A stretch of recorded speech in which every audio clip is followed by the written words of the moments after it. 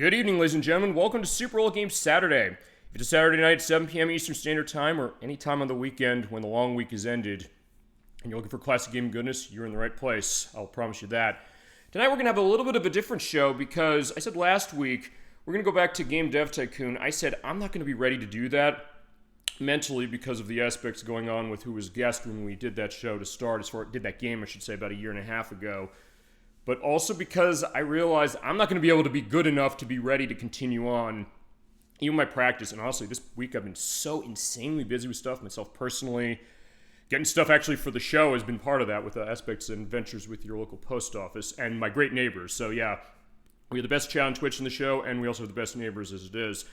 But I said, okay, what are we going to do? I do want to do a show this week. I don't want to just not do something. So I said, you know what?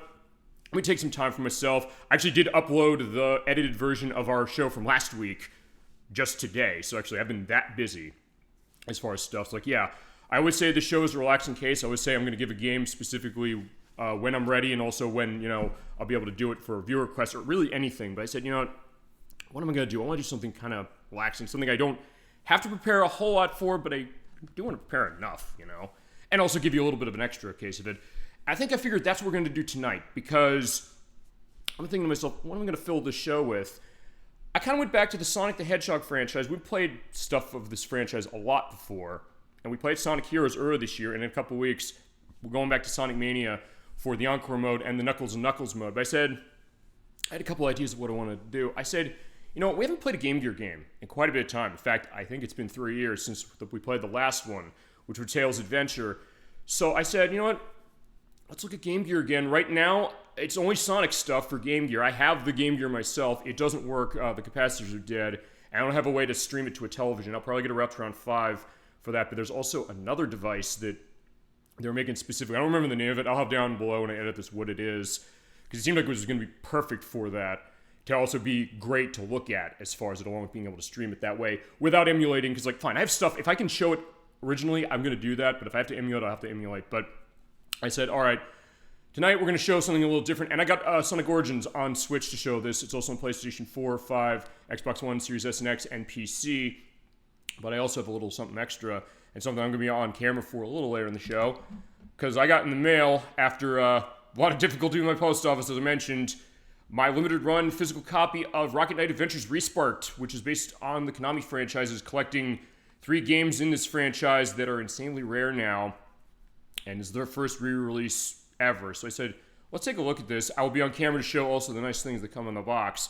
But I said, all right, let's take a little bit of a relaxed case. We're starting with Sonic the Hedgehog Chaos. We'll get into that. Loading Sonic Origins. And I do have the Plus DLC, which you do need in order to play Sonic Chaos off of this. Also, this is our return to this collection, which came out about 2 years ago for all the systems. It launched in a broken state because it's Sega, of course, and they don't care about the Sonic the Hedgehog franchise. Let's just say it.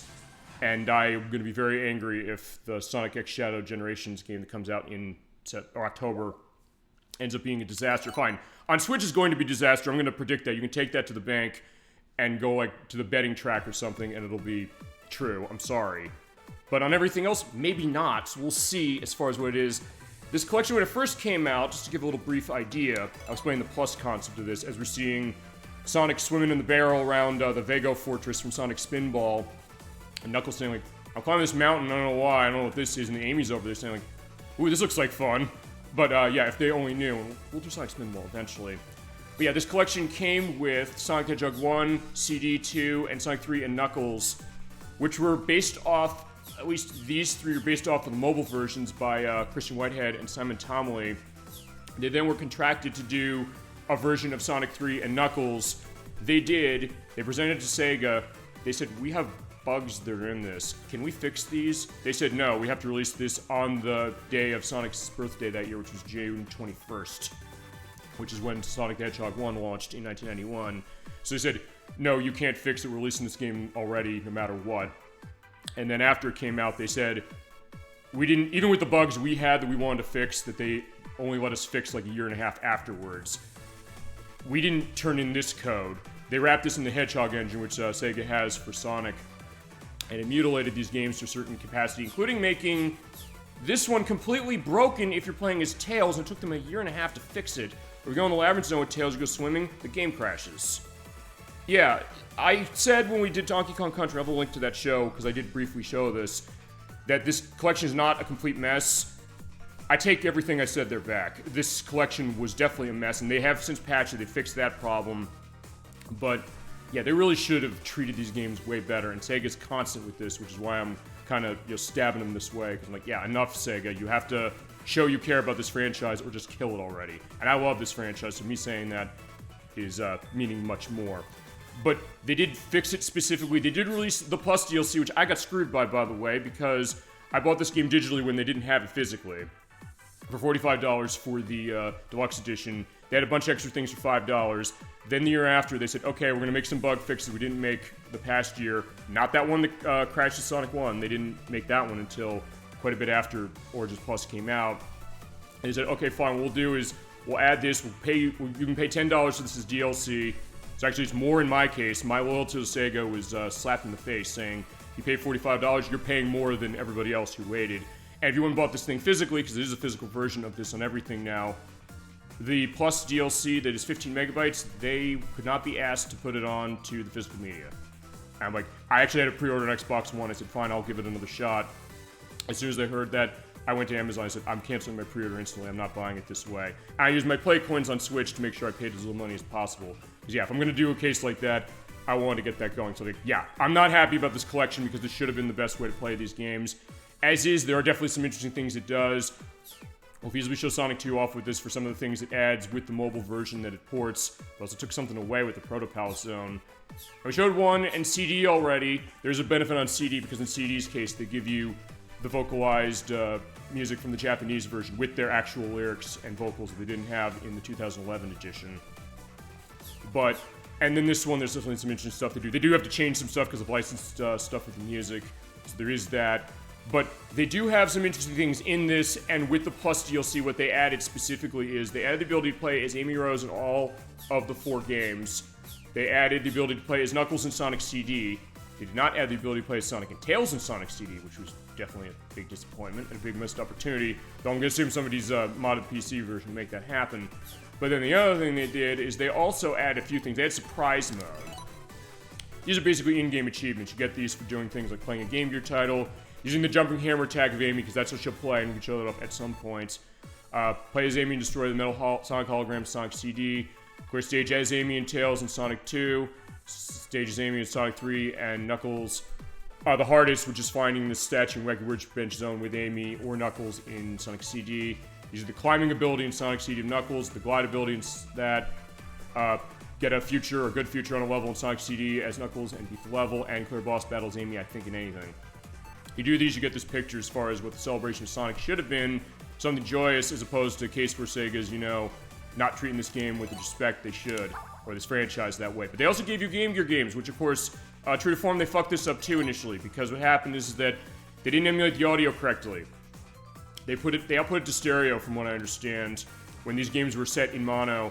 So they said, okay, fine, we'll give you a mono option, because it kind of echoed it more. I didn't think it sounded awful how it was. It's only because they fixed that I'm showing it this way. Otherwise, I would have shown Sonic Chaos, which we'll get into in just a minute, with the Sonic Mega Collection Plus on Xbox, which I have, which has this. Although this collection does have all of the Game Gear Sonic games that ever existed. And yeah, there are some interesting stuff. We played a couple of these before in other places. Sonic the Hedgehog 1 for Game Gear, we played that. Sonic 2, we didn't play it on Game Gear, we played it on the Sega Master System, but it's based on that Master System version as far as Game Gear is concerned, but with a way smaller screen resolution.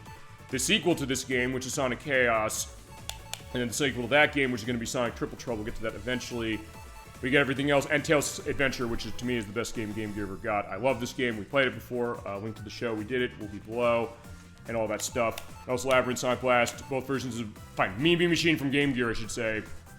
But also, they have their 2-player mode, so yeah, they emulate the Gear-to-Gear link cable. That's the name of the link cable for the Game Gear for the purpose of this. For Mean Bean Machine, Sonic Drift 2, and Sonic Drift 1, which is only in Japan originally. But yeah, so I'm going to use this collection to play Sonic Chaos. Let's talk about this one. And we definitely go into more stuff as far as it with Sonic. I said, you know what, I can sit back and vibe and relax to this one. for sure, and also show off some aspects of Rocket Knight Adventures' collection, because there's some interesting stuff. I was kind of going after Sonic, so I think it's kind of a fitting one to show that off. But yeah, so let's talk Sonic Chaos. Also, I do need to change the audio because, as you might expect with 8-bit games like this, the sound is pretty loud. I'm actually going to adjust the audio with most everything we play tonight. And also try something as far as adjusting Twitch so I don't get assholes coming in saying, hey, you know, you're listing the wrong game, like we did with Super Mario Galaxy. Well, fine, when I was showing the Super Mario 3D All-Stars collection, and that's all they had to say. It's like, yeah. Instant ban, by the way, as far as something like that. That made that easy. But anyway, it's 23 point... I said 2 in my book. I'm holding on 3. So let's talk about Sonic the Hedgehog Chaos, or it's known in Japan, Sonic and Tails. Let's boot it up. Also got to turn my TV down a little bit because, Jesus Christ, that digitized Sega is insanely loud running Game Gear. Or anything, really. Because, fine, this was on the Sega Master System in Europe only, though. Unless you got the Virtual Console version on Wii, which came out on February 2nd, 2009, which, by the way, was the 15th anniversary of Sonic 3. So, Hedgehog Day for 2009, that came around. But you cannot buy that anymore. Anyway, let's talk Sonic Chaos. It is Sonic and Tails, though. That was a call in Japan where it came out first on November 19th of 1993 for the Game Gear. We got a couple days later in the US on November 23rd, which is also the same day that Sonic CD came out in the US, by the way. It also came out on the 23rd in Europe for the Sega Master System, as mentioned. The Sega Master System version, which has a bigger screen resolution, and some differences in terms of music and some other aspects to its graphics. Bring those up as we go along. Came out only over there, but it was on Virtual Console for the Wii. You'd have to feasibly hack that thing if you want it nowadays, or buy the Sega Master System version, which is something about $60, which from what I understand, even though it was a European-only game, it is region available for your US Sega Master System if you have one. I do not. I actually realized today I've never actually played a game on the Sega Master System natively myself. At some point, I guess I'll change that as far as my life. But yeah, this was the sequel to Sonic 2 8-bit. We did play that on the Sega Master System because I bought that on Wii Virtual Console because I want to play that with the good screen resolution, please. And it did make all the difference, no question as far as... I guess I could also briefly show that on this to show, like, yeah, how we could have played it. This game was developed by Aspect Company Limited, now defunct, a company that started in 1991 and went for 27 years until Halloween of 2018 when they shuttered. Before that, though, they made Batman Returns for the Sega Master System and the Game Gear. They also made Tails Adventure. I love Tails Adventures. They made that, so that's a good case. They made Deep Duck Trouble with Donald Duck for Game Gear, which I also have some experience with, and I do own that game, so we can show that. At some point, we'll get the Game Gear stuff figured. Virtua Fighter Animation, Legend of Illusion, which we talked last week. And also other stuff like Naruto Ninja Council 2 for the Game Boy Advance, Meteos Disney Magic, and Power Rangers Megaforce for 3DS. And they also did helping with development on other stuff, including, I believe, Dead or Alive Extreme 3, which only came out on the Vita in Japan. And Metal Gear Solid 3 Subsistence for PlayStation 2. So when we get to that, Aspect Company Limited was involved. So we'll have that aspect going on. They did unfortunately go bankrupt in 2017-18 and shuttered on Halloween, as was the case. The game was designed by Masato Shimomura, who directed Ballerina Toshin Remix on the Sega Saturn. Not a good version of that game, in all honesty. We play that, we're going to play it on the PlayStation. They also designed Tails Adventure, though, so there you go. You win some, you lose some. That's sometimes how it goes, for sure. But even like a game like Toshin Remix, which isn't that great, is still interesting to kind of look at, to the point where, fine, I still play it on the PlayStation, as far as Toshin 1 is concerned, and the other ones are all PlayStation. Except the Game Boy version, which is amazing. Maybe I can get the Saturn version and show it as a little bit of a contrast. So, like, yeah, it launched with PlayStation, and then Saturn got it, and, like, yeah, it downgraded. Although more stuff going on in the story on Saturn, so there is something it has that is not a factor on PlayStation. But he also did staff work on this game's sequel, Sonic Triple Trouble. Did planning on the Typing of the Dead, which we played, and also did testing on Puyo Puyo 7 and Wacky World of Sports, which is on Wii, and that is a game by Sega. I'll have a picture of what that is. People are saying, this doesn't sound like a Sega game. It's not really tied to Sega much.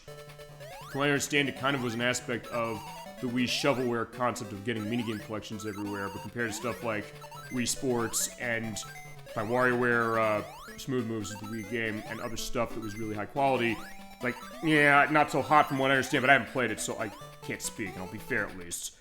But along with Shimomura-san, there was also someone whose name is unknown. That's Raizo, or Ray, as they tend to be known in the credits for this game, as we'll see. Did game design on Super Columns for Game Gear. Coca-Cola Kid, which was a Game Gear game that only Japan got, we didn't. And also did music for Sonic 2 8-bit, as well as Tadashi Ihoroe, who directed the PC version of Virtua Fighter 2, a Chief Planner on Gundam Valkyrie for Xbox, and wrote the script for Crimson Dragon on Xbox One, which is very Panzer Dragoon-like from what I understand, and Pikmin 4 for Switch. And this game, they took what they knew from Sonic 2 Game Gear, and actually, here's the other reason we're also doing this one. When it came to my experience with Game Gear, this is where it started. My late grandfather, may he rest in peace, he said, hey, he knows my grandson loves Sonic the Hedgehog. He loves this kind of, like, hey, there's a portable system, he doesn't have one of those. Maybe get him a Game Boy, initially as a thought, like he's a game person. But then my brother, Inherent, came in and said, you know what? He does like Sonic, there's Sega. He's like, oh my god, that's great. He's like, I'm so happy to see that. Like, because he was always really interested in that stuff. I mentioned that as well because he's the reason I have Super Nintendo as well, because he got me the Donkey Kong set for Donkey Kong Country for that console, because he was excited about it too. So Game Gear. Christmas 1993, I got a Game Gear. I still have the Game Gear of his. It is broken, but fine. Knowing his aspect of doing repairs on stuff, I bet I could probably figure out how to get those capacitors replaced. Because the capacitors on Game Gear go bad after a while, just to let you know. If you have one, you might know feasibly, or you might be lucky, because I know Nocturne has a Game Gear and hers has not had that problem yet. But it came with Sonic Hedgehog 2. It was bundled in with it, but he also bought me this. And it's like, okay, a double shot of Sonic. The case of, I played this one first, and I played Sonic 2 and said, okay, this game is insanely hard, not liking it as much, but eventually we gotta beat that game, and we did. But anyway, this one a lot easier to go to, but I still took time. As you're seeing, one difference that Sonic 2 on Game Gear and Sega Master System did not have, or a feature didn't have, I should say, you can play as Tails. It's not just playing as Sonic, although in this game it is sort of a glorified difficulty select, sort of, because we're seeing in the demo here, the plot of this game is that Dr. Robotnik has stolen the Red Chaos Emerald from South Island, and he said, okay, I'm gonna get the other ones. Actually, what happens is because he steals that red one, all the other ones go into a parallel dimension, which I actually did not know until I was looking back in the manual today. I have a link to the PDF in the manual below. That is actually the reason. That explains why the special stages are where the Chaos Emeralds are, why they go to a separate universe, why, fine, Sonic's the only one to go get them. Tails cannot, but Tails can do same stuff like spin dashing, which Sonic 2 Game Gear did not have. And also do flight or airman Tails, as the instruction manual calls it. By the way, we're gonna play this game. I'm gonna show off both plays of the game, and I also have hit the minus button the way I have the controls set up. I have a load. In fact, I'll show it now. I'm gonna show the bad ending right now. So we're getting to the end of the game. Consider the preview to about maybe half an hour. This game is really easy. You know what to do. But years ago, I did not know what to do. So this is what happens when you get. Don't get all of the Chaos Emeralds by the time you fight the final boss here with Robotnik. He flies away in the machine with the red emerald, and Sonic's going off chasing him. Hello, Dolly Finn. So good to see you tonight for Sonic Chaos, as Sonic is falling flat on his face. Talking about a perfect visual metaphor for his franchise right now. But this is the bad ending of Sonic the Hedgehog Chaos for Game Gear. I'm going to be showing this off fully. I just have a save state set up to show if you don't get all the Chaos Emeralds, in this game you get this try again message. But as we always love to put that edit in for, that's what could have happened. But here's what really happened. And I'm going to show you what really happened playing as Sonic and Tails in this game to show you getting all the Chaos Emeralds. We're going to get them all, and then when we get all 5 at the end of the game, he'll give us the 6th one right there. So good to see you, Dolly Finn, tonight. Hope you're doing well. Feel free to let your memories flow on Sonic stuff. Sonic Chaos on Game Gear, if you ever played it. As I was mentioning before we jumped on, I had Game Gear. My late grandfather gave me this. And it came with Sonic 2 and tossed this one in as well. And I was definitely very happy to be doing that. My 31-year-old game. Yeah, can you believe it? It does feel like it was just yesterday when I opened this box up on Christmas morning, getting this and the Game Gear. And even though the battery life on the Game Gear was really bad because it basically is a portable version of the Sega Master System, to the point where there's an adapter, the Master Gear Converter, where you can actually play it, or play a Sega Master cartridge game on it. I don't believe you can use the card games for it. It basically is one of those, so it means on 6 AA batteries is 5 hours, unless you get more advanced batteries where it's 8, or you get the battery pack, which was a godsend for me. I can't believe it. Yeah, or to go to the Sonic thing, no way. I can't believe this. Or if I can't believe it. Nice grandparents. Well, yeah, absolutely. I've mentioned my grandparents on the show before. I came on the show as it was to announce we weren't having a show. My grandmother passed away. Actually, it was this past week. I realized it's been almost a year since her. My grandfather passed away in 2016. Actually, also about this time, I realized. But yeah, absolutely. They were definitely supportive that way for me in general, but also of fine aspects of gaming is that, in his case, he was more interested in gaming to a certain extent than I was because he was always curious about tech stuff. I know that was his idea. My grandmother wasn't, but I've always mentioned she had her experience as well because she loved duck hunt. She was able to do the clay target shooting to round, 70s. I've never gotten around 70 in that, so I'm definitely going to give that aspect, and definitely this one is for my grandparents and for everybody out there, for sure, because that's the idea. And then, as I said, with this show, I said last week, I'm going to push Game Dev Tycoon or return to that back by about a month. I want to do something relaxing, something I have familiarity with, but also go into stuff I didn't know about it. I'm taking a history down of the game, as is the case. Alright, before I start, the last thing I'm going to talk about is aspects of music. The music in this game was done by a couple people. Someone we've heard on the show before. That is Masayuki Nagao, who did the music for Shinobi 3 for the Sega Genesis, as well as both versions of Dr. Robotnik's Mean Bean Machine, both for Genesis and Game Gear. Also did sound work for the 16-bit versions of Sonic 2, and also for Sonic 3 and Sonic & Knuckles. The Game Gear version of Jurassic Park, which might be the best Jurassic Park game ever made. I have that. If I can get my Game Gear figured or get the Retron 5 in order to show Game Gear on a television, or some method that might be maybe even better than that, I'd love to show that. That game is terrific. And also designed Space Invaders Evolution on the PSP, designed Bubble Bobble Evolution on the PSP, because we're talking about Taito a couple months ago with the Taito Legends Collection. And he also did sound work on Toki Going Ape Spit, which was on Sega Genesis. The third game in a franchise, as it was. It was about a monkey walking around. I believe he's a guy who's turned into a monkey. You have to save your girlfriend. He goes around spitting things, and it has that great name on the Genesis version of Going Ape Spit, because that's what you're doing. And actually, I remember that game was on Nick Arcade featured. They didn't call it the Ape Spit kit perspective, as it was. But it was something I do remember seeing. I think I might have played it at one point in my life. Briefly, from what I remember, because I was very curious about that. And they did a newer version on the modern consoles a couple of years ago. But that was the idea. Also, the other person who did the music for this game was Kojiro Mikusa, who did music for Tales of Adventure on Game Gear. I mentioned I love Tales of Adventure to death. For sure. We played it for the show, but we could show it off again for a case. I also did music for Sonic the Hedgehog's Game World, which is on console we've not talked about. I do not own this either, or I've never played it. The Sega Pico. I'll have a picture of what this is. It kind of was like one of those children activity devices you connect to a television. It was connected, I believe, with the same AV cables the Sega Genesis was, and the same power adapter as the Model 2 Genesis as it was too. It kind of was something you press on things on the pad and you do things. I've actually have a couple of Sonic games on that. There was Tales of the Music Maker, there was this one. We're doing all these interesting things with it. But yeah, did the music for that, as well as Virtua Fighter Animation on Game Gear, which is a surprisingly good 2D take on Virtua Fighter. You think, how's this gonna go? I think it's better than Virtua Fighter 2 on Genesis, at least. And I don't think that's a bad game. It's an interesting one to see, no question. But also music on Lost World Jurassic Park for the Game Gear. Sound effects on Fatal Fury 1 and 2 on Sega Genesis, King of Fighters 95 for the Game Boy, and was involved with, let's put it this way, I guess the bit crunching of the music for Skies of Arcadia when it came to the GameCube in Skies of Arcadia Legends, because he was involved with the music and the sound effects, and we said with Skies of Arcadia, which we'll get to at some point using the Dreamcast version, because, I guess the people at Overworks used their one chance to say we want this on 2 discs for the music on Dreamcast. When it didn't do so hot and then ported to GameCube a couple years later, they said, we're compressing this onto 1 disc on GameCube, but that also meant the audio was compressed too. Still sounds really good in a lot of places, but you can definitely get some of the MIDI sound in certain areas, which I guess maybe I'll have to listen to again to get a sense of like, hey, there's similarity with Sonic Chaos here. Also, just to let you know, on top of us playing this game twice, not that it's going to go that long, we're also going to be showing off a little bit with the Rocket Knight Adventures Resparked collection. I said Reshrined, that's something else. That was Pocky Rocky Reshrined, I'm thinking.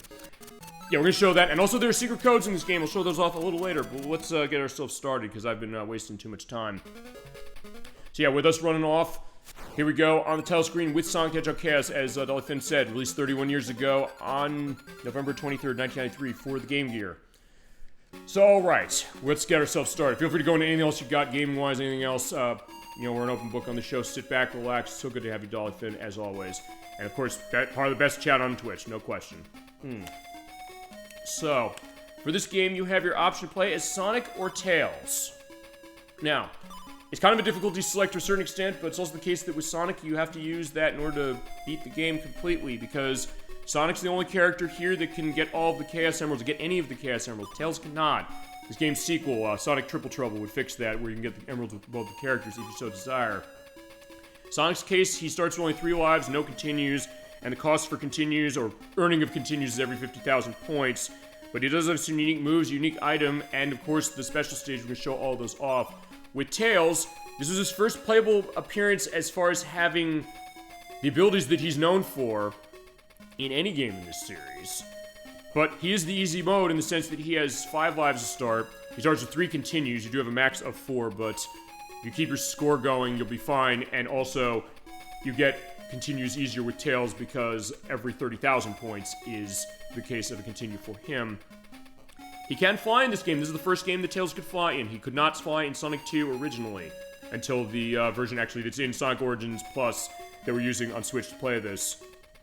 So, for that case, he also has the flight, they call it Airman Tails in the instruction manual, weirdly enough. But we're going to start with Sonic, we'll come back to Tails, because that'll be nice, easy breezy, no question for it. So hit the 2 button, and you're all set. Or in the A button in this case. We're starting our first zone, that is Turquoise Hill Zone.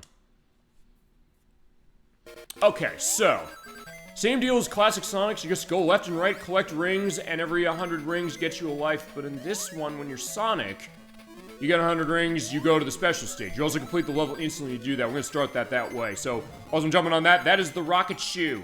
Use it to fly around whilst the music is going, but I'm going backwards because I want to go get that one too. Just bouncing around. It is also a case that we played Sonic 2 8-bit before. We played the Sega Master System version, which had a bigger screen resolution, and Sega Master System so did this, but unlike that game, this one you do have a better view still, so even though it is tiny, you should be able to keep a sense of everything, but boom, you see that? I did do that on purpose, by the way, just to show that. Basically, what you want to do when you're playing as Sonic, go around and just collect every single ring you can. Avoid the enemies going around, avoid spikes. If you get hit by anything, you lose all your rings. Of course, you get hit without rings, you are dead. Here are the boxes. They were 10 rings apiece. When I spin dash through them, which you do have in this game, like Sonic 2 8-bit, you get 100. That's a life, and you also go to the special stage. They're each different, and also the music here is unique to this version. The Sega Master System only has 1 piece of music for the special stages, which we'll hear a little later. As you jump on the rocket shoe here, you're flying across.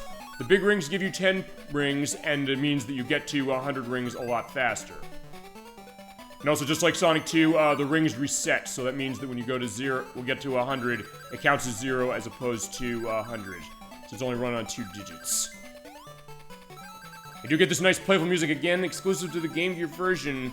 Yeah, just keep going. By the way, the rocket shoe will not run out here, because you need this, but you do have to get the Chaos Emerald before time runs out. Good news is right here, we got it.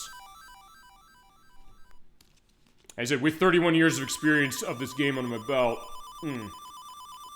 this shouldn't be too bad, but it was also something I did want to practice a little. But the good news is I could feasibly beat this game in half an hour, specifically. This is not a long game. Feasibly, I could have beaten this game maybe almost in the time I started talking before we began playing tonight. But like the Sonic games of yore, you got 3 acts a zone, and we're going to Act 2. And we'll also let the zone's music go a little later, also when we play as Tails, because we can't get Chaos Emeralds. But yeah, there's the speed shoes, you get that, or the power sneakers they're called. You run faster whilst the music is going. You spin dash into that and get a life. 0, by the way, does not count as a life, and if you lose all your lives, it's game over unless you have continues. Bounce around, be careful of, yeah, that robot there, but here's the thing. He'll dash forward, so kind of stay out of the way. Also, one thing the instruction manual doesn't say while I'm dashing that thing, hit up in the 2 button, or 1 button, because I'm running the Game Gear button method, but I'm using B and A for that, but it also does have the case where the classic standstill perspective of Sonic, you know, standing there specifically. In fact, I'll let him do that while explaining this. There's unique moves Sonic has that the instruction manual does not go into. So yeah, he does lie down and he's like, yeah, come on, get moving, my friend, which he did not do in the other Game Gear Sonic games. So this is actually the first case, he's just sitting down and saying, like, okay, fine, let's go. If you hit up and the 1 or the 2 button, You start spinning. It is a take on the Super Peel Out from Sonic CD, which came out, again, the same day this did in the US. But it's not exactly the same concept. I don't even know if they call it that canonically. I guess they do. You can also keep revving it up. Not that it makes much of a difference, but as it goes along, getting ready to go, let go of D-pad, and off he goes. But the thing is, unlike the spin dash, you cannot roll on the ball whilst you're on the run. So if you run into something, you're in trouble. There's actually a better version of the same move in Sonic Triple Trouble, this game's sequel, which is the Strike Dash. Where when you do that, when you first start doing it, you first shoot off, you are invincible, and you can kill enemies with that. We'll see when we get to that game, and when we do get to that game, I will show off the game itself, and I will also figure out a setup for a second part to show off the fan remake of that. We talked this before. I know that there are people coming in the chat said, hey, if you ever play fan games, like that one, I'm definitely gonna be doing that. And I said, yeah, sure, let's do that. As getting invincibility, go along, you're totally invincible until it runs out, unless you fall down the bottom of the screen, or until you crush or something. I was like, crush death is not much of a factor in this game, honestly. Also, I did hit the power sneakers just right after before the invincibility ran out, so I have them going, but don't have the power sneakers music. I do need to find rings. So that's kind of what you want to do with Sonic here. You basically want to go around the level, and then, yeah, restart the music again because of what had happened before. Basically just want to go around the level and just scour for rings. So, fitting, and also you do have time limit still. If it runs to 10 minutes, you die, but yeah, these levels are really short, so you're not going to run into a case of that happening too much unless you completely dawdle, but you will feasibly have enough time feasibly to just scour all these levels and just find stuff, which you do want to do, and it's not necessarily an accident, as I would luckily avoid the spikes. It's not necessarily an accident this game came out the same day as Sonic CD when you think about it, because we played Sonic CD for the show. I do think we have an excuse to come back to that one again for a couple things. Feasibly, the Sonic Origins Plus collection, even though they had problems with it when it first came out, I do want to go back because I want to get 20 more rings. And that is that game did give you incentive to go through the levels. It gave you incentive to explore, to find things, to find the robot making machines, to find the Metal Sonic holograms and all that. And this game does too, unless you're playing as Tails, in which case, fine. The reward for exploring is just exploring. But alright, fine, we're just gonna bounce, there is 100. You're gonna feasibly get tons of lives doing this as well. Okay, so for this one, we want to go over this way. Here's a pogo spring. You bounce on that, and you can jump at the end of it specifically, but if you hit the wall, I'll show hitting the wall, you get knocked back, and he does that animation for that. Which I also use for his hit animation in Sonic Labyrinth, which came out a couple years after this.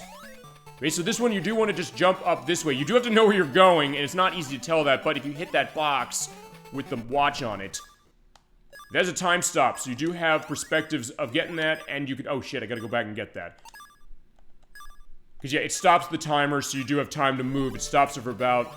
Oh, 10 seconds. Okay, I never had that happen before, hitting it on the side and then just bouncing down, but I got the second Chaos Emerald. And also, as it goes down, you can also hold the A button to make it scroll down faster. Yeah, you do have to kind of understand what that is, so I will say this. The difficulty of this game really is going to come with specialties, as I gotta continue for 50,000 points. And that is the hard part of it is when you first play it, you're not necessarily going to know, except maybe the first one, where to go. So you're going to sense of, I only have a minute to get there, to get the Chaos Emerald. And some of them, but not all of them, do have those time stop items. So if you can find those, you'll be in good shape. It's like, okay, by the way, we can make that happen and get to the Emerald specifically. You have to kind of know where it is, and fine, I know where it is, so it's going to be easier, but my first time playing this, I didn't get a sense of it, because people say, like, this is an easy Sonic game, and it is, but that's where the difficulty comes with it, to get a sense of where are those Chaos Emeralds. But when in Act 3, we get a boss. The first boss here is the Ladybug.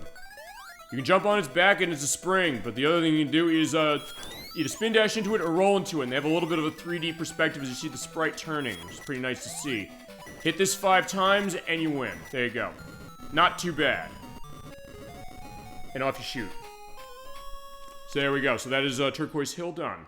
As I said, this is a very relaxing game. We've sometimes talked this, the idea of coming on to show and saying, hey, let's play a game that's just relaxing, but also something you know specifically you could pick up and show it really quick. Which is what we're doing. As we're going to the Gigapolis Zone, it is actually called the Gigalopolis Zone in the Japanese version, and also, As in this city sky that kind of has an aspect of Starlight Zone from Sonic 1. Giving the setting of South Island, it might be a take on that. Keep that in the back of your mind, by the way. We do have a case here where the music is totally different. Although in this case, fine, it's not totally different because I'm running the invincibility. Hearing that boo, boo, which I do love those sounds specifically, but yeah. This level has totally different music on that. It is actually in the sound test of this game. I will show it off, although actually it is pitched lower. I'll give an indication of that, and of course links for a link list as applicable we go. But I do like this music. Okay, unfortunately I hit that and I got my rings lost. And you do see the fact this game does have a bit of slowdown. By more than a bit. But it is something that, yeah, it's not really bad. And it does try to go for more speed than Sonic 2 8-bit did. In fact, Dolly Fan, remember, we played that game. I'll go back to, yeah, that's been a while too. That was almost 3 years.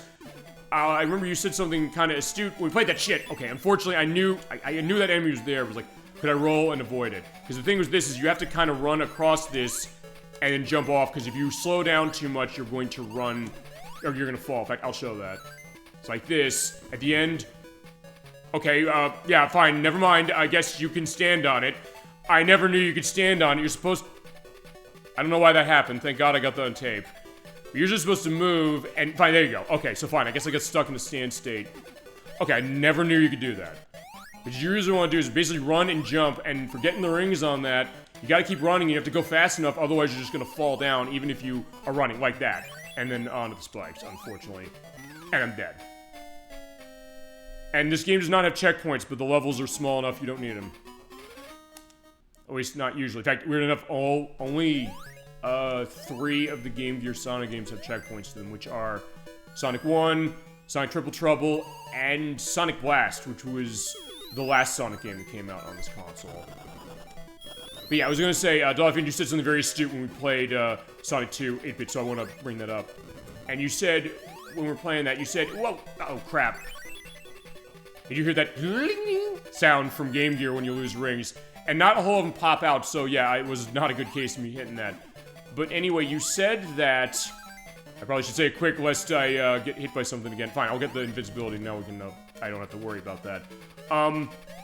You said that compared to other Sonic games, just on the look at this, because, correct me if this is not right, you hadn't played Sonic 2 8-bit either for the Sega Master System or Game Gear. If that's correct, regardless of whether it is or isn't, you said specifically, this doesn't look as visually appealing as I expected, or not as colorful, not as maybe sharp as you're thinking, even, I guess, in context with Game Gear. To be fair, that was a little earlier one than this by about a year.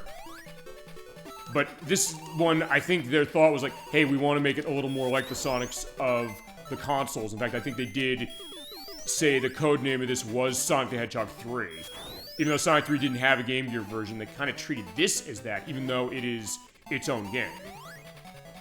In fact, actually, in that case, you can fly his tails in this one before you could in Sonic 3, because this came out before by a couple of months. Also, fine, I'm gonna wait. But you said that specifically, and I did think that way, thinking this, because, like, okay, and looking back in the history of what I know, or what I was able to find of the making of this game, Aspect Company, who did make that game as well, they said, I think they looked at that and said, okay, we worked with this after years of experience, and said, okay, what do we want to do with Sonic to kind of get him up to speed, and I guess show that perspective that, you know, the Game Gear can do feasibly what the Genesis is doing. Because remember, this is back in the day where when you had portable games, generally speaking, it was not going to look as nice as what you had at home, but they also said, hey, we'll have a different experience for you. So you can say, okay, fine, we have Sonic the Hedgehog at home, children, but we also have a case, you know, this is something that's a bit different, so it didn't matter. It's like, hey, you know, I got to have this experience going along playing it. Also, we have this special stage, which has the special stage music that's in every one for Sega Master System, but you're not hearing it because going through the tubes, you're going to be hearing the invincibility theme every couple seconds restarting, because they keep putting invincibility items here for some reason. Not that you need them, there's nothing hurts you here. Basically, you go to the tubes. What you want to do is you can use the D-pad to move your direction when you get to junctions, but most of them don't have junctions until... It's the same pattern for a while, until... That one where it goes downwards. When it goes downwards, fine, I didn't do that on purpose. Fine. Oh, okay, fine. I guess I did this on purpose. Okay, fine, let's see. Can I get back there in time? I never did it this way before. I'm supposed to hit up at the junction. Uh-oh. I might not be able to do this. I just want to show this part, but like, fine, you know what? I'll show losing, because you do have a lot of opportunities to get this. I was gonna say, oh, I can show this and get back, but fine, I can't. When you run out of time, by the way, you don't get it. And you go to the next zone. Or next act of the zone, I should say. As you go to Gigapolis Act 2. This is an easy one to get all of the Chaos Emeralds. By the way, if you do miss the Chaos Emerald, you go back to the same stage you tried when you get the next attempt. So it's a case that you do have time to practice, and it's worth pointing out this, which is that you can get 100 rings as Sonic on any level in the game of Act 1 or 2, including the final zone, and still be okay to be able to get this. And here's more rings, including that one that's off the screen. And there might be a pit down there. I'm not going to take that chance. One thing I will say about this game does have a lot of drop-offs. So what you probably want to do when you're playing it is stay higher on the screen so you don't get in the case of seeing like, oh yeah, there's a pit you might not see. Actually, next zone and the zone after that have a lot of pits like that. Yeah, just go along and have a good time and see where they evolved from this. So you get the sense of where Sonic Game Gear evolved. It was really this way. And like, fine, it is slowing down a bit more, but it is kind of pushing the tech with the way the sprites are spinning and all that.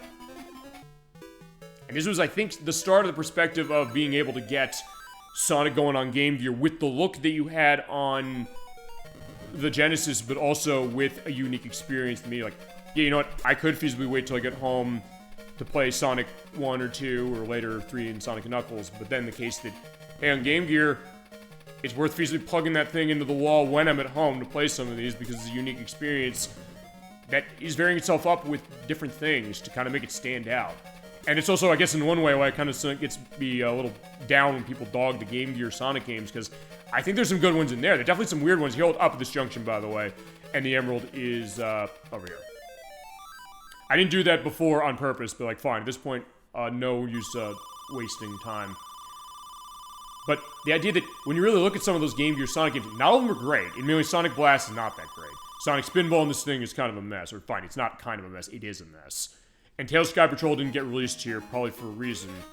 As by the people who made, fine, they co-developed Shadow Dancer, and they made the Mighty Morphin Power Rangers, the movie games for Game Gear and Sega Genesis. But they had some interesting things. Tails Adventure, I love that game. And I think Chaos, and especially Triple Trouble. Triple Trouble is even better than this. But we were at the boss, and I like how the interface goes away, but our boss here is the Bead Worm. He shoots off parts of his body at you. He only takes 4 hits, but he can be pretty hard in some ways because, yeah, those things bounce, and they can hurt you.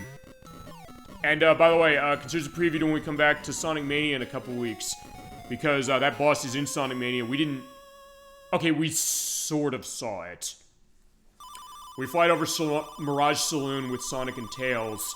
We did see a worm that looked like that, but actually when we go as Knuckles, as we'll show, and when you do the Encore mode, you get a boss that actually is exactly this boss. And we'll show that later. It is a tie back, and I know they intended that, as we're at the Sleeping Egg Zone.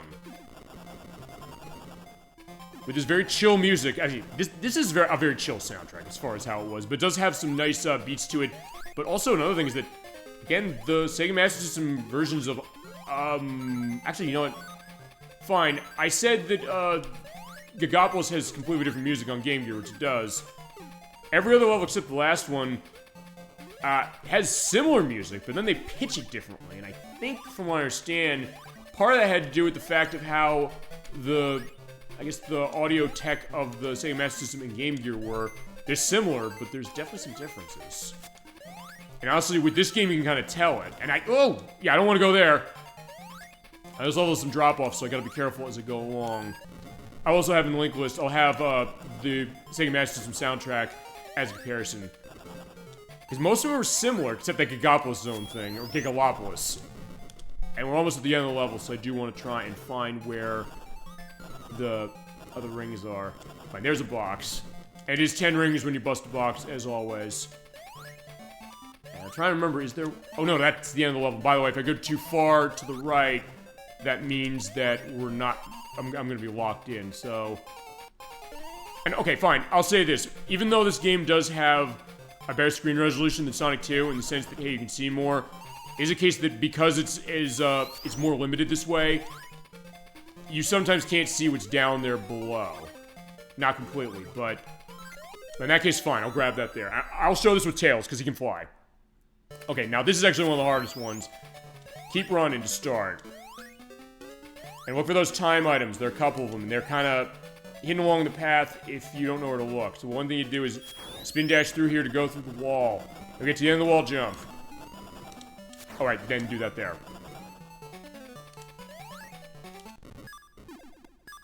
I will also time how long it is when you, you know, get that, set.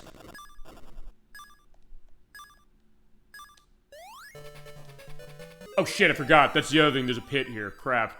At least I got to show that, because honestly, this is one of the hardest special stages.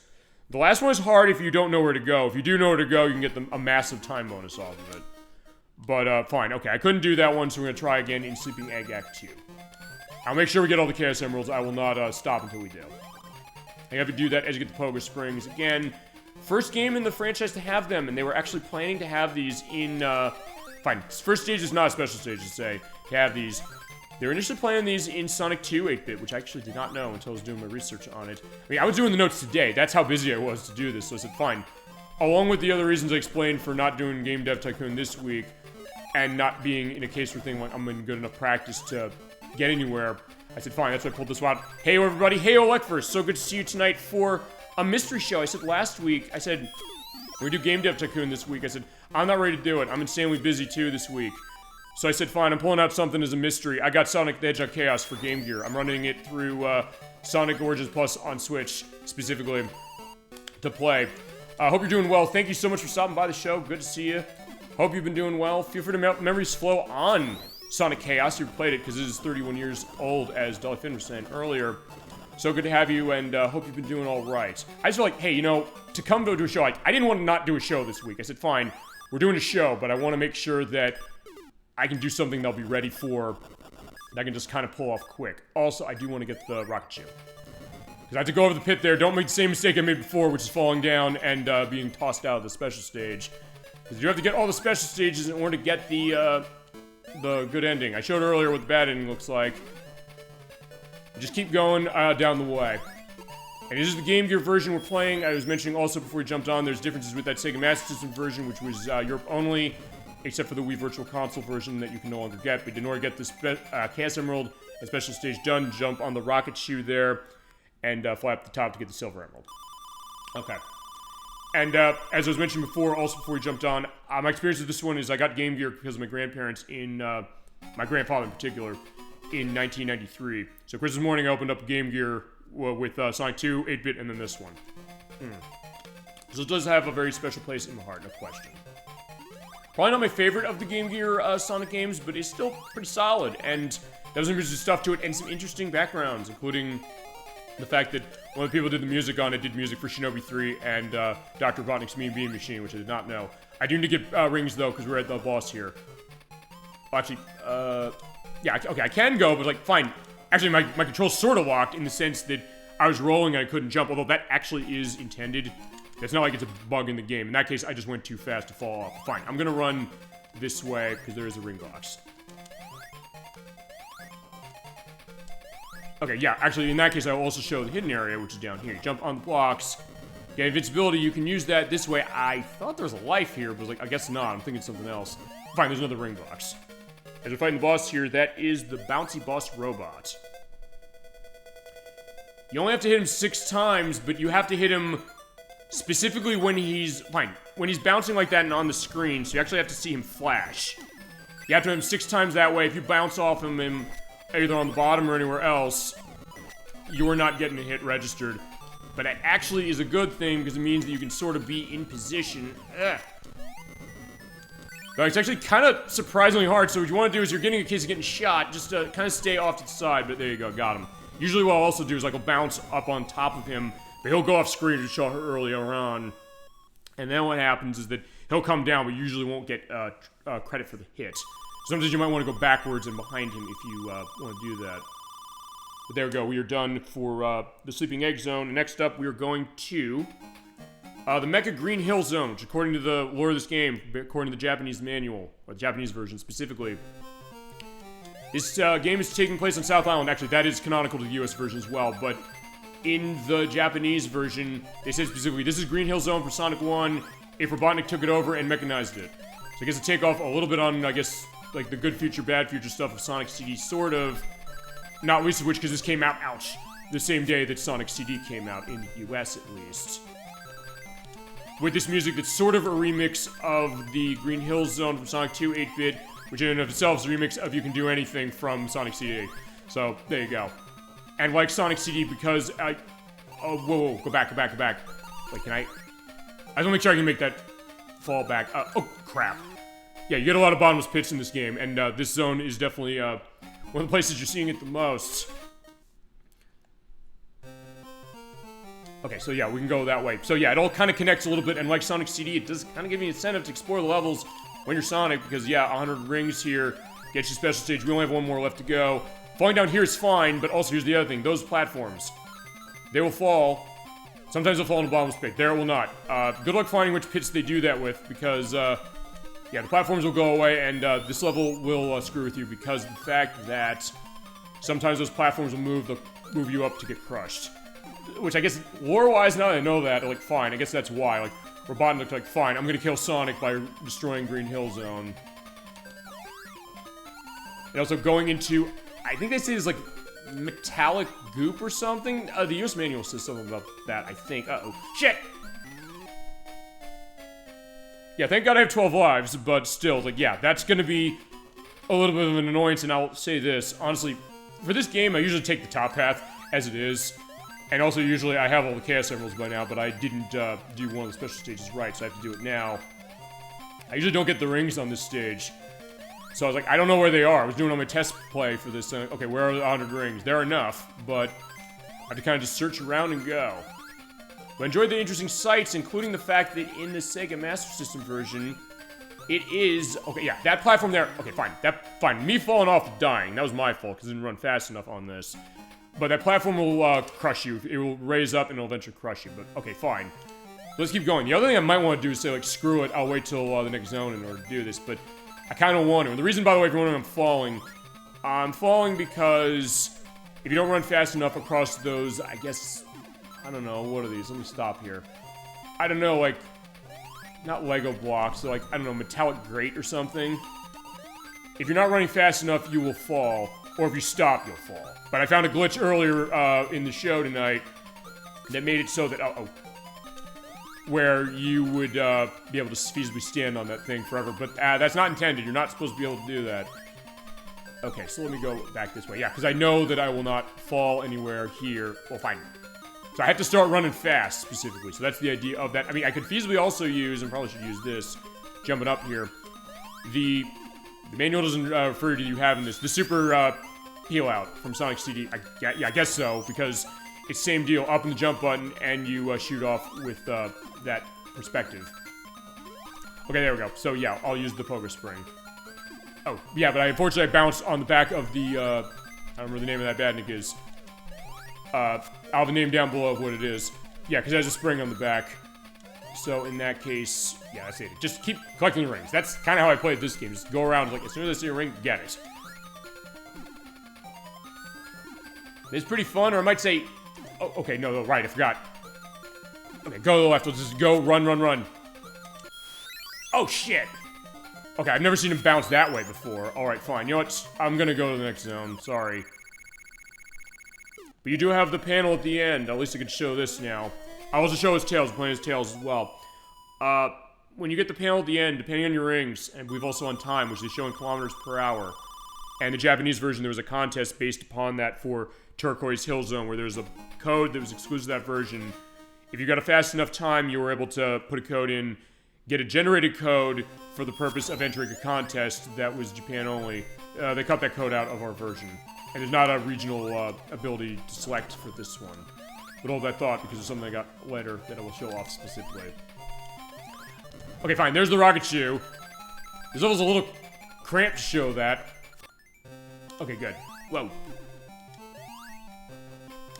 But yeah, the panel case, depending on your rings, depending on the time, you can get something different on it. If you get the flicky like I did, you get nothing. If you get Sonic on it and you're Sonic, you get a life. If you're, Tails and your Sonic, you get a continue, which feasibly might be a better part of the deal. And then they swap that for Tails. You get Tails, you get a life, Sonic's a continue. You also get 10 rings, and you can also get, actually, I think that's all you get on this one. Is that right? Yeah. Although you do get an extra life automatically if you get 777 on the speed perspective. Uh-oh. It's like, yeah, can I go fast? In fact, you know what? I'm gonna go fast, use that super peel out to get up there. While trying to go and see if I can find more. What? Right there? Oh, crap. Oh, fine. That's a invincibility. I guess I can take that. I know it's safe here, so may as well just try and get rings as long as I can. Yeah, admittedly, this level, I don't know if it's conductive to getting rings, which is usually why, after 31 years of playing this, I usually don't get rings here, because at that point I usually have all the Chaos Emeralds, but fine. The next zone is going to be easier to do that. Unless I somehow get it on this anyway, which, fine, we'll see what happens. I jump with the Pogo Spring. Whoa! But avoid the explosive coconuts. So, let's see. I'm just going to take it easy. Also, it's worth pointing out, so I'm glad I got this. When you're jumping on these things, you don't fall off them, so I can jump the whole way, and I guess, okay, fine, I can bounce my head on the life. But right now, I don't want the life. At least not right yet. So, hang on. I don't know what's down there. That's the other thing. Wait, hold on. I think there's, fine, there's that. Yeah, and not the screen crunch in this game is really that bad, but because it's Game Gear, unlike the European version, which was Sega Master System only, it's sometimes hard to see what's below you. So fine, I'll tell you what I'm gonna do. I have time. I'm running on 10 minutes, but that's fine. I got more than time. Let's just bounce around and get this, because, like, I do want to. Fine, we're getting all the Chaos Emeralds, I promise, but it's not hard to do that. But I'm just gonna go get every one, because, like, at least I can say, hey, you know what? I got it on Mecha Green Hill Zone. In the meantime, feel free to go into any other aspect you got on this game, or any of the Game Gear Sonic games, or anything else. And I guess also tee up for when we show off Rocket Knight Adventures Resparked, which I got in the mail the other day. Whoa! Okay, good. Thank God. I jumped over that, like, okay. Okay, so you can get 100 rings in this zone. It's not impossible. Alright, so you want to do is go left, get the time stop, go this way. Know the pattern, which is up left. Oh no, that's not right. Shit, I have to go the other way. So fine, what I'll do is I'll go around that again, because you change direction of the junction. So hit up, left, down. There you go, that's it. It is a maze, you have to know where it is. I know where it is, so there we go. That's what 31 years of playing this game looks like. There's a time bonus of 4,600 points. And continues out off the scale. Although I believe it does only count up to 4 of them. Which with Sonic, it's 50,000 points to a continue. If you do get a game over, it resets your score. And if you have, as far as you using continue at least. But I have all the Chaos Emeralds now. It's just for the purpose of getting good ending. It is not for Super Sonic or anything. Because actually there is not a single game from Game Gear that has Super Sonic in it. At least I don't... Yeah. Oh, yeah, there isn't. Okay. I just stopped to think about that. I was like, is that right? Sonic 2 didn't do it. They locked the last level behind it. Sonic 1 didn't do it. This doesn't do it. This game's sequel, Sonic Triple Trouble, which it is a sequel because it's Sonic and Tails 2 in Japan. That doesn't do it. Blast doesn't do it. Yeah, none of them do it. Okay. So, for Mecha Green Hill Zone for this. One thing you're noticing also, I'm in Act 3, so we're doing boss. Like Sonic 1 and 2, guess what you get here? Rings. Yay! But you do sometimes have to go out of your way to find them, like we're there. Now we have the, Tree Walker? I was gonna say, I can't look away as far as this. Fine. Bounce on him 9 times. Is that huge? He's actually kind of like a spider, as far as how he is. He is the tree crawler. I was like, yeah, I want to get the name right. And the instruction manual of the US does say what it is. Yeah, I'll adjust his shots to shoot out, and he'll look towards you, specifically. Yeah, and he is a spider. You can see his eyes there. But his head goes down specifically when he's going. You jump on him 9 times. There you go. You got him. Bosses are not that hard in this game, but sometimes they have some tricks. Especially next zone. It's actually kind of one of my favorites, and one of the more unique ones as far as the water levels for Sonic. Because, yeah, this is a water level, but this one is actually kind of interesting. fine, not that they're not interesting water levels in Sonic, but the Aqua Planet Zone, there's something, well, I love the music here. There's also a nice parallax scrolling in the top of the screen there, or I guess something to it for the case of 8-bit. Ow, there are the, oh, what are these things called? I did take the name of these things down. They're the metal Hyokos. Like metal, like mecha birds. We did sort of see them in Sonic 2. Just roll through them specifically as it is. In the case of this level, going down far means you go in the water, although there's a couple pits. Also, you press on that, you get pushed off and go through the waterway. But I'm gonna get the life there. It is a nice perspective, specifically, and yeah, there's a little bit of a flash there. And I don't think this is the emulation of Sonic Origins Plus. Mega Collection Plus is actually in some ways a worse emulation than this, and also the air bubble patches are actually not easy to see in this. You basically have to see where an air bubble's coming up, where it's not by you, so it's actually not very well labeled. But honestly, you're not gonna be in the water long enough for it to matter, usually. I was gonna say, yeah, this is not because of the Sonic Origins Plus emulation of this. We initially had problems with its audio. They've since fixed it, so it does have the mono sound option specifically. Also, I'm not doing it right there, but you can skip on the water in this just like in Sonic 2, 8-bit. Which I always thought was weird, like, why don't the console games do this? I mean, you can run across the water in Sonic 3 and in Mania and other ones.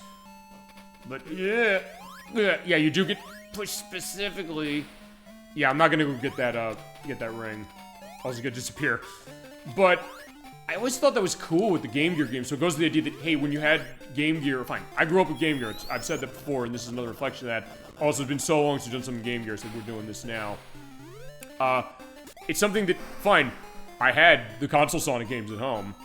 So when you're playing portable, like, hey, you know what? It's just something to tide you over to get home to the other ones. But the one thing I would say about these, and we definitely saw this with the Mario games, like with Super Mario Brothers 1, or Super Mario World, or Super Mario Land 2 and 3 and 1, it was that they varied things up a lot so that it made it so that even when you got home to play the big game, you know, like feasibly the real one, I guess if you want to put it that way, these games were really well designed. They had some unique things to them that made it so that, yeah, and when you're home, maybe you want to play this one because it has unique things that you miss when you put in the old ones, or the ones for the consoles. Although, fine, those have since been available for portable.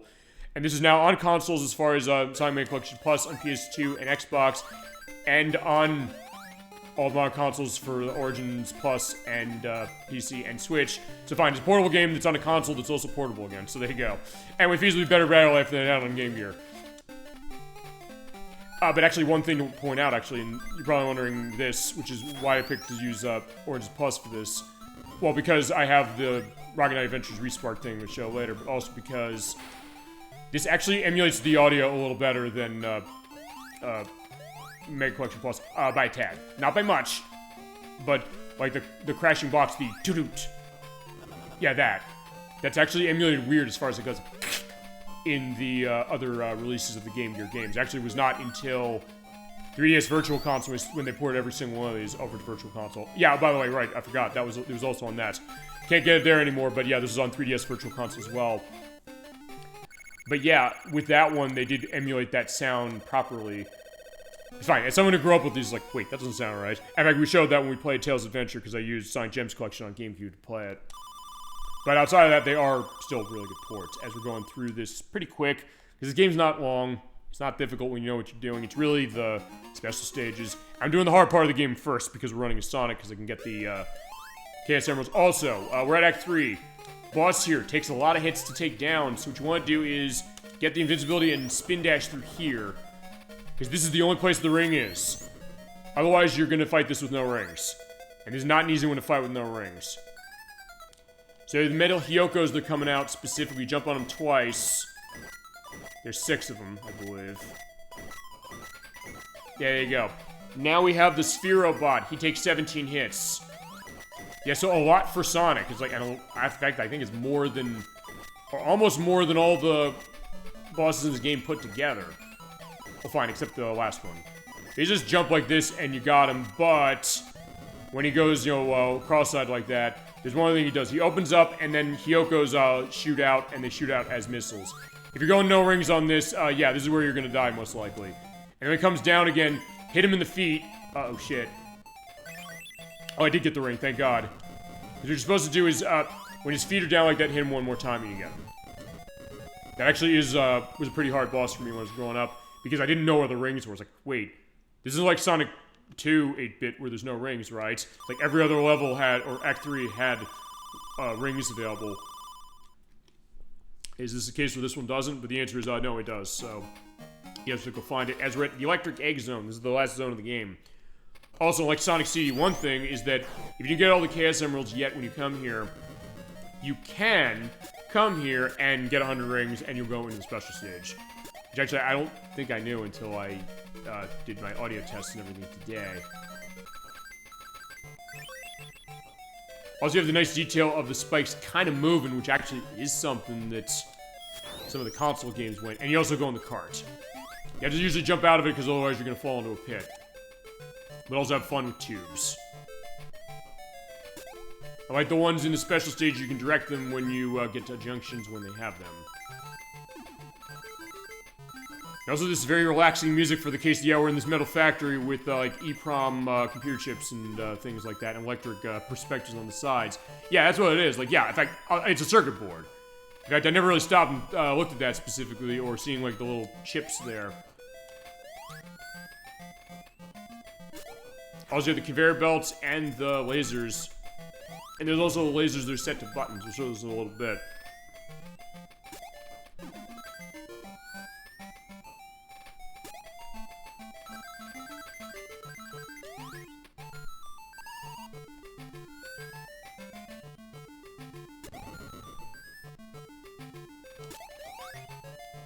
Actually, yeah, I haven't heard the... Either I haven't heard the full version of that song because I go quickly to the level as I got a ring, so I got lucky that way. By the way, it applies the ring after you beat the level, so actually... I don't think it gave me the life. No, it didn't. So, actually I got screwed. So, like, okay, fine, because remember, we got 100, like in Sonic 2 and Sonic 1 on Game Gear as well. It resets it to 0, so fine, I got screwed as far as that. So I got no ring bonus. And I don't even think I got the life from my trouble. So, like, okay, fine, that was my case, but... Okay, so actually, no, I think, if I remember correctly... I think the ring total, or the ring power-up is tied to how many rings you get. Also, jump over there, because there's, like, little bombs that are coming off, or on the ground. Oh, let's see what's down here, as you see collapsing platforms. Yeah, going down in this game is feasibly a risky thing. Whoa, shit! Okay, no, never mind, I'm okay. I was like, at first, like, wait, hold on. Oh, pipe, or tube, I should say. Oh, okay. You know what? I don't know if I've ever seen that before. At least I don't know. Fine. Fine. Okay, fine. I don't think I've ever seen this before. Shit, okay. Ow, oh. Oh, what's going on? Oh, these are invisible spikes. Okay, I thought it was like a pit. Okay, never mind. Okay, okay, I've never been down this way before. 31 years of playing this game, I don't think I've ever seen that. In fact, so much so, I think let's see it again. And I'll explore more with Tails, because, hey, with Tails, the only reason to go through the levels is really to explore them and to beat the game. That being said, I do need to get rings somewhere. Oh, okay, I can go here. I'm just getting rings to live, not necessarily for any other reason. There we go. Okay, whoop. Yeah, definitely slow down this game, that's for sure. Oh, where'd this go? Fine, now I want to explore here. It's like, fine, that's the idea of Sonic. Sometimes with Sonic, you might want to explore, see what's around. Oh, life that I just lost. Okay. Oh, and the reason that happened is because when you change junction, if you don't hit D-pad after you change that junction, you then will bounce backwards. So in that case, I didn't have the life. Fine, I got the life already. But I have to change junction. You have to hold right or left in order when you come out of there in order to live. So, okay, fine. That was admittedly my fault. It was like, uh-oh. Not that this game is hard. Although, fine, me dying a lot might suggest otherwise. Fine, I'm playing recklessly, which is fine with all the lives I have. We're gonna beat this game in a few minutes anyway. Otherwise, I could, fine. When I tested this to get the save file ready for showing the bad ending, which showed a little earlier, I'll show it again just because before we play as Tails, I was able to beat this game in like 20 minutes. But that's it. For A, I wasn't going for the Chaos Emeralds, and B, the levels are really short, and C, I've been playing this game for so long. Alright, there you go. Yeah, the buttons with the shots. If you're going too slow, you get shot. But they will not shoot off again when you hit the button once. You just keep going. Okay, fine. It was near the end of the level anyway, because that is right there, and at that point we can go and hit the panel. Also, the possibility, I guess we'll see if we see this, of the panel being blank. We're hitting the opposite side, which means there's nothing, you have to hit it again. But, either way, there we go. So we are at the final zone of the game, and the final act of the game. That is the Electric Egg Zone. You get a different piece of music here, which actually in the Sega Master System version for Europe, and when it came to Wii Virtual Console, of course, this actually was the intro music. There's a totally unique one that this game had that we heard a little earlier. Now, for this one, what you want to do is jump here and jump up here. You're looking for rings. There's only one place the rings are, and it's up there, and I missed it, so I have to go back.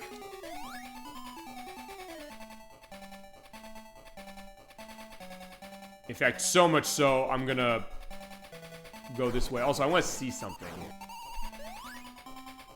Okay, never mind. I was gonna say, hey, when I hit those buttons, do the lights go out? But, no. I think that platform comes back, but I also want to... Let's see. No, it doesn't. Okay, fine. In that case, I'll fall. Because in one way, the rings aren't gonna matter. But I do feasibly want to have them. Because it is Final Boss we're entering, and you do have the option to get rings in Final Boss, but as I mentioned, there merely is one thing this game does do, which kind of took me for a shock. We'll see in just a second. Also, you do want to go through quickly. I missed it, but if you move left and then right out of that tube, you can get up here quickly. Okay. There we go. Final Boss time. After like barely an hour of playing the game. Okay, this is the laser, the laser walker. There's Robotnik here. He also has bank shot. If you're behind him, he'll shoot that and he'll bounce off the walls. So what you want to do to make it easier on yourself is try and hit him in the cockpit or as far as the visor with the glass. Or get as close to it when he shoots off, because then he'll just shoot forward. Uh-oh. Uh-oh. Alright, fine. I guess I'm gonna have to do this with no rings. Wow. Fine, get shot. Alright, so fine. Actually, this did take me a while to beat when I was growing up, but... Because you have to hit him 17 times, or actually, 16 times. Fine, I'll try it again. Yeah, the hard part of that is really just getting the position down so it won't hit you. If you're willing to take hits, it's not too bad as long as you get your rings back. Yeah, but imagine doing this without rings. Alright, so let's go. Let's see if we can get him this time. So yeah, actually, that's the one thing, I guess, when it comes to the Game Gear Sonics, which is that in most of them, in fact, I think all of them... Oh no, not the thing with the rings again. Alright, fine, I guess I'm doing no rings. Robotnik does not get... Except for Sonic 1, Robotnik does not get his hands dirty on any of the bosses except the last one. Which is something I just noticed. Like, every other one, as far as the... I guess the console games... They basically say, oh, fine, I'll come out and do it, and I'll just keep trying and trying with something new. In the case of this one, and Triple Trouble, and Sonic 2, and I think Sonic Blast is like this as well, he just said, like, fine, I'll send a robot out to kill him. I mean, in Sonic 2, he saved my life to try and get killed by the robot. I was like, wait a second. I guess because he wants those Chaos Emeralds as far as Tails' freedom, as we did for that game. Okay. Ow. Fine, I'm trying... I'll tell you what my problem is, and you also do jump. I'm trying to kind of stay on the left a little, because then he won't do the bank shot. But also, depending on what the bank shot is, you might be able to get out of the way of it. Whoa. That was lucky. And that clanking sound. Okay, we got him. But there's one other thing. And you know how I said earlier, imagine you not having to do this without any rings? I kind of was not wrong, I'll tell you why in just a second. He has one last perspective. He's going to inflate himself. Try and make a jump on him. I died. Okay, I had rings, so I'm glad I got to show that. Because, yeah, even if you have rings at that part of the boss, you get hit by him once, it's an instant death. The rings do not work anymore. So, yeah, you do have to finish this game without taking a hit. Good news is you only have to hit him once. So basically, it's mano-mano with Robotnik and Sonic, which is that... Yeah, fine. He's like, Sonic, you know, get rid of your rings, one-on-one, whoever takes a hit first is gonna fall. And if you do die, you have to do the walker again, but it's not too bad, but it's like, I'm making it look fine. I'll tell you what I'm doing, you're gonna have to get crushed. I'll tell you what I'm doing, I'm almost reliving my days when I first played this, and I'm like, fine, I'm dying a lot.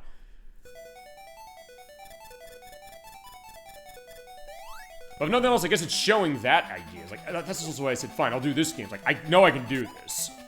And I have tons of lives, I have tons of continues. If it comes to that, I can do some continues. It doesn't matter as far as the Chaos Emeralds, I believe. No, you do still hold on to them, I believe, so that's fine. But fine. But fine, I'll tell you this. I'm showing the evolution as far as how my skills as a gamer were going, because that took me, like, months to kind of get the rhythm going for this game.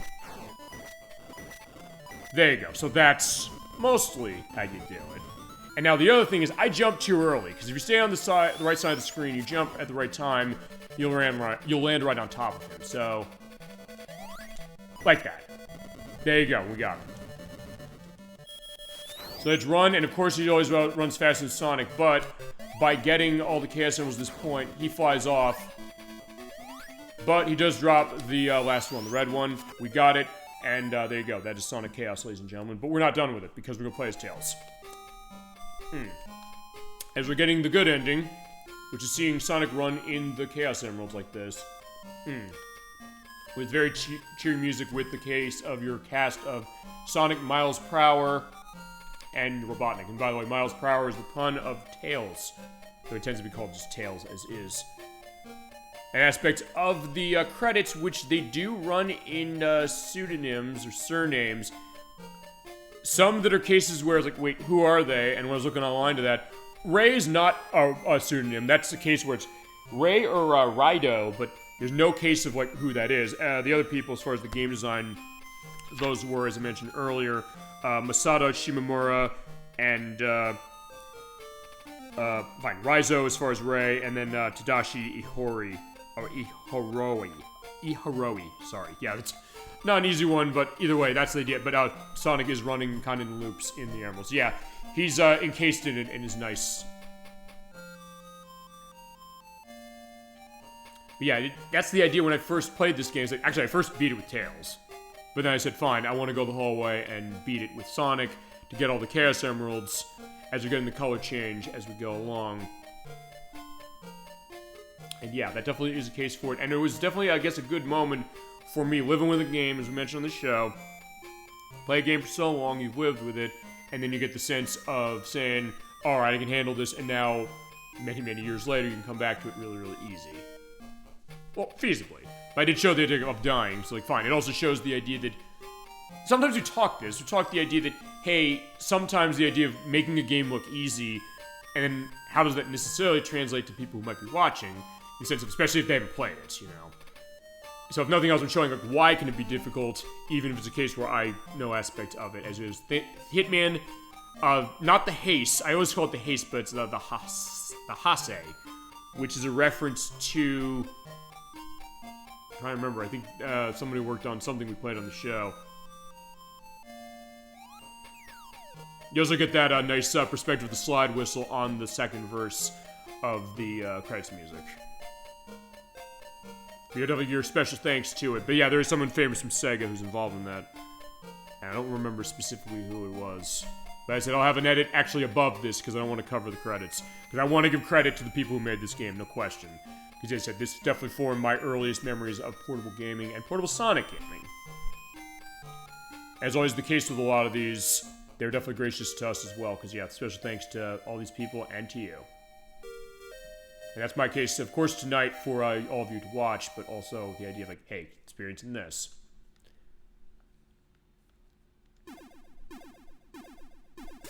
There you go. So that is the end, but that's not quite the end as far as this, because what I'm going to do next is... Fine, I'm going to briefly show again, since I have people here. I'm going to show off, I'm going to load the save I put down earlier today. Fine, I showed you what happens when you get the good ending. What happens when you come here without all the Chaos Emeralds? Well, you get this.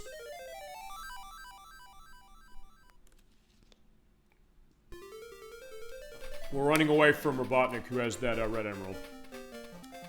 Yes, indeed. Or yes to what specifically, Dolphin? Feel free to go into that. Is, yeah, Sonic's falling on his face, which is, this is a unique animation, by the way, for this version. That's not in the Sega Master System edition. Nice to give credit. Well, that's true, and that's what we do, and I realize that's kind of, I think, been the idea of it. And also, Dolphin, like for both of you, but I think everybody's come here, kind of made me realize that, in some ways, is kind of the idea when it comes to this, because I figure, like, hey, you know, anybody could come onto this. Like, let's go deeper. Let's, you say you have experience with it. We went into aspects as far as people involved with certain games, voice performances, voices and stuff.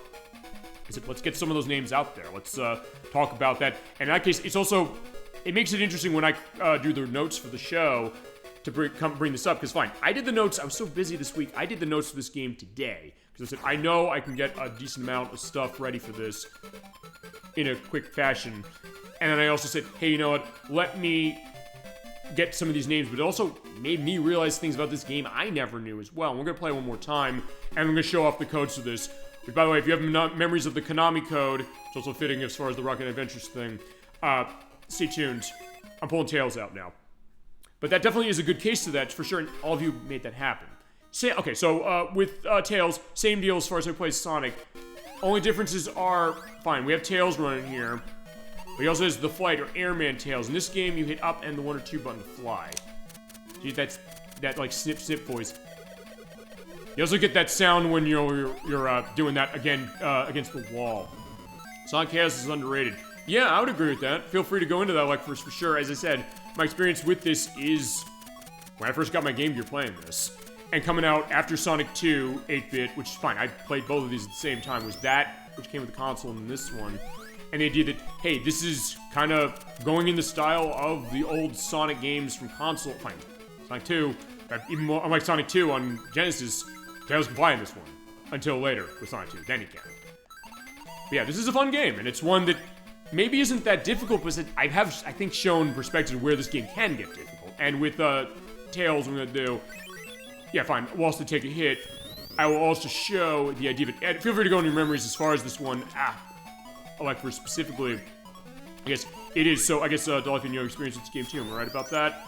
Feel free to hit me with them and go into your memories with this one might be. Oh, I love Tails. So that's the idea. It's like, hey, that's true. You're right.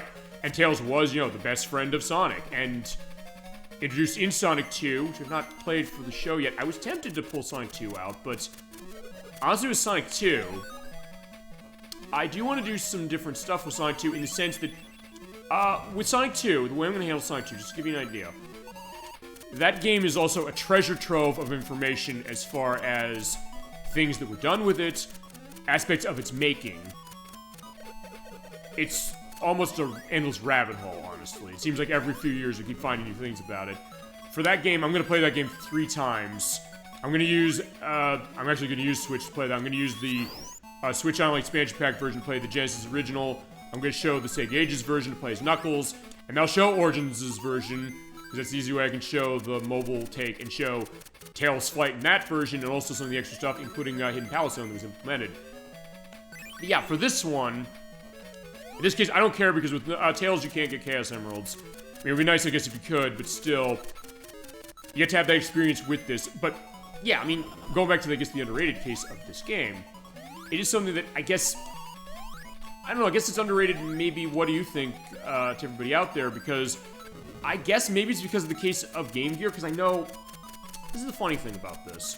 Fine, I have a specific place of this as far as my take on this, and it feasibly could be, in a way, a nostalgic bias, maybe. As, yeah, I'm flying far. If you're going really fast, he gets knocked back far. Specifically. And that is that since I grew up with most of the Game Gear Sonic games, except for The ones I didn't play at the time, which were Sonic Drift 1, because it didn't come out here, Tails Sky Patrol, which also didn't come out here, and the only 2 that came out here that I didn't play, or actually 3 I didn't play, which were... Okay, what's that about? Okay, I don't know if that's something with the Origins version with the head of Tails there. Okay, fine, I glitched that way. I don't remember seeing it on Game Gear or in the Mega Collection Plus for that. But I know when... Fine, I'm in a specific place because I played most of these except for... as I said, the ones we didn't get here, Mean Bean Machine Game Gear, which I didn't play until years later, Sonic Blast, and Sonic Spinball for Game Gear as well. But fine, I have the experience with these ones specifically, so in that case, I remember when Sonic Adventure GX came out on GameCube. That was the first time that Sega decided to port the Game Gear Sonic games. They said, hey, if you get the emblems in this version as a little bit of an extra, you're going to be able to unlock the Game Gear Sonic games. And each 20 emblems, I believe, was tied to a Game Gear game. And it was actually the first US release of Sonic Drift 1 and of Tails Sky Patrol. And Sonic Drift 1 was weird because, yeah, when it came out, it was called Sonic Drift 2 in the US. Like, wait, where'd the first one go? I was like, well, it was in Japan only.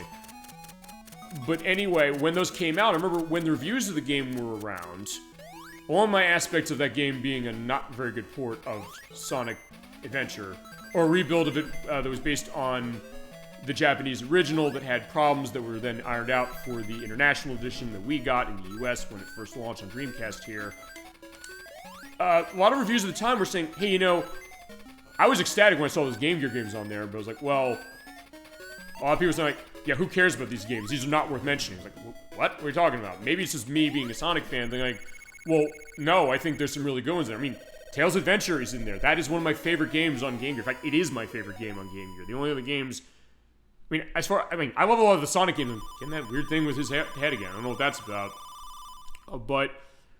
Fine, a lot of my experience has been with the Sonic games on this, so I love this game. I love Triple Trouble, this game's sequel, which is even better, I think, than this. And this game's great, too, for sure. It's like, maybe that's the other thing, coming after Triple Trouble, you look back and it's like, well, fine, why didn't you play that? Well, yeah, maybe, but this game also is kind of the way towards Triple Trouble. It's still a good game in its own right. But yeah, when that release came out, it was something that... It was weird. I never knew Tails was called Miles per Hour. Yeah, I mean, it was kind of weird that way, and fine... It was a US decision, I believe, for that. And I'll mention that also when we get to Sonic 2, specifically. Fine, Genesis Sonic 2, the one people want to see. Now, they don't want to see Sonic 2 Game Gear or 8-bit, but it's like, fine, I showed that one first. But, yeah, they came up with that, I guess, as a little bit of a pun of miles per hour. The idea of that case. And in fact, I know even the Adventures of Sonic the Hedgehog went into a joke on that when they actually show the meeting of Sonic and Tails, where Tails is a baby, because as far as the continuity of this franchise... Tails is 8 years old. Sonic is 15 years old. And the idea is that Sonic met Tails, and the story of Sonic 2 goes that Tails saw Sonic from afar and was enamored with his speed. It's like, hey, you know what, I want to be like Sonic 2. He almost saw him like a little bit of a big brother, sort of, and a really good friend, which obviously is the case with Tails. But he was called Miles per Hour, and even the cartoon, or that cartoon specifically said, like, my name's Miles. Yeah, pun on miles per hour, yeah. But then, and you say, like, that's your name? He says, yeah, I hate it. So it's like, even the cartoon was saying, like, yeah, it seems kind of a weird case, but, and actually there is a code in Sonic 2 on Sega Genesis, I should say. Yeah, I do have to make the differentiation, where you can, the only thing the code does is it changes Tails' name on, like, the life icon and in, like, all the game messages, like, Tails got through Act 1 or something like that, or Tails got a Chaos Emerald, where he says, it just changes his name to Miles. That's the idea as far as what it was for his name. I guess it goes to the idea like, hey, Sonic's all about speed. But also with Tails, his case was like, hey, you know, he admired Sonic from afar, but he joined him up as far as that with Sonic 2. And of course, his technical prowess, which the other games would go into, and Sonic 2 did go into that, specifically the end, because of what's going on. I get it now. As far as the pun, the background of Tails, because, I mean, fine, we've shown Tails in the other games that we played so far, but since we haven't seen the one he debuted in, it's been one of those cases that maybe we haven't completely gotten into Tails enough. Although, for this game, this is the first time that Tails is flying. They call it Airman Tails in the manual for the US, I don't know why, but they do. But in this case, yeah, you get to kind of go around and explore with Tails. And fitting also, I guess, this, because fine. Alright, we have shown Tails in the show a little bit when it's come to other Sonic games, because I know Nocturne's a huge one as far as the other Sonic games. When we played games for the show, she loves playing as Tails. We do cooperative play for stuff, for sure, for that, like we did with Sonic 3. We played Sonic Jam, but also for, aside from that, with, when she plays Sonic, generally speaking, she'll generally play as Tails. So like, hey, I love the idea of how Flight is, as far as Tails. Oh, in her case, she came to these after I did, so... Actually, I think she bought Triple Trouble for 3DS Virtual Console, my recommendation. And she's like, oh, I never played this, you say it's great, I should play it. I'm like, okay, yeah, do play it. And she started playing it, but she was also, like, doing the jumping twice. She's like, wait a second, does Tails not fly in this game? She was almost having a conniption. She's like, no, don't worry, he does. It's just that you have to hit up and the jump button to do it. It's not like the other one where you hit jump twice. The only game on Game Gear that does that is Tails Adventure. But you can also do it the other way if you so desire. But, yeah, it's kind of interesting, that thought of Tails, yeah, go that way. And kind of that experience of, fine, these Game Gear games, even, yeah, because Tails was flying on the Game Gear before he was on Genesis. It wasn't until Sonic 3 came out that you could fly with Tails. So in this case, these games are doing something a little different, and I got hit with, yeah, 99, and then going down to nothing. So yeah, I'm not getting that life. But that's fine. I'm basically just I kind of just explore the levels. Just to see what we're having. Oh, that was interesting, actually. I guess I hit that spring just right. Where I saw it kind of bounce up and kind of shake. You know, I guess, yeah, let's just fly into the sky. It definitely does look nice as far as how the stars are. So they're actually, as you mentioned, Dolly Finn, as far as the look of Sonic 2 on, like, 8-bit Sonic 2. Fine, I'm saying Sonic 2 Game Gear, which there is. And I think you should briefly show that just because, in fact, I will do that and it'll show off the code for stage select. Specifically, just because it's kind of interesting, I think. And also show, like, yeah, what do I have to deal with that? In fact, you know what? I will, before we do the Rocket Adventures Respark Collection. And it's going to be a brief overlook of those games, because I'm going to have to practice Contra Hardcore level to do those games. Fitting, because a lot of people involved in Contra Hardcore made all those games. Here we are at Act 3. More with Tails, and we can go into that perspective and more on the idea of these games. And yeah, I agree with you, like, first, this game is underrated, and it's good these are feasibly available easily now. In, fine, Origins Plus as it is, but also in other places. Get the sense of, yeah, these are kind of interesting things. And this boss, which is in Sonic Mania, so even the people who made Sonic Mania said, hey, you know what, we're going to give attention to the Game Gear Sonic games. There's tons of Game Gear Sonic references in that. Mirage Saloon itself, the boss we're going to show when we go down Knuckles' way, and also doing the Encore mode, it's the boss you just saw right here from Gigapolis Zone, or Gigalopolis Zone, is called in the Japanese version. So, they were paying attention to that. There's like, hey, here's Knack the Weasel, or Fang the Sniper, or Fang the Hunter, as he's now known. Fine. Being the Dynamite and Bark the Polar Bear were not from Game Gear, as far as I remember.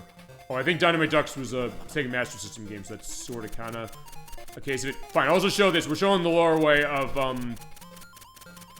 Sleeping Egg Zone. So, like, fine. With Tails, I can fly. I can feasibly avoid falling in the pit and dying.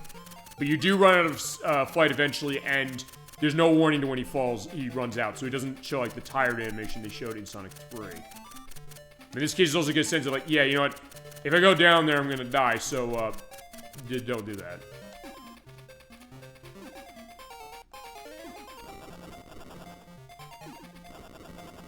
Yeah, there Tails goes. Yeah, I mean, but the thing about these games that are really interesting, I think, is that, yeah, they aren't just the portable games. In fact, you know what? One thing, really thinking about this, with all of the Game Gear Sonic games, none of them really were the same as their console counterparts when they had console counterparts. And even when they didn't, they were also kind of their own thing, and I think I'm gonna die. Oh, okay, no, I just made it.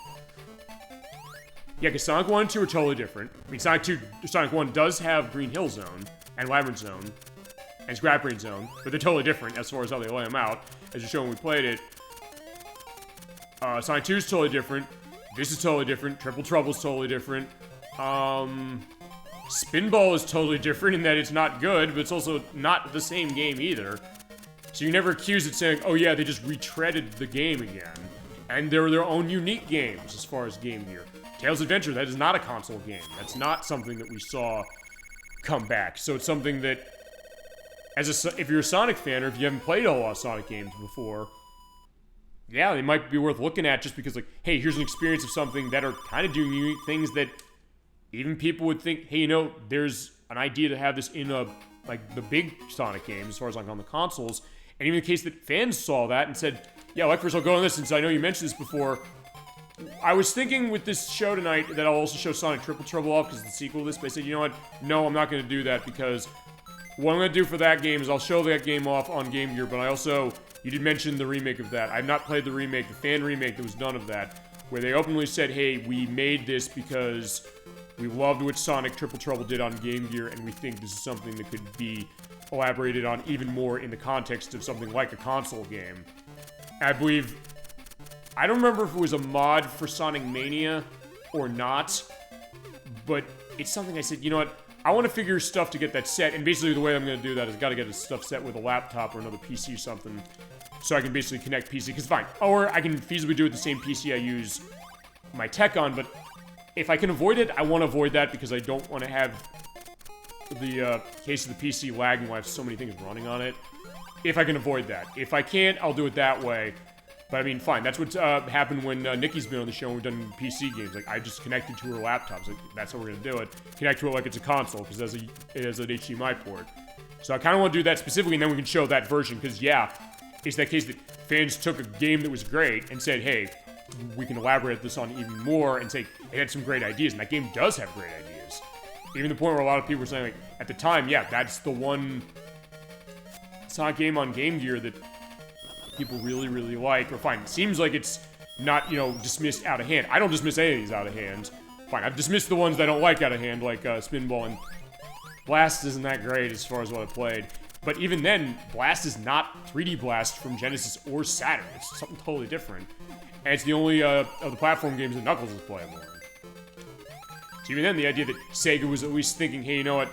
We're not just going to put the same game on a portable system. And same with Mario with Game Boy, because they said, fine, the Super Mario Land games are totally different. And people look back on those fondly, too. And I think, say the same thing with Sonic, really. And where they kind of got creative, they said, fine, we take this lack of tech that we have compared to the Genesis and other stuff. I guess a little bit is a challenge, but also saying, hey, we can vary this up and give you something unique as an experience. And kind of go into more on that. And something that even the console games looked at, because, fine, they were developing Sonic 3 at the same time they're making this. And also they were making Sonic CD at the same time they're making this. And then Sonic CD and this came out at the same time. But I guess then they were also thinking, like, hey, we have Tails with the flight with up and the jump button.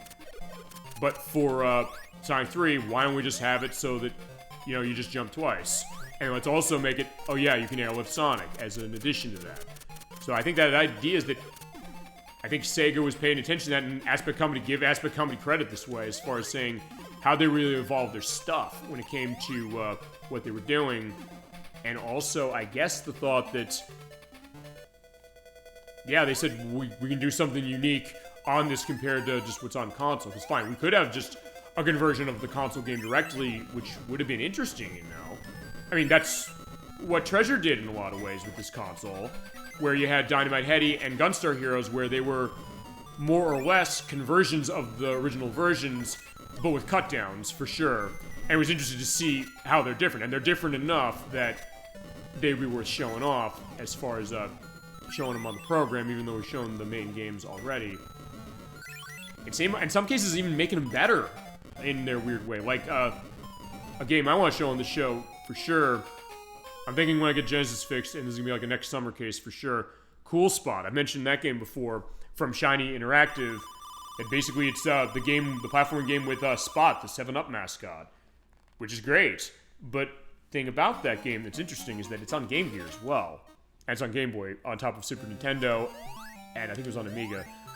But what was interesting about that game is on Genesis, I played it when it came out on Genesis. I didn't own it on Genesis until years later, but I actually owned the Game Gear version first. So I came back to it on Genesis. I said, wait a second, the movement of Spot when you're running is really slow. To the point where I was like, I'm just jumping like crazy when I play that game. We'll see that when we play it. I believe the Super Nintendo version is like that, and I've played the Super Nintendo version as it is as well. But the Game Gear version, Spot has much better running speed to him in that version. The point where, honestly, it is cut down from Genesis. There's levels that aren't in there. And also Super Nintendo, because all the levels were in Super Nintendo as well. And I think... No, I don't... Okay, I'm trying to remember if Super Nintendo had an exclusive level. I don't think it did. No, it didn't. I'm thinking of something else. Honestly, I like Cool Spot on the Game Gear better than I like it on the consoles. Just because of that. Not that it's a bad game on Genesis or Super Nintendo, but honestly, the controls, it controls better. I really like how that game controls. So in that case, yeah, you know what? The case where the portable version might be a sort of better experience, even with its cut-downs. And fine, there are definitely cut-downs for sure on that game. But it was interesting to kind of see that how they translated that, and then they kind of said, like, hey, here's the idea with the movements, because, yeah, Spot gets his movement going on really nice in that game. It feels good to play that, so in that case, that's pretty cool, too. Fine, that's also, I guess, my case growing up with Game Gear, because I guess the idea that I play games on it, because that was my portable system, and seeing that when they took something from a console and translated it over, what do they do? Or in the case of this one, make it something new and make it something unique. But you look back and say, yeah, wish people knew about this. And it's also, I guess, why I wanted to do this one, because I said, also, I can do this really quickly. And also, chronologically speaking, it does fit. Because we played Sonic 1 8-bit, and we played Sonic 2 8-bit already, and this is next. And then Triple Trouble's next after that, because that is directly sequencing this. Yeah, it's something good to kind of go in my memories of Game Gear. In fact, I want to see something. Actually, fine. You know what? I'll tell you what I'm gonna do. When we beat the game, I'm gonna go come briefly on camera when we do the Rocket Adventures Respark case, because I got it physically, just to give a sense of that.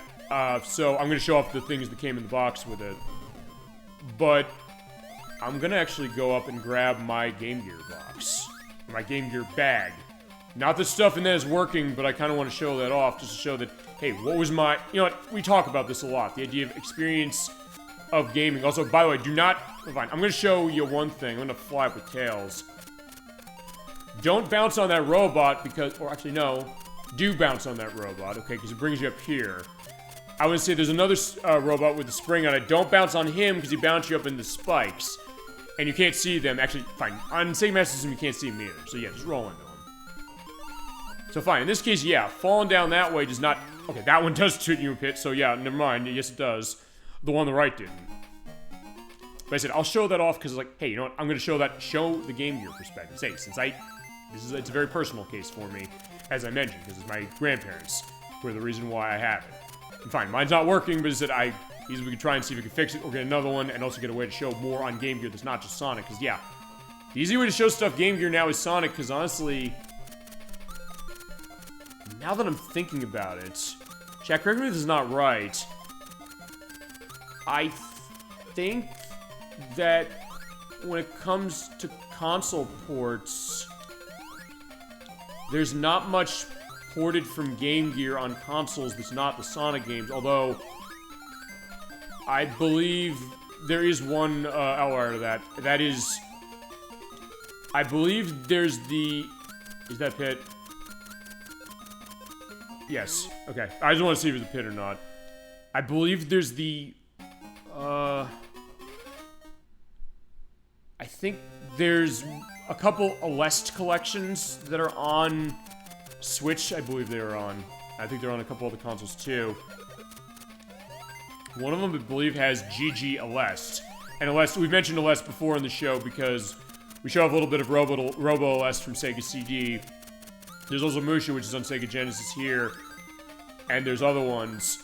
That was the one that was on Game Gear, and from what I understand, it was actually really, really good. And they did port it in there. So, yeah, I mean, I was just saying, like, yeah, because there's not a whole lot of re-releases of stuff of Game Gear. Which I guess is disappointing in the sense that, hey, you know, it would be interesting to see some of the stuff return. Including some of the stuff that goes for a lot of money. Not that I have stuff that goes for a lot of money, but... fine. I'm thinking Mega Man Game Gear, which is like a takeoff sort of on Mega Man 4 and 5, but not really. Where they re-released those. I mean, they re-released the Game Boy ones on Switch Online Expansion Pack, but I don't know if they're gonna do... I don't think they do Game Gear on that thing. I mean, fine, they haven't done a Genesis game in over a year for that. So, like, I don't have much hope they'll do Game Gear, but maybe the thought of, you know, modern re-release of Game Gear stuff that's not, like, a Sonic thing, it's not that LS collection. I'll have down which LS collection it is, because I believe they did bring it over here. And actually, I think it was not released in the US. So actually, that might also be part of it. And they did a couple of those, because I think they split them up. But I don't think RoboWest or Musha are part of this collection, sadly. But Musha is on Switch Online Expansion Pack for Genesis, for Switch at least. Yeah, I'll look into that specifically, and yeah, this is the other level. But yeah, as far as stuff that goes, like, a lot of money on that, Mega Man's one of the big ones, but yeah, they haven't re-released that. I don't know necessarily if they would. But then again, Capcom did re-release the Neo Geo Pocket Color one, so maybe, who knows. Or other companies to get stuff, and some of that's going to be licensing, I know that, because, like, the Jurassic Park games.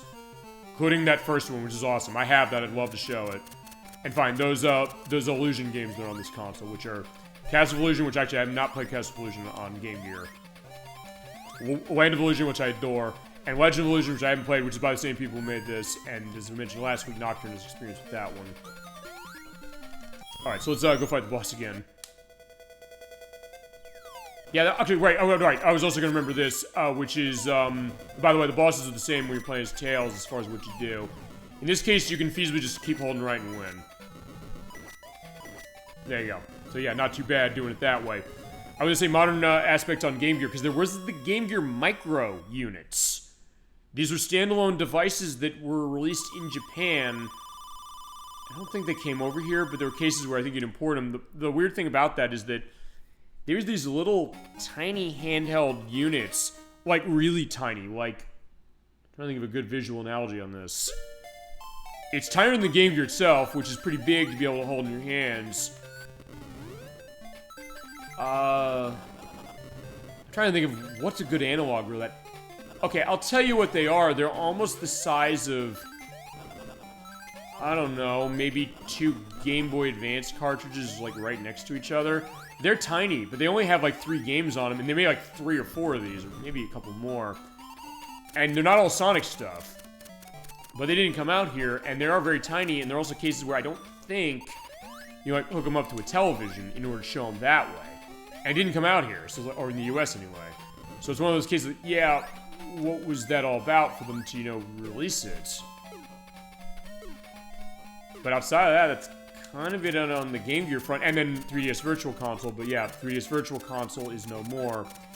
And I get the 3DS working with streaming, basically getting it modded. I should just do that. It's like, fine, mail it to somebody to do it, because that's what I think what you gotta do, but it does cost some money. And in other cases, I'm spending money on other things game-wise, or other stuff that I need in my life that aren't gaming. But yeah, I could show that way, because I did download stuff from 3DS Virtual Console for Game Gear. First thing I downloaded was Tales of Adventure, by the way, even though I have it on Game Gear. Actually, just because my Game Gear wasn't working, I got it over there. And, yeah, that Shining Force Sword of Haja, that game is awesome. I'd love to show that, specifically. Oh, fine, we could show Shining Force CD, because it's a remake of it. Or, fine, half is a remake of it. So that's one way. But that I think that's going to be the idea, like, what I want to do to show more stuff on Game Gear. Because there's definitely some interesting experiences on this, and underrated games. I mean, along with this one, and some of the other ones we mentioned, I mean, I can't say enough good things on those Illusion games. Fine, Land of Illusion, because I haven't played the other two, but God, I want to play them so badly. And there's Tails getting the air bubble. May as well show that. Also, Tails cannot swim underwater, so that's one thing that this game does not have, just to let you know. Also show one other thing whilst I'm under the water, and that is... that. Also, by the way, I do remember one thing I'll show off of this. I did find a glitch playing this level.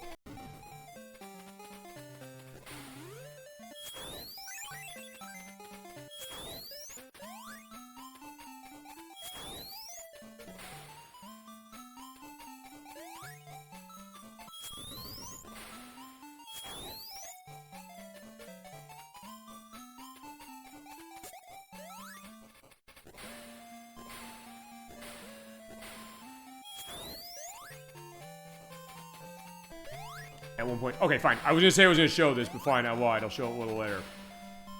Drowning, or the idea that you can drown. Yeah, like the Sonic games, if you're in the water too long, a countdown appears, and then you don't get out of the water, find air bubbles where they're kind of limited to find, admittingly, you're gonna drown and die. But, yeah, I'll show it a little later. Because I do remember taking a clip. Right, because I was showing my coworkers that, because they hadn't played these games either, but it was also something that I think they were kind of intrigued. Well, it's also one of those things that one person I didn't put in front of those, specifically was the medics, because I mean, him and I have, like, the joking perspective of him not liking Sonic, or, fine, that's not a joke. He doesn't like aspects of this franchise. Basically, he's like me in the sense that he's been burned so many times, whereas I'm almost, at this point, ready to have, to give up completely, and then they do something that makes me a little better, so it's the Godfather 3 line of, every time I think I'm out, they pull me back in.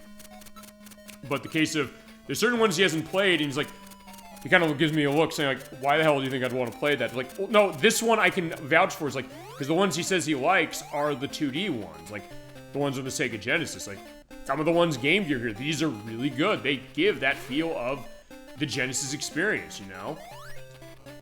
And I think some of them are on the level of the Genesis games. And honestly, if you love the Genesis games, you haven't played some of these, I think it's definitely worth checking them out. No question. Yeah, but there you go with the Flicky. I do believe also Tails is an idle animation. At least I think he does. Fine, I'll see if he does. And we definitely keep going into this for sure. And you know what? I'll do two things. I'm going to let Tails stay in his animation. I'm also going to pause the game, because actually weird enough, the animation of the ring spinning. Keep spinning whilst you're pausing this game, which is interesting. But you know what, I'll let Tails do this, because I think he... Fine, because he's blinking. Oh yeah, he does. He looks up. Okay, no, he does do the yawning. Okay. Because Tails does kind of get into the tired case specifically, when it comes specifically, but it's not like Sonic was like, hey, I want to get moving. Because canonically, I guess the idea is that Tails is not necessarily as fast as Sonic, although in a lot of the 2D games like this, he pretty much is. It's just the idea that, hey, you know, you have your different movement options, like flying and things like that. But, yeah, he's usually, like, fine, he'll follow Sonic around, specifically.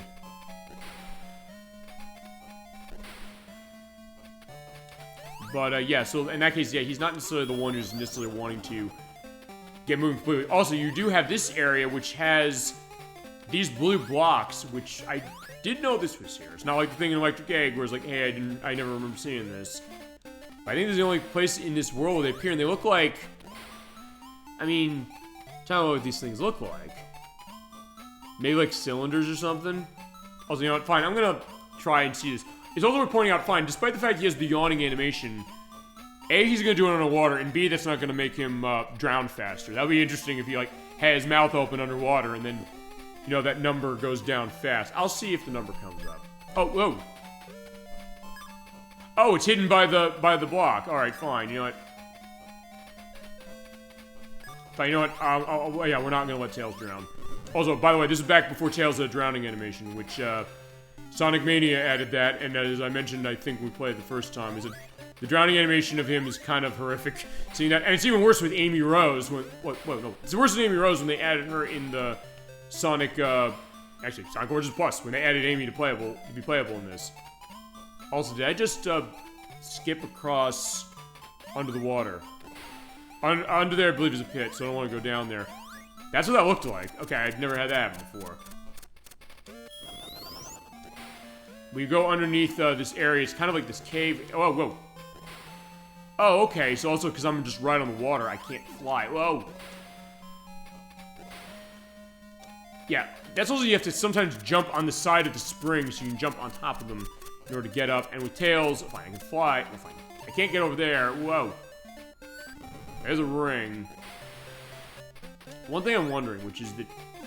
Fine, I'm bouncing back that way, but I want to see one other thing, which is...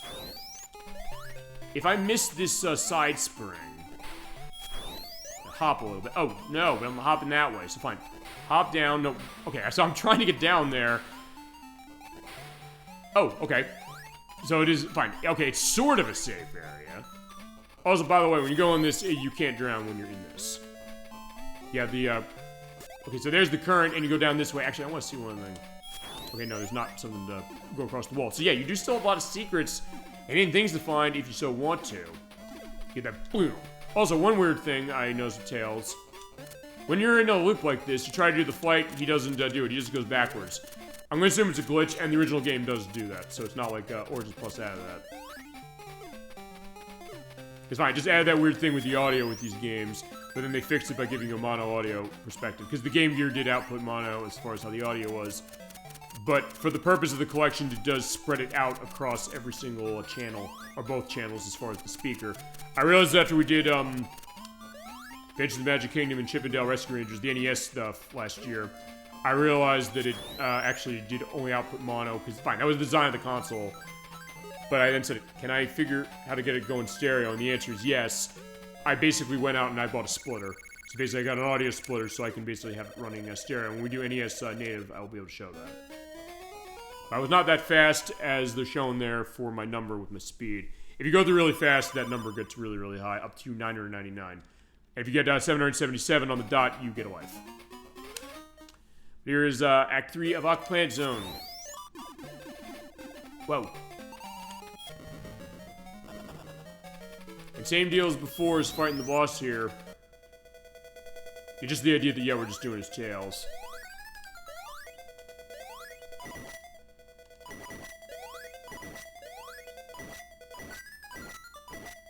Yeah, for a game that's 31 years old, this actually has aged pretty gracefully. In fact, honestly, I think some of these Game Gear games really have, especially, I'd say this and Triple Trouble in particular, and Tails Adventure. God, I'm fine. I can't...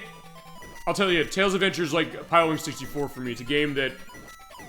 Talk about an underrated game, too. The case that, fine, people, I guess, know that one, sort of. I think less people know Tails Adventure as it is. But I love that game so much, which is why we played it for the show. Fine, why we played it for the show, but also because, like, fine, I want to show that. That game is great. Right, yeah, Tails is getting his run off. Okay, so now, back to Electric Egg Zone. We'll see how many times I die here, but fine. It's gonna be fine. Look how many continues I have. I get tons of lives. It doesn't matter. They said it's just the case of being able to rest and relax like this. And yeah, I'm having a good time. Hopefully everybody out there, you are as well.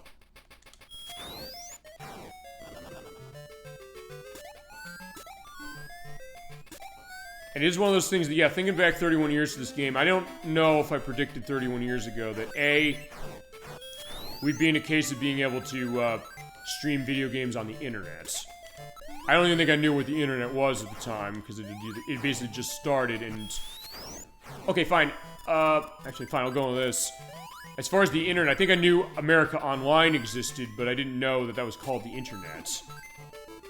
I think I heard, like, the World Wide Web, which is initially the thought of, like, what that's called.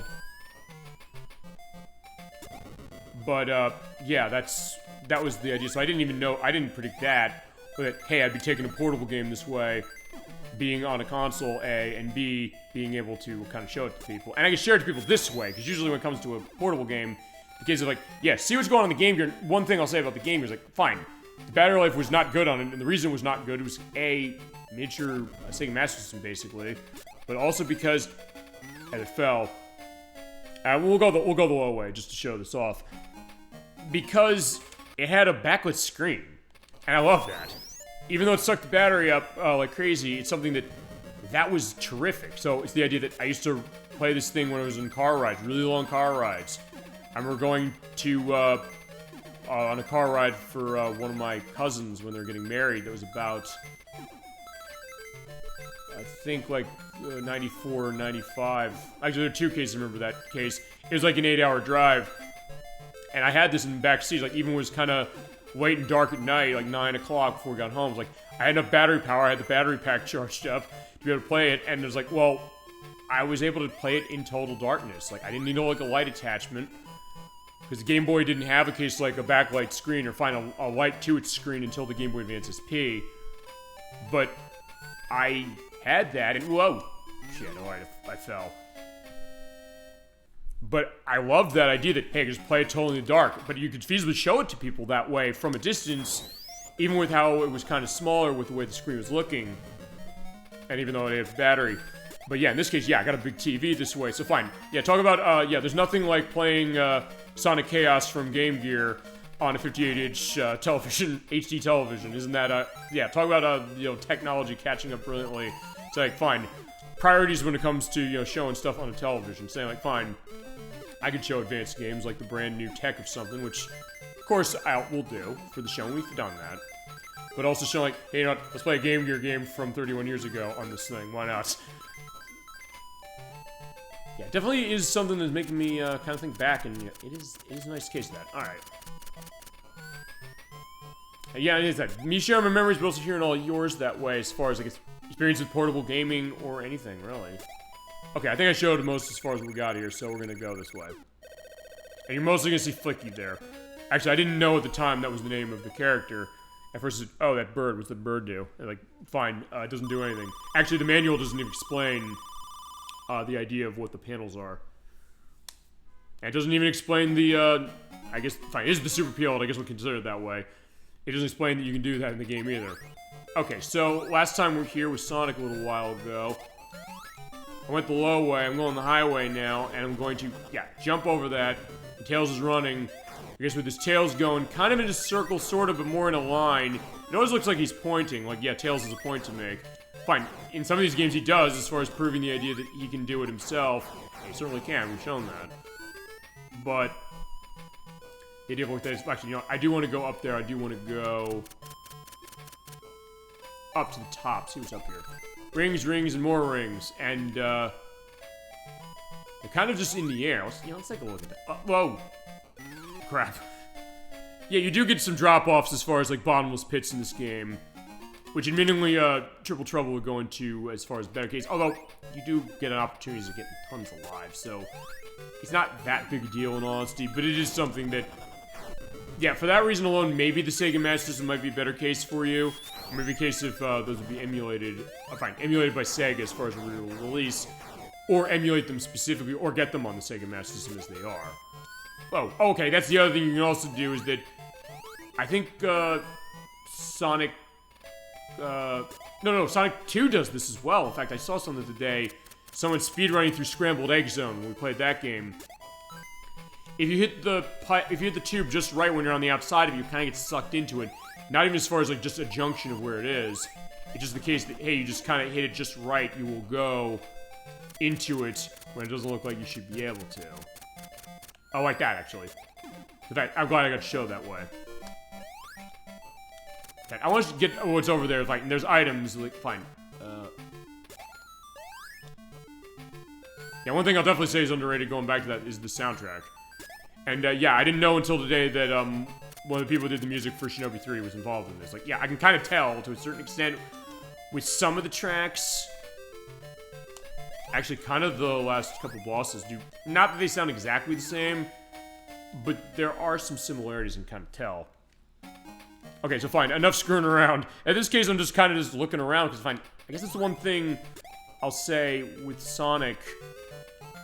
But honestly, I think I've... Fine, we went down there already last time with Sonic. And that is, I never really... I don't think we gave enough credence to this game when it comes to exploring the area, because the thought is that, hey, you know, you're going to run out of time after 10 minutes. But because these levels are really short, you can complete these in less than 30 seconds. And if you do, you get a massive time bonus. But for this one, it kind of pays to explore, not just because of the Chaos Emeralds thing with Sonic, just because, hey, there's feasibly going to be more to see, and you kind of get more out of the game that way, for that very reason.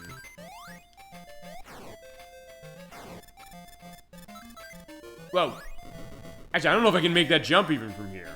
I guess I can, I just have to jump from a further distance. And also the case that, fine, with no checkpoints and levels, we've talked that, it seems like, a lot over the past couple weeks. Oh, no, we did, because I mentioned Fighting Force 2 saying you're going through the game and there's, like, hour-long periods where there's no checkpoints and one death means back to the beginning with you. But fine, what I'm going to show tonight is a case like that too, but not completely as bad. But, fine, with this one, you going back to the beginning of the level doesn't matter, because fine, the level is, 24 seconds long. They got 997 kilometers per hour. So fine, it's not miles per hour for miles per hour, so... feasibly missed opportunity, so, yeah, you go. I guess here comes the metric system that way for everybody. But either way, fine, let's beat the game once more, and then we will show off a couple of the extra stuff I got planned. This honestly is not going to be as long a show, I think, for that very reason, but it's also because I said, fine, I played this game to death. And that's why I picked it this week. I said, hey, something specific for this, and also feasibly also means that the edit time is going to be less, so then I can be more prepared for next week's show, which Elect versus your choice, Top Gear 2. We're going to play that. Which is on this console, but we're playing on Super Nintendo specifically. Alright, so same deal with Laser Walker. Yeah, just jump on the front of it. Okay, fine, there you go. That is how you do it. Perfect. Okay, there you go. That is how you do the egg, or the Laser Walker. But same deal as before, which is you gotta jump on him once, and if you get hit once, it's death. So jump right and get him. Also, we do something a little different because Tails can fly.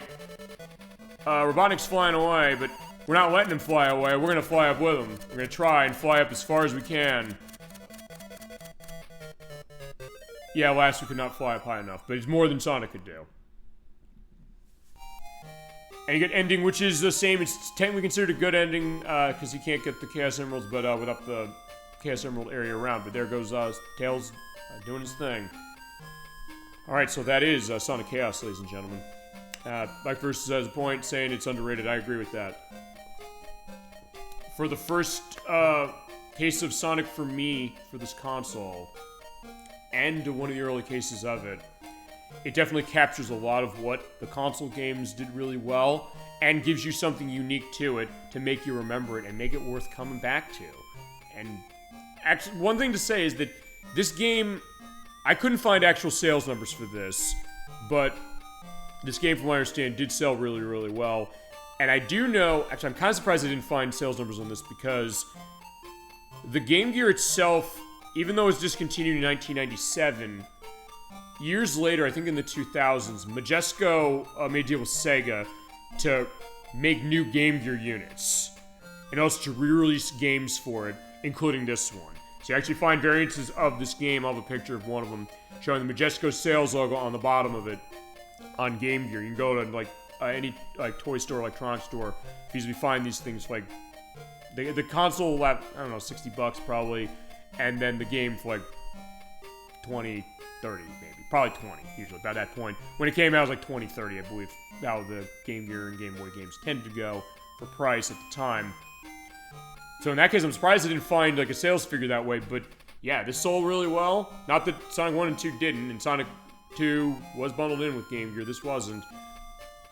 But I think it found its audience with Game Gear, but then again, although Game Gear did pretty well for itself considering, I mean, not well compared to Game Boy, but still, it did carve a niche out, and people like me found them. Like, I started with Game Gear, not Game Boy, but Game Boy was later.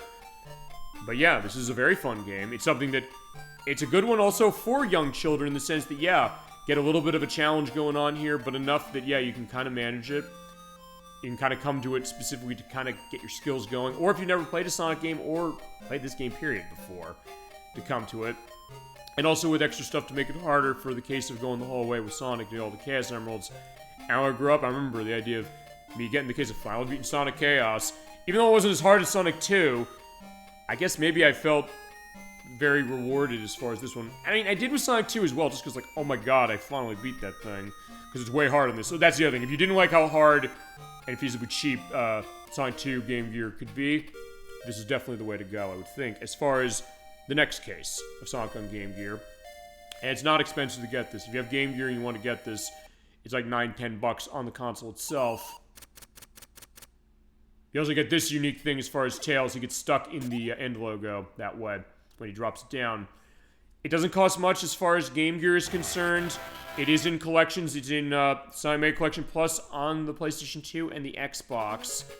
It is in Sonic Origins Plus if you get it that way. I mean, my feelings on this collection aside, including the fact that this DLC that goes with this, the Plus that adds the Game Gear games to it, can't be put on the physical media at 15 megabytes. Are you kidding me? That aside, yeah, you get all of them here, and it's one way to go. It was on 3DS Virtual Console, you can't buy it anymore. The Sega Master System was on the Wii's Virtual Console, you can't buy it anymore. I think this was on one of those Game Gear Micro units, I believe. And I'm trying to think of other ports on this. I mean, it's on GameCube in Sonic Adventure DX. And it is only that Game Gear or that GameCube version that has it, because the Sonic Adventure that's on Xbox 360 and PlayStation 3 and the DX downloadable content that goes with it, it does not come with Game Gear games, so you have to go this way. But yeah, either way you slice it. And if you do want to get on Sega Master System, it's worth pointing out, it's more money, it's like $60, it only came out in Europe, but the good news is that, from what I understand, it is region free. So if you have a Sega Master System from the US, you can play it in the US system, no problem. Actually, interestingly enough, the only Sega Master System game of Sonic's that was released in the US was the first one. And I believe it was the last game that came out on the system here. And actually, with that, now we have actually played the three official... No, I was going to say the three Sonic Game Gear games were official for this unit, or for the Sega Master System. But in Brazil, tons of these were ported over, including Sonic Triple Trouble, specifically after Sonic 1, 2, and Chaos. Also, one thing I just remembered that I'm going to have to show. The codes, when you're on the title screen. You know the Konami code, there's sort of variants of that. If you press in down, down, up, up, left, right, 1, 2, start, hear that. You get the sound test. Now, here's what you do in this one. You listen to the music, you also go to exit to quit. But, a couple things to show. This. This is the original music for Gigalopolis Zone, or Gigalopolis Zone, as Japan is indicating it. Fine, this is the original music from the Sega Master System version. Though it is pitched lower. You think it's better? I mean, I don't know, you decide. I grew up with the other one, but it is dug in the code of this game, even though it doesn't go used at all. At least not in this version. Okay, there's Sonic there as well. Also, I'm going to put in something interesting. I'll show this. Oh, actually, wait a minute. I don't want to stop the music, because if I do this, that fuse will stop the music.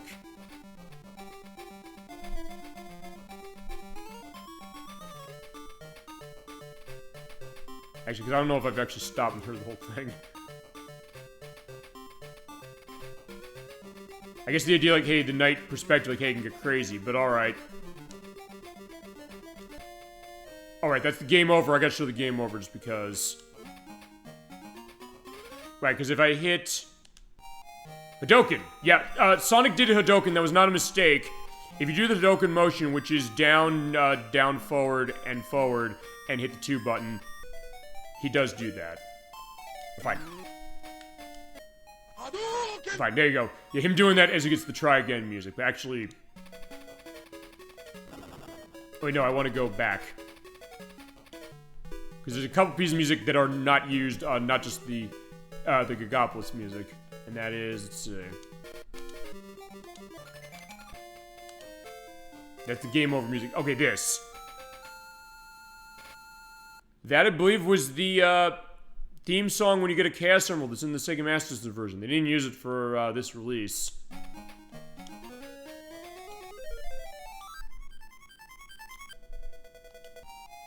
That's the ending.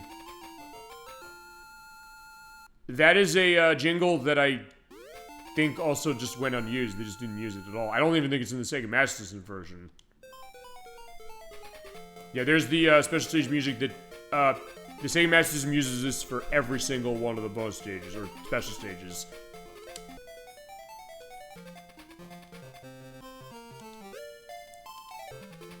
Okay, that's the continuing music we'll show in a second. That's dying. That's the title screen. Judges, we're pointing out the title screen music in this game is actually the same as the one for Sonic 2 for 8-bit. Which I guess goes to the idea that that was the case of the same developers. Actually, I don't know if it's the same people who did the music. Fine, the people who did the... Actually, no, I think they did sort of work on this one too. Right, this one.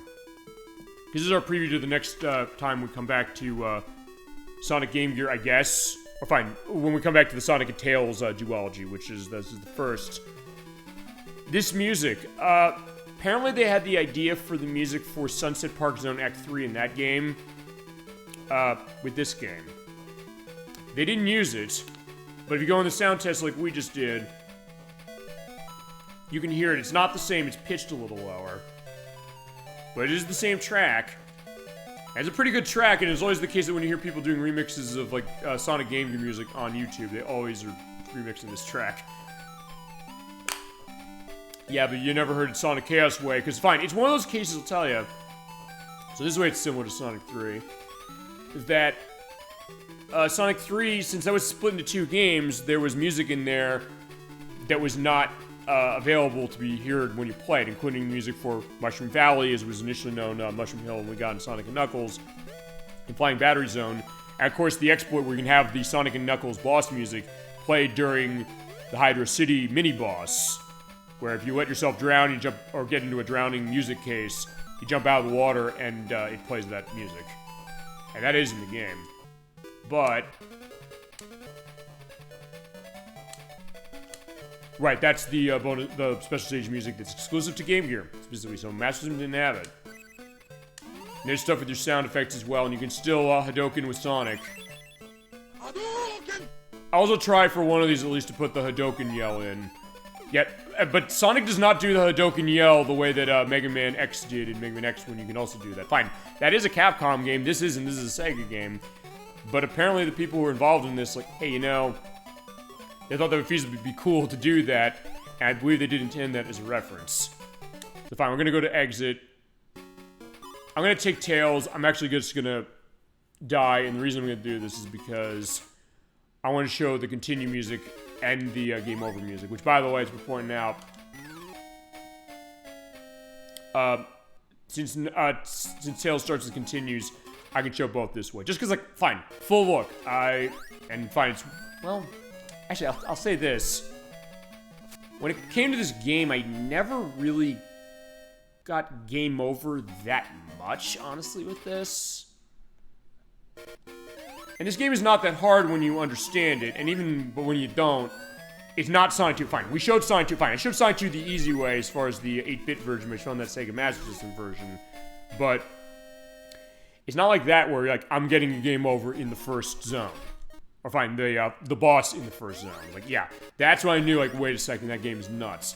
This game is way more fair. So it's like, hey, you want to come to this and ease yourself in, Sonic Chaos honestly is a great game to do that with. Honestly, I'll say this. In its way, maybe more than some of the some of the other 8-bit games, yes, but also more than even some of the 16-bit games. This might be a great starting Sonic game if you've never played one. I mean, the Genesis games are a great one for that too, but this is actually a really good candidate, honestly, for that. Or Triple Trouble, the game after this.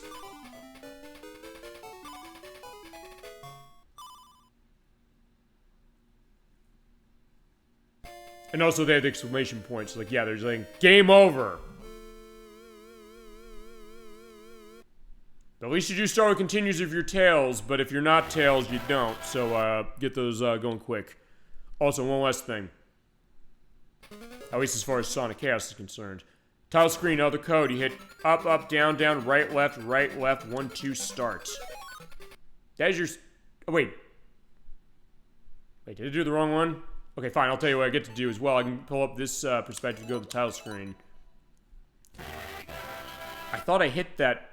Was that the one? Hold on, let me just see which one it was. Okay, I must have done the down, down one again. Let me try that again. Up, up, down, down, right, left, 1, 2, start. There we go. Okay, that's the stage select. So you can select Turquoise Hill, you can select Gigapolis, Sleeping Egg, Mecha Green Hill, Aqua Planet, or Electric Egg Zone. Yeah, I think we're good as far as this. So I think we've shown everything. I'm going back to the game catalog very briefly. I'm also turning the... No, I'll keep the audio the same way. I'll just show it. Yeah, this has all of the Sonic Game Gear games. So there is 1, 2, Chaos Drift, Drift 2-player, Spinball, Triple Trouble, which will definitely come to, Drift 2, 2-player, Sky Patrol, Tails Adventure, Sonic Labyrinth, Sonic Blast, and Dr. Robotnik's Mean Bean Machine with a 2-player version. Okay, fine. Just for a tradition, because we technically didn't show this on Game Gear. Let me show you the other... Fine, let me complete my perspective. Also, I forgot I need to go and run up and get my Game Gear bag. But you know what? Watch the intro as far as Sonic 2 8-bit, because it's a little different. The music of Scrambled Egg is on plays here, unlike when we played the Master System version. It's a little more menacing when it comes to Robotnik coming up. Like, uh-oh, he's saying, let me go. Remember, Tails is kidnapped in this one. If we don't get him back, he's dead. I'll be back as well.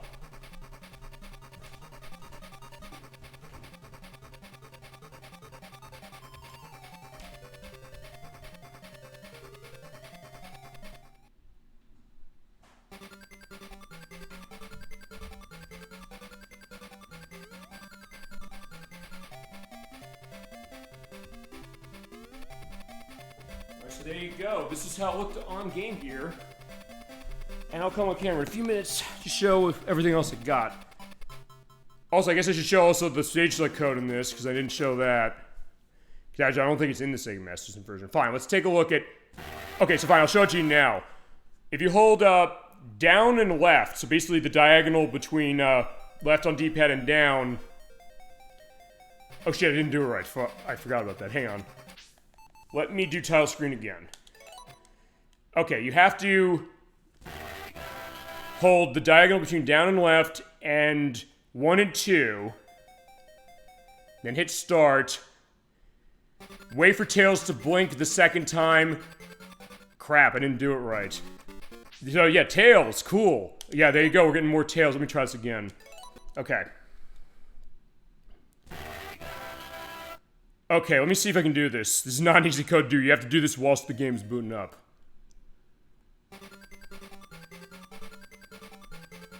Crap. Because jazzy music. Yeah, it's very jazzy music. Oh, but, okay, what I'm trying to do is I'm trying to put the stage select code in. If I can do this. Because you have to be holding the down diagonal and the 1-2 buttons. And then... No, I can't do it. Alright, fine. I'll try it again. You know what, fine. I'll tell you what I'm gonna do. I'm gonna go back to the game catalog. I'll start it up. Hold these buttons down. You can hit start to this, I believe. You don't have to just sit through the whole thing.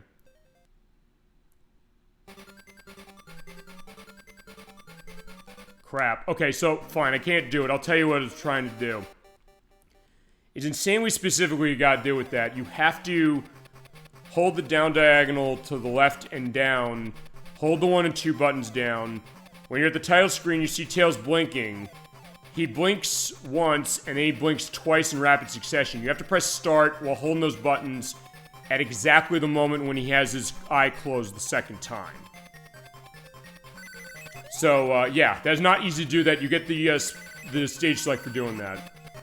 And it's also worth pointing out, you're like, hey, you know, you think, hey, you know, if I select Crystal Egg Zone, I can beat that and get the good ending. No, you can't. You still get the bad ending if you go to Crystal Egg that way. So you have to beat the game with all the Chaos Emeralds in order to get it. So, yeah, you can't cheat your way out of that, specifically. So, here's what it looks like here, because fine, we played this on Sega Master System already, where you can see more of the screen. This one, no you can't, because unlike Sonic 1, that's on this, where in that game they made, fine, one thing I didn't explain when we did Sonic 1, either one, but the 8-bit one in particular, we didn't have a case where the sprite was the same. In this game, it was the same sprite on Sega Master System you're seeing right here for the Game Gear version, where we can't see nearly as much of the screen as it could when we did the Master System edition. But for that one, they did reduce the size of Sonic's sprite, so you're able to see more. So they're smart, saying, hey, you know what? You can't see much of the screen completely, but at least it doesn't matter because we can at least get a case of making it so that you can still see because his sprite's smaller. Fine, at this point, yeah, there you go, got that. We're not playing the whole game, by the way, I promise. But I'm at least gonna live the memory here of, I guess our show of this, but also, after I finished Sonic Chaos, was playing Sonic Chaos growing up, this is the other Sonic game that came in the box. With my Game Gear, so what was this like? And then this fucking level, let's take a look again.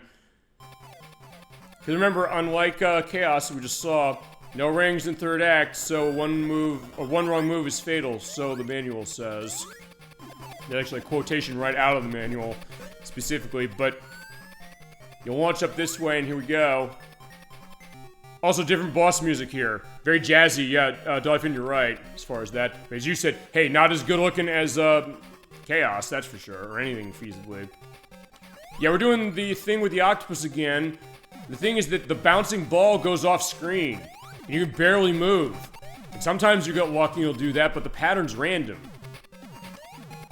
And if you get hit once, you're dead. So you feasibly run under it, but it took us months, or me months, to figure out, what do you do here? How do I live? Or in that case, do that, jump into it, and die.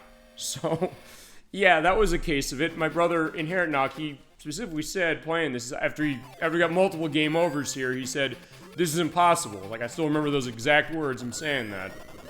I said, we're gonna have to figure this thing out. It's not impossible. We have to be able to do this. And we did eventually, but I said, it's so specific, and it's harder in this version because of the screen, and also because of the pattern of the ball throwing. So it's not even a case that, you know, it's necessarily go better. Actually, I'll tell you where I'm gonna stop with this, unless I get a game over here. And that is, I want to show one thing that goes back to when we played. I should not have done that. That was way too risky. And if you get the small bounce like that, you want to see that. Actually, that is the same pattern we saw last time, so maybe it's all... Okay, never mind. It is random. I've had cases where it doesn't do the short bounces. Oh yeah, and you also get that bullshit where he shoots out the marble at the same time with the ball there as he's coming down, unlike the Sega Master System versions. This is way harder for other reasons.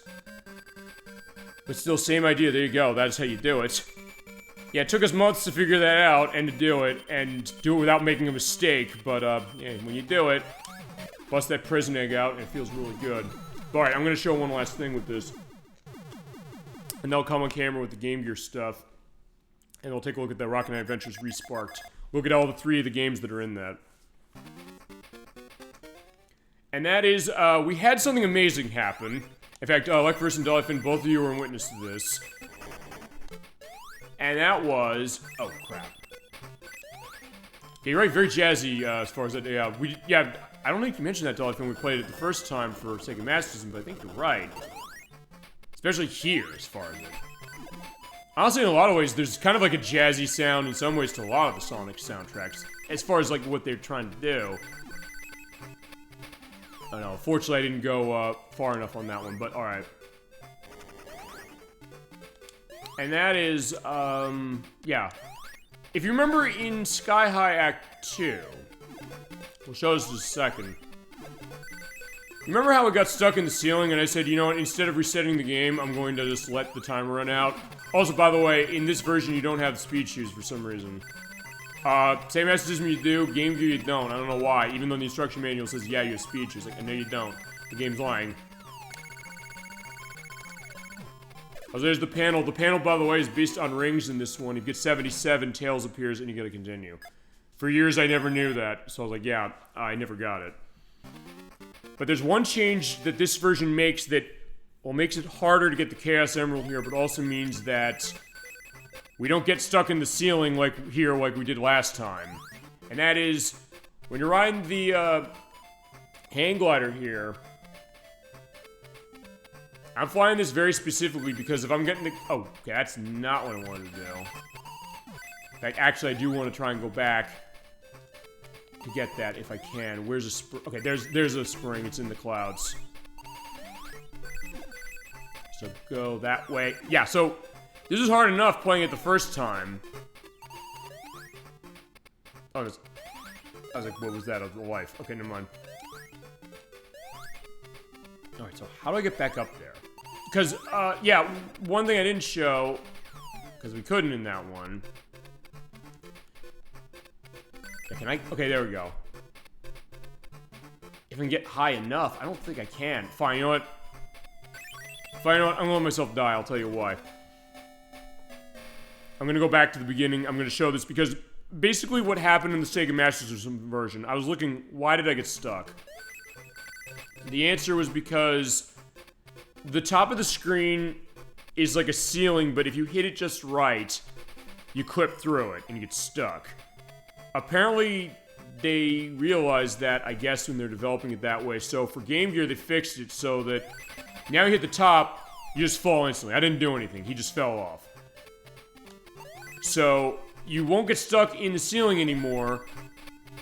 But if you're going for the Chaos Emerald here, I'll try and see if I can't show getting this. If you go far enough, specifically, this comes back. You have to use the wind current specifically, because, yeah, the wind will go at specific intervals. Ow, crap. Okay, point is that you have to use those intervals to go up in order to get that. And, you know what? Fine, I'll tell you what we're gonna do. We're gonna end the same way that we ended as far as, well, sort of Triple Trouble, but fine. I'm gonna relive the, Sonic 2 8-bit experience, or find the Game Gear experience, because, yeah, look at this, I can barely see anything, like, what's down there, even more so than Chaos. Yeah, right there, like, you're seeing right there, like, I can just see not below me, like, boom, there's spikes, I'm dead. You're usually not supposed to go this way, but still, the point remains, like, wait, no, that's not a cool case. But yeah, growing up, that was my case playing this version, saying, like, wait, what do I do? I didn't even necessarily think at the time when I played this, saying, like, hey, there's a screen crunch case. I didn't even know there was another version. I said, this is just the one game, so fine. I just had to get used to it, which is what I did. But still, yeah, just, yeah, that was the idea. So, yeah, reliving the memories this way as far as myself and making another one. Okay, so fine, Sonic's dead. But because I got the one Chaos Emerald, I have to continue, so... yeah, no continuing for Sonic. Actually, I didn't show the continue screen off either, so alright, fine.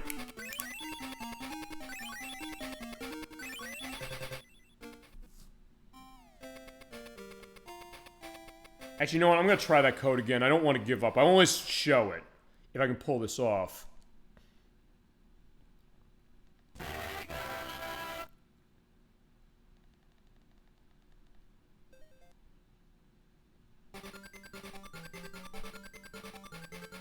Almost. Yeah, I was inches away, so fine. Alright.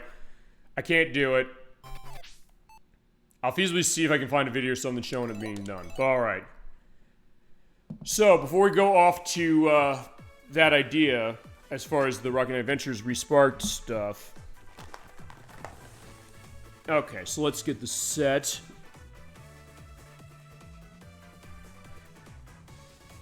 Right here. Hello, hello, hello, everybody. Okay, so yeah, I'm on camera again this time. So yeah, that's that idea. So, it is show and tell time. Let's talk about my experience with this baby. Here is my old Game Gear. Inside of it is Quest for the Shaving Yak, starring Ren and Stimpy, which is actually the best game based on this enterprise, no question, by Real Time Associates who made that.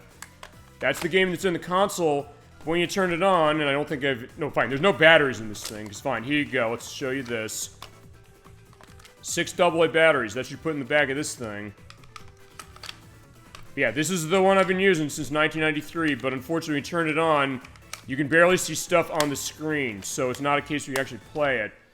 But here it is. Here's what it looked like. It's a nice round D-pad, kind of like the Xbox 360s a little bit. There's this nice squishiness to it that's pretty cool. There's your 1, 2 buttons. There's your, what is it? Your start button. On the top is your power switch.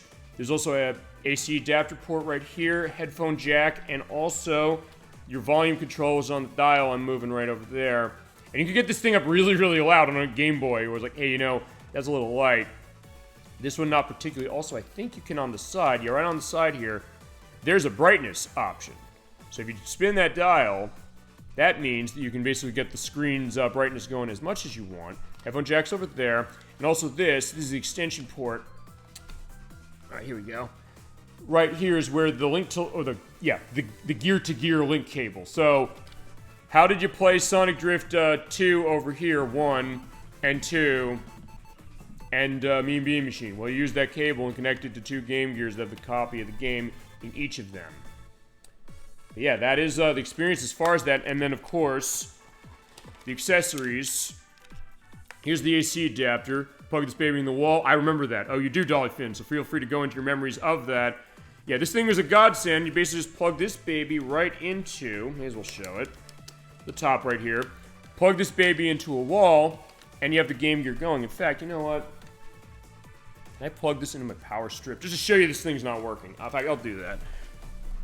Just give me a second. This is definitely getting interesting. I didn't expect to do this, but alright. Is that gonna reach? Yeah, it'll reach. Okay. Now be careful on that. I put the stuff on table too, so like, alright, fine. Be careful with that as far as what I'm doing. Whoa. Okay, so let's see this thing turning on. Yeah, when you plug in with AC, it's gonna turn on. So here you go. It is on. There's the light.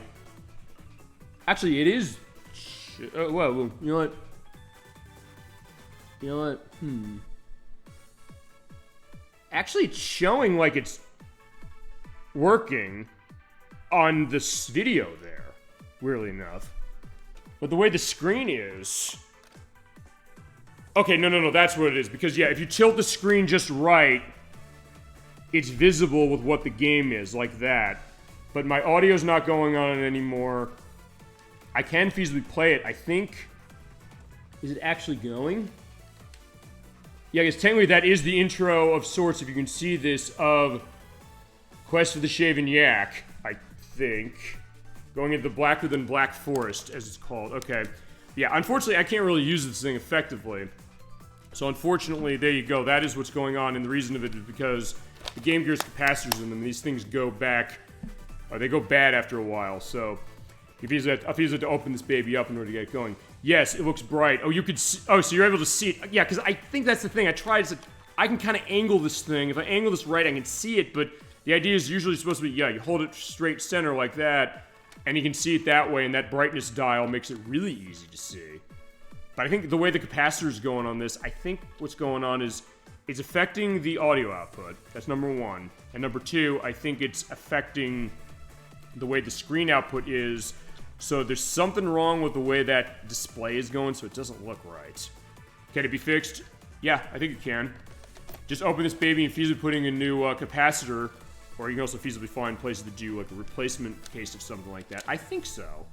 Actually, a couple of my retro game shops do stuff like that. I might look at that, see like what can I do, or see if it's something. Hey, you can get that going. Also, I'll have while I'm talking about all this, I'll have a picture over here on the side or over here on the side of, I guess, what the innards of the Game Gear look like, seeing what does the circuit board look like, see where the capacitors are. This thing is old. This thing's 31 years old, as it is, so that might have something to do with it, although even then, I've got consoles older than that still are fine with what they've got. Oh, I think this is a unique thing with the Game Gear, from what I understand. So that's the reason for that. That's the idea of that, but then also, this thing, another thing that was a godsend, for sure. This is the battery pack. Like, why do you need a battery pack for this thing? Well, for the battery case, in the sense that instead of buying AA batteries, because I mentioned when we played GoldenEye, as again, the thumbs up in there, for sure, from Dolly Finn, thank you so much. Batteries cost a lot of money. When I bought batteries for the GoldenEye play when we did that, it was like almost $20 for 6 AAA batteries just to get Rumble Pack going on for the case of that show. But with the battery pack, it came bundled with the AC adapter. And the reason for that is because right there, you're seeing there's a little port. So you plug the AC adapter into that, plug it in overnight, it charges. It doesn't work anymore, this one. I don't know if I could fix this thing. It probably has so many charges. 31 years young. Yeah, that's absolutely true, Dolly Finn. What you do is you basically hit the switch, turn on and off. You have it charge overnight, and then when you take it out the next day, you basically take it out, and you plug it where the AC adapter goes. Right up here. And then you flip the switch on, and by doing that, you're able to then have 8 hours of power out of this. So it's longer than batteries, unless you get really advanced batteries, like high-end, like Duracell Ultras or Energizer Max or something like that. Yeah, unfortunately this thing doesn't work, but this is great for road trips. I use this all the time for road trips, saying, night before I'm going somewhere or leaving, plug this baby in, next day I'm all ready for 8 hours of goodness with Game Gear, so there you go. Or you can also use the car adapter, which plugs into the cigarette lighter in your car, but the only problem with that is as soon as the car turns off, your Game Gear turns off, so you basically have to tell your parents, not now, I have to get to a place where I can either do a save in games that have it, which most of the games I have don't have a save, or like with Tails Adventure up there, get a password setter, like there, Tails Adventure, get a password running. But yeah, and then also the games. Let's go through my library, because there's games I want to show for sure. Fine, I do have the American copy of Tales of Adventure, which most of the copies I see online are not of the American version. They're usually the European version, which has a different logoing as far as it. Yeah, I have this game specifically. To this day, I love it to death. It's one of my favorites on Game Gear. Also, Land of Illusion. This is the other Illusion game. It's on the system, one of the two original ones. Fine, three, because there's the Castle of Illusion version. I want to show this. I just got to get the thing fixed so I can show it. But also, let's see what else. Other Sonic games. In fact, here's Sonic Chaos. Here's the game we played tonight. This is what it looks like when you're actually running on the system, what the cartridge looks like. Along with just everything. You know, I'll take everything out of the case. Yeah, this is fun. I'm liking the idea of showing this. Just to give that idea. So let's just get this. I don't have tons of games on this thing, but I have enough to fit this old baby, the old Sega Game Gear case. Also has a Velcro thing in here with the insanely ancient adapter. I think you can plug this in the Game Gear. Also, I think that... Okay. This is handwriting of mine from my school days of, like, fractions. I don't know why I was doing this. This is something I wrote down of 11 halves or 3 threes. Okay, it's 11 over 2 times 3 over 3 equals 33 over 6. But then you're wait. Okay. Yeah, I didn't know that was in here. But okay, fine. So that's in here, specifically as far as the Velcro area. There you go. Talk about a walk down memory lane that way. So next up is Deep Duck Trouble, starring Donald Duck, which is by the people who made Sonic Chaos up here on the screen. It's a pretty cool game as far as Donald Duck. You basically have to go around and go to a bunch of areas to remove a curse from Uncle Scrooge. Next is the game I mentioned earlier. Like, God, I want to show this. This is Jurassic Park on Game Gear. This might be the best Jurassic Park game ever made, honestly. Although there's some I haven't played. I've heard Operation Genesis on Xbox is really good. And I've also heard, actually, The Lost World on the Game Gear is also quite good. Here's Sonic 2 Game Gear. So yeah, when I got Game Gear to start in 1993, this came bundled in the box. Here it is with Sonic on the hang glider. Tails running down, but the box does not give a sense that, hey, Tails is kidnapped. And then next up in the... Yeah, because you have the nice cases here, which there's 2 variances, by the way. There's the ones that have... I'll show this. The ones that have the old Game Gear wording on them. You can maybe see that right there on the top, perhaps. And also these, which have the newer Game Gear wording as well. But let's see. Next up is Dynamite Headdy. We played it on the Sega Genesis, but you've never seen it on the Game Gear. I owned this one before I owned it on the Genesis. But it is a really cool one. It's an interesting look at how they took the game down, no question, or tamped it down for this console. And then... Yeah, I showed Quest for Shaving Yak already. I would like to show that game. That game is pretty cool. Here's Sonic Drift 2. At the time, I was like, where's Sonic Drift 1? But yeah, it's like the Mario Kart taking Sonic on the portable system. You think, hey, it's going to be on the Genesis. But no, it was on Game Gear. That was 1985. That one came out. Here's the original Sonic game for Game Gear, Sonic the Hedgehog 1. We have played this, but yeah, there it is. Right there in all its glory. And weird enough, when I got this, I believe it was in like the European like box design when I bought it. It's like this gray scale perspective of itself, but the cartridge still has like that Game Gear logoing. And also, the next game in this franchise we're going to play for Game Gear, that being Sonic the Hedgehog Triple Trouble right here. One of my favorites of the Game Gear series, no question, along with Chaos. Then the mentioned before Cool Spot for Game Gear might be the best version of the game. Surprisingly, you think it's going to be this, but yeah, the controls really put it over the top. But it is more complete on the console, so definitely worth going. And also, this was actually the most recent game on the system. About, 10 or so years ago. Actually, no. No, I think it was. But that's also when I found out my Game Gear wasn't working, so I can't play this game much. This is PGA Tour Golf by Tengen. It's not the same as the one by Electronic Arts, and those games, from my understanding, are really, really good. But, yeah, I couldn't play this game much, but yeah, there's your golf case on Game Gear with the old Tengen logo right there. There you go. So that is what the Game Gear's looking like. But I'm also here for another reason. as the game is going dim again, but that's fine. I'm gonna go home. I'm gonna check the audio level on this one before I boot this up. I had to move my Game Gear off because I took the audio levels down. I knew I had to change these. I'm going to 25.1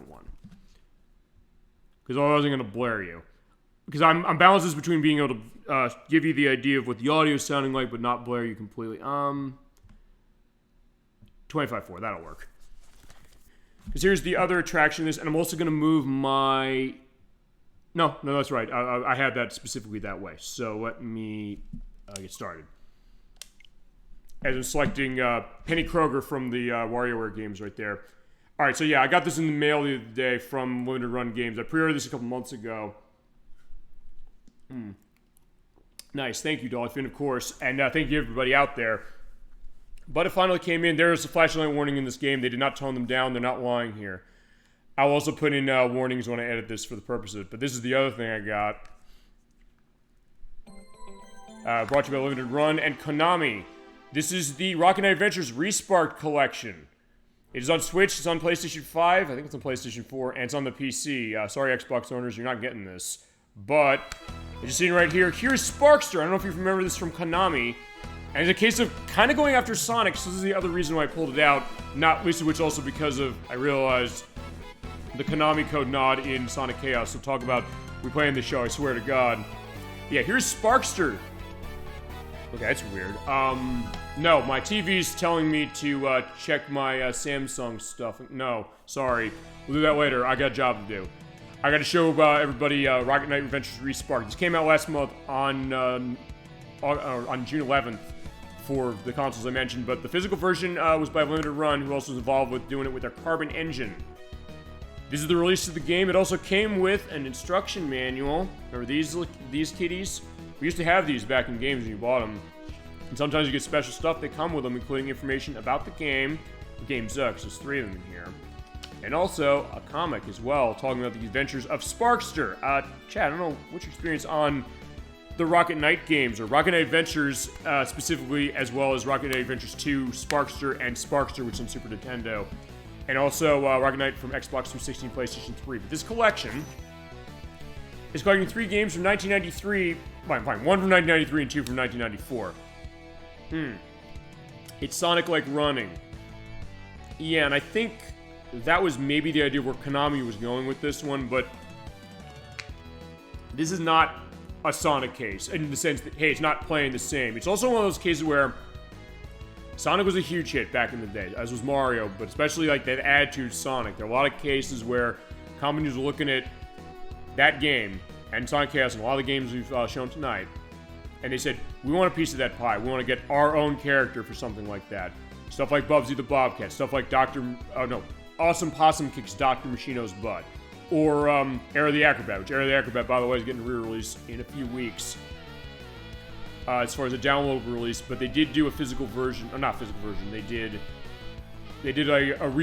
do a physical reprint of the original. I never heard of those. Yeah, we'll show some of those as far as what they are. Bubsy, I know we've gotten discussions on as far as like, we should show that. There's no that Perfect Collection comes out, which is going to be kind of in the same vein as this, from what I understand. And Era the Acrobat's kind of an interesting one. I'm hoping with that one we can get a re-release of Zero the Kamikaze Squirrel, which is tied to it. And it's a game that's like $500 now. And speaking of which, there's games in this cost a fortune. Because yeah, what you get in this collection is you get Rocket Knight Adventures, which came out in 1993 for the Sega Genesis. I own this game physically, but my Genesis isn't working, so I can't show it outside of this collection. You also get Sparkster Rocket Knight Adventures 2, which is the sequel for the Sega Genesis that came out in 1994. And you get Sparkster for the Super Nintendo, which is not the same game as Sparkster here for the Sega Genesis. This collection has 3 of these for $30. Probably thinking like, is that maybe too much for your blood if you're only getting 3 games and you're getting, I don't know, like 17 something in the Sonic collection? Personally, I think this is more worth your money than the Sonic collection for the sheer purpose of A, they ported these games right, and B, they give you tons of extras. And also because these games, by the way,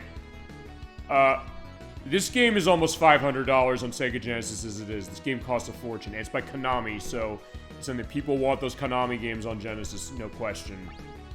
If you Sparkster on Super Nintendo, this is like a $200 game, another case of it.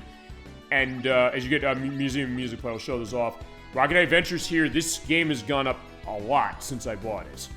I remember the days when you could find this for $20 complete. A friend of mine found it that way. I was like, oh yeah, that's cool. And then I had somebody I'm no longer on speaking terms with buy it for me as it was as a birthday gift, which is like 50-something dollars. But nowadays, I'm seeing this for over 100. And I get why, because this game is really, really cool, but it's also insanely, insanely hard. All of these. But before we start, I want to show you something. Talk about going back to the past. This collection gives you those games. They are ported very, very well. You get advertisements for the games when they came out, as far as extras, including, in Confronted with Danger, opossums often play dead, but this one goes ballistic. So there is Sparkster, as he's called, the Rocket Knight in Rocket Knight Adventures for Sega Genesis. There he is. The case they're going after Sonic, but the thing about Sparkster, all these games, I've only played this one to start before this collection came out. The other two I hadn't. This was not just like a cool case of like, let's take this animal and make it like Sonic. They really did something unique with what it played, and it backs it up terrifically with what it's doing. And it, honestly, I think, in his way, Sparkster deserves to be compared to Sonic. Not just because, hey, Konami was kind of going after that, because the game is that good. And you're hearing this unbelievable music, which comes out of Sparkster, which had a lot of music by some big people from Konami, particularly Michiru Yamane, who did music for Contra Hardcore and Castlevania Bloodlines, which we played on the show before.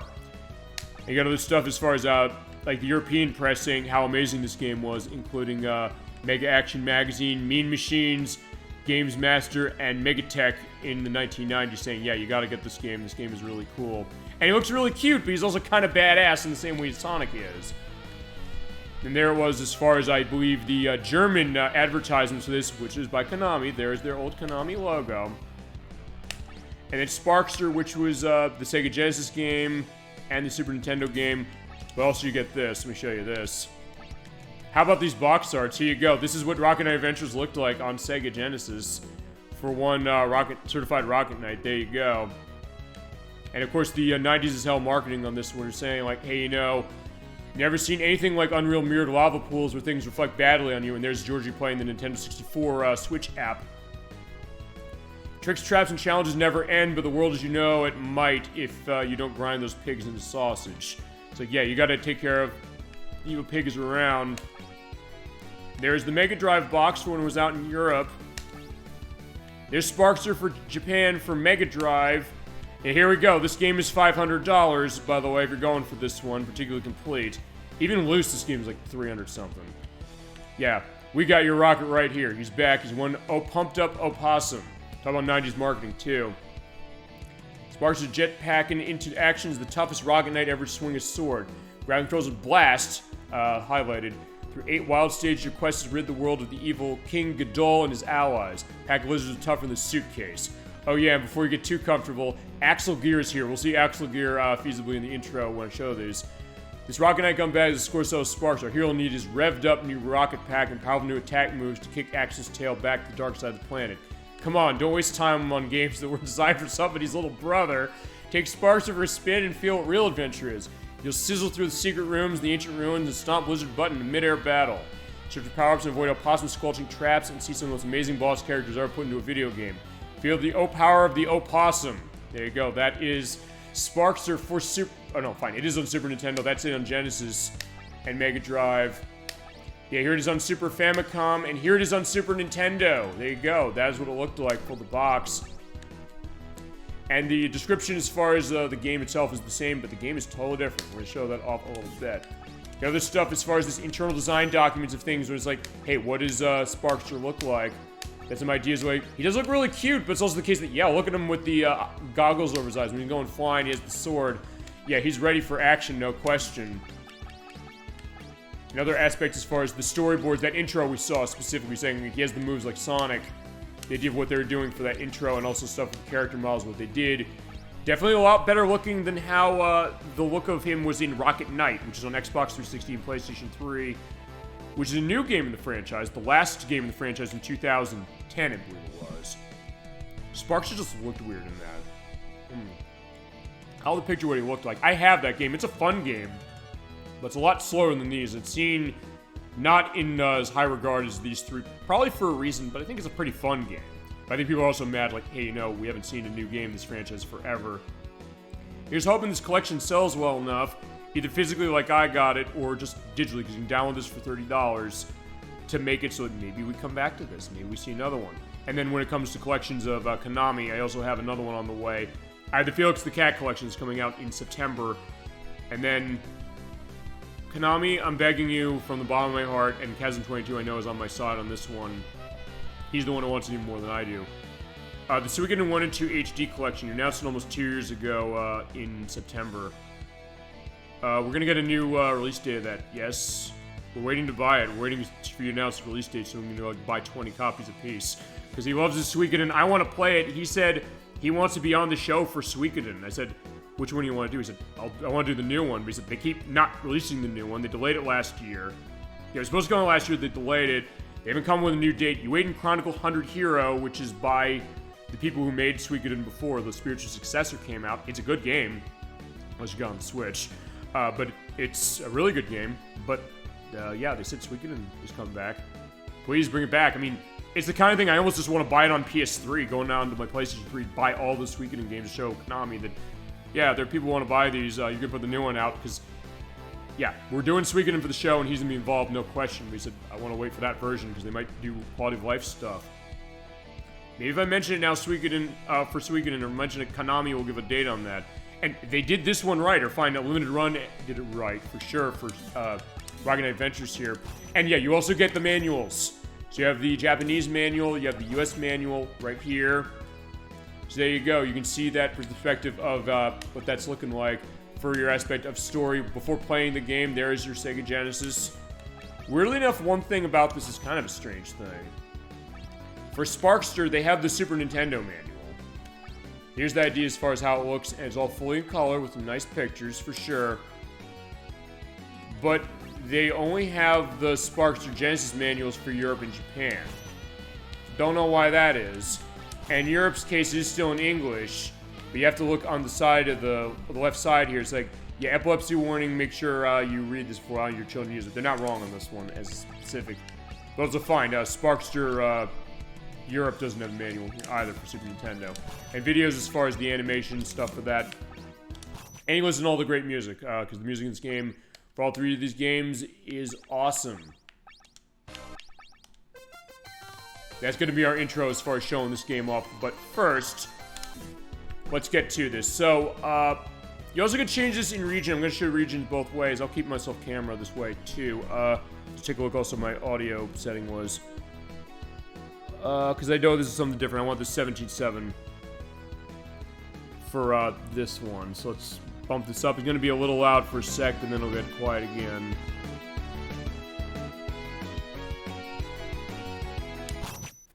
Okay, here is Rocket Knight Adventures. It came in 1993 for the Sega Genesis. So here's Sparkster. He does look like Sonic, no question. He has the great animation case going on with the blinking eyes, kind of like the Tails. But here we go. This is what he's doing. He's just going around slicing pigs to death with the sword and doing a dash. I'll show that in a second. This is going to be a preview of these games, because let me tell you something. As cute as this game looks, the music is great. You were absolutely right, Delican. My god, the music in this game is unbelievable. All these games, these are some of the best music you will ever hear coming out of the Sega Genesis, or feasibly any 16-bit system. And you get that great Konami intro thing. Yeah, when you talk about Konami being at the top of their game, the 90s in particular. And even though they didn't do a lot of stuff on Sega Genesis to start, when they did, they went all out, no question. Thing about this game is, despite all that stuff, despite the great music, despite everything going on, the US version, this release, by the way, will also give you the Japanese releases, but the US version, they changed stuff with difficulty. So you have difficulty of children, which is exclusive to this version, which you get 3 lives and 5 continues. Easy, where you get 2 players or 2 lives and 3 continues. They changed normal and hard. Normal is 1 life, 1 continue. Hard is 1 life and no continues, and you have to beat the game on this, by the way, in the US version in order to get the best ending. So they made this game harder for us. The Japanese version you don't have to do that with. I'm going to put months and months and months of practice into this game and the other two as well, because these games get insanely, insanely hard. You have to understand absolutely how this game is working. This game is not going to be screwing around. So much so, I'm going to show it on normal, and then I'm also going to show it on the Japanese version to show that, man, they made it easier. But I'm practicing this, but I said, now that I've got this collection in my hands, I want to show it to you. So let's go. Also, this intro is going to change with the Japanese version. I'll show that off as well a little later. Here's Sparkster. So yeah, as the story continuity of this one goes, which this manual will go into. God, I love having instruction manuals, or you can read the manual that's specific for it. In this one, the Kingdom of Zephyris is taken over by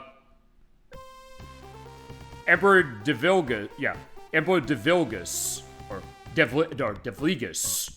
Which feasibly sounds dirty, but no, it's not. And then also, Axelgear is your, Okay, I actually never saw him say that. Where you leave him idle and he says, let's go. Okay, so just like Sonic, he has the attitude there. He's saying like, yeah, please get moving, my friend. But he's always happy as far as the idea of him doing that, you know? Okay, I'm glad I got to show that. I actually never in my life saw that. And my experience with this one, this is the only game of the three in this that I've actually played before. Why'd they make it hard for the US? Well, Konami does that a lot. I'm gonna try and dig out when we get to this game if there's a specific reason for that. But of what we played of Konami's before on the show, we played Contra Hardcore, if you remember. Well, I first wanted to see that, and he brought up a point saying the Japanese version is very interesting, but also the thing about the Japanese version is that you have a life bar in that game. Our version, you didn't. There's also the case that you don't have unlimited continues. The Japanese version does. So with this game, I don't know why they made it harder. I guess they thought, I'm gonna assume this, we'll get to this when we play The Lion King in a couple months. I guess they're combating rentals of games, maybe. The thought that, will somebody not buy this game if it's not hard enough or something? I don't know, but I mean, this is one of those games, this is a step up your game, even though this looks so cute. Look at how cool he is. Here he is. He looks cool, but he looks cute, the same way Sonic does. But anyway, to answer your question, I guess, I don't know, Konami themselves tend to do that a lot, not just the two I mentioned, but Castlevania 3 Dracula's Curse for the NES, that's another one where they made it way harder. And actually, I mentioned that when we played Dynamite Headdy, which was not a Konami game, but a lot of the people who worked at Treasure came from Konami. They were ordered by Sega of America, in that case, said, make this game harder, otherwise people are not going to buy this. Or it's like, Dolphin, you mentioned that with Echo the Dolphin. Nova Trade went on the record, the people who developed that, and said, that's why we made that game harder. I wonder if that's why they did on this one. And I guess I'm letting this sit longer than I've ever seen before. You're seeing the burning castle in the background, with that creature on top of it, and then the fire coming out and the Palex scrolling up the clouds. Oh my god, it's beautiful. And there's Darth Logan's playing Metroid Dread. As you're not seeing it behind my head, but I swear that that's what's going on, specifically for who's popping up on that. So alright, fine there. At least I'll tell you that way. So here's how Sparkster works, or how Rocket Adventures works. Walk around, moving D-pad, hit the B button in this case, or, yeah, B button in this case to jump. Your slash is on the Y or the A button. I think this is how it works on the Sega Genesis. I think you can change the controls on Genesis. On this one, actually you can't. That's weird. You can't change the control mapping. What you do is, X is your sword. Fine, Y is your sword for this one. Here's the thing. I'm holding the button down. That beater up there is going to red and starting to flash, going beep, beep, beep, beep, beep, beep. When you have it charged up fully, let it go. You just spin attack. Here's the thing. When you're moving, and you do that, he shoots off in a direction. And you can aim that in any direction you want. So I can shoot that straight up. I can shoot that diagonally. I have these enemies here. I gotta slice them to knock them over. Also, consider a preview when we get to Tomba later in this year. But anyway, yeah, you're gonna use this for a lot of different things. Yeah, like Sonic, look at him. They clearly were paying attention, but they said, you know what? Oh, he falls off. Okay, that's cool. So, unlike Sonic, is like, fine, he can just stay on the edge and, you know, struggle all he wants. You never fall off, but fine. With Sparkster, he falls off. Okay, cool. Another thing I never saw for this game. Yeah, my experience with this one is cousins had this. I played it. I was surprised how much I liked this. Wait, this seems like it's something like a lot of these other Me Too characters of, like, Sonic going after Sonic. Like, well, no, this one's backing it up for sure. But anyway, go around. You have to use this dash, by the way, for a couple things. For navigating, but also here's the thing. When you do this, or you do the dash like that, Only that great sound, the dude. You're also invincible when you do that. And you also have to time that so when you come out, you fall down straight, so you gotta be careful with that. You have to time that so you hit into enemies to bust them. Yeah, like that. So you bust the car down. You gotta be careful also taking hits, because oftentimes you get hit, you take multiple hearts off. Lose all of them, you're dead. And I have rest 0, that's my lives. I don't have any more lives. If I die once, that's game over. And I have 1 continue, that is it. And I don't know if you can get extra continues in this game. This game is insanely hard, so I don't think it is. Fine, it's insanely hard for us. Well, even the Japanese version, not necessarily a picnic either, but still, there are differences they do. I think you actually have reduced numbers of enemies, too, in that version. We're gonna take a look. I'm gonna take a look at both of these back to back. Right, you also have him climbing on his tail, so you can use that to slide down perspectives of trees like that. And oh fine, I'll jump at the end of it. Like that. Looks nice, and look how great the animation is. Dolphin, you're right, that music, oh my god. And stuff they're doing with the backgrounds there. Like, boom, there it goes, and I got time that so I can... Whoa! Ooh, that was lucky. But I'm dead already, so there you go, that is game over already. But you do have your ass with being able to take a continue. If you say no, the music just stops. Like, I look so sad, I don't want to continue, I hate myself. Like, no. You're like, no, no, no, rah, rah, rah, we're doing this. So hit start, and we're gonna do this again. Okay. I confuse with showing a lower difficulty level, but alright, that is normal. On normal, you get 1 life and 1 continue. That's it. You can get more lives, admittingly, so it's not like, hey, you know, you're gonna be totally out to dry, but... For a game like this, you'd be shocked how hard this is. It is Contra Hardcore level. It really is. And it said, unlike Contra Hardcore, at least Contra Hardcore only has the 1 insanely hard difficulty. You're fine. The 1 hard difficulty when you until you understand it. When there's like, yeah, you're like that game. You have to pay attention to everything going on here. You have to understand the patterns. You have to understand exactly how your mechanics are working. With how Sparkster's dashing, being able to dash him in directions, be able to hit enemies, avoid enemies as far as when they go, and be able to be set when you're going that way just to dash out and get them. I'm doing a really bad job because I'm feasibly... Fine, he also runs in the walls. I love that detail as well. Yeah, the village on fire. Talk about great effect there too. Like, ooh. Ah, crap. Oh, no. I'm still alive. You also hit the sword. You don't have to dash the whole way. I like dashing. I believe the dash sort of does more damage than even the spin like that. You also hit him from distance, so you can kind of hit him that way. It's like, yeah, get back. As you hear this wonderful music, which, by the way, as far as who did the music, I don't have the names of everybody who were involved, but I do know that some people who worked on Contra Hardcore did the music for this, particularly, Nobuya Nakazato was involved with the soundtrack of this. He worked on Contra Hardcore. And when we get to Rocket Knight Adventures' sequel, Sparkster and Genesis, Michiru Yamane did music for that. And my god, the music in these games is unbelievable. This is some of the best music that's ever come out of this console, without a question. Okay, here we go. There's a life. So I got a life, thank god. So here's the deal also, when you go upwards, he, like, flaps his arms like that. But yeah, you can't steer when you're in the air, at least not in this game. In Sparkster and Genesis, you can.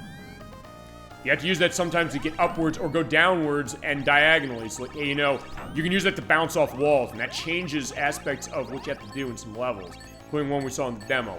Here's the other thing. Another way they made this game harder. I did not actually realize this until I looked at the manual today, and that is those fruits that give you health. On hard, you don't get health when you pick those up, but the game says, like, yeah, they just are nice little collectibles. Like, yeah. So, they made this game not only harder because of the fact you have to beat the game on its highest difficulty, not only did they change the amount of lives and continues you get, they also made it so the health recovery items do not do anything anymore. So, like, yeah. They were absolutely, maybe more sadistic with this game than Contra Hardcore, and I never thought I'd say that, but... Okay, fine, that game's not sadistic, it's just that, yeah, you step up your game. That's what you gotta do. This is a step up your game. You have to be ready for this. Or in this release, put the Japanese version up and you don't have to deal with that. I will show that a little bit later. In this case, you have the pig tank guy, and here we go. By the way, when I kill him, there's gonna be a flashlight warning. Pretty strong. They did not chunk any of them down. Not that I think they necessarily needed to, but still, just to let you know. And the game does say at the beginning, flashing lights, so be careful on that. Even the manual. So, yeah, flashing warning, now. Or no. Now. But when I hit him next, now. No? Fine. Coming up. It's, yeah, it's coming up. Don't worry. In that case, it's playing with perspective, yes, right now. Yeah, sorta. Now, here's the deal also. Yeah, now, you jump in the water and swim. That's pretty cool. You jump on this. Now we're flying. So, yeah, he's put that rocket pack to great use. And, like, yeah, we're fine. We're flying around and just slashing at enemies. This is unbelievably triumphant music. Yeah, Doug, you're right as far as the music, but why is it good? Well, first off, it's insanely peppy. It absolutely shows off the tech of Genesis and the unique audio driver that Konami is using on this console. Or they used on it with everything they did. Because they did create their own sound driver for the purpose of doing that. But also because it fits the situation so well, it gets you really in the sense, like, it pumps you up.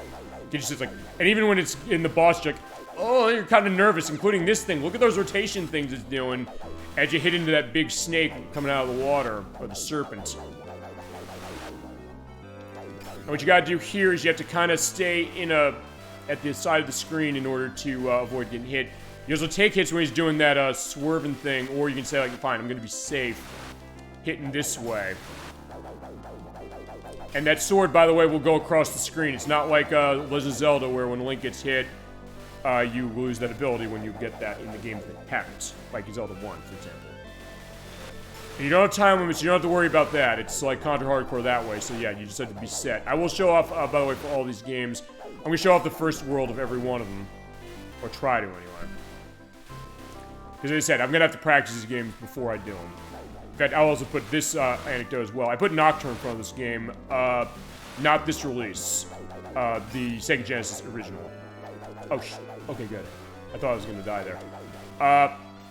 We found a game genie code that gives you infinite health, and it gave you infinite lives. She beat the game on its hardest difficulty using that. Yeah, flash no warning there, definitely. But the thing is that there's areas in this game where you have one-hit kills, and when you die, you oftentimes have to go back, not super far, but you have to go back quite a bit in some cases. Including for bosses, so in that case it was something like, I had to beat that level over again. She got the Axel Gear fight in this game, and my god, it's insanely hard, and when you're fighting him, at least on hard, but probably on everything, it's a one-hit kill. So I was like, yeah. This game is, can be very nasty when it comes to that. But there you go, that's what you do when it comes to the dash. You can shoot up that way, but you can't steer in midair, so what you do is you basically use the arrows to line yourself up. But, oh, whoa, right. Scrolling area, and be careful of the fire. It goes in increments of 3, but yeah, it gives us to watch where it is and get out of the way. Oh, shit. Yeah, fine, I'm gonna try and get to the end of this one, if I can. Or go to get a game over, and I might show the Japanese version off, because along with the other things I mentioned as far as difficulty, there's other changes they made to us, which are kind of weird. I didn't actually know that. I was showing that to my coworkers. I was showing it to Chasm22. I was showing it to Gemini96 the other day. They hadn't played this.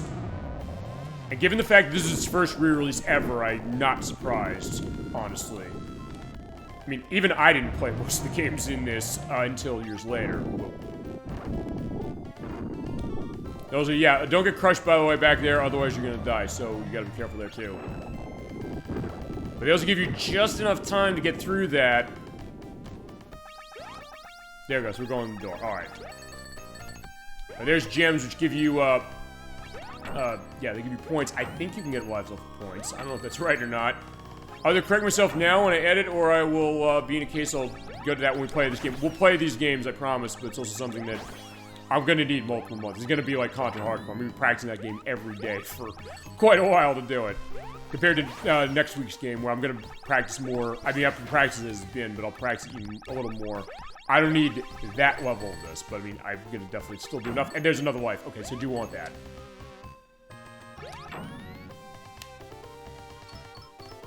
Alright, so what's in the box?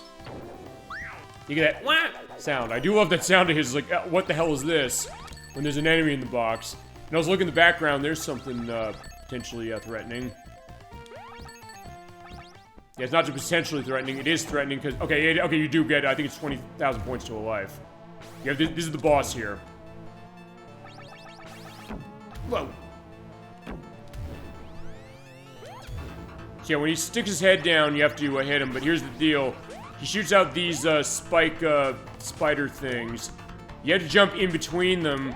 So yeah, you have to be very specific. Ow, shit. And then when the red one's there, hit it, so then he comes out, and then...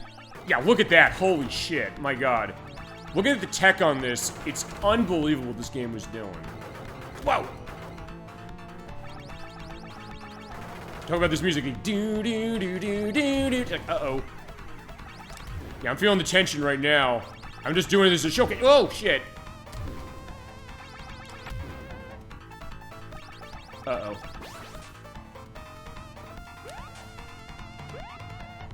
But I love this music so much. It's so good. It's like, uh-oh. Shit.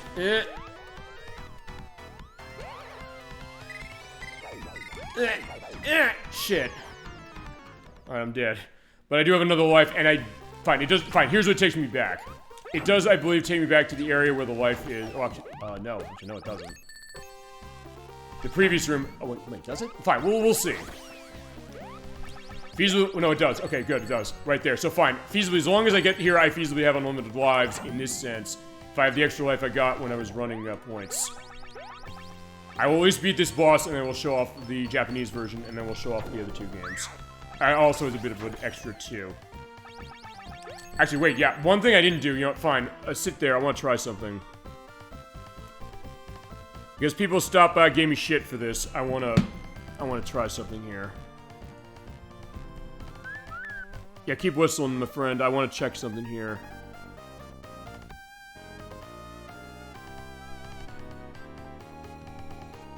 Alright, I'll tell you what I just did. I just dynamically updated my Twitch game perspective. Fine, we're playing Rocket Knight Adventures longer than this. But I want to see, like, hey, if I can change game on fly from OBS. So,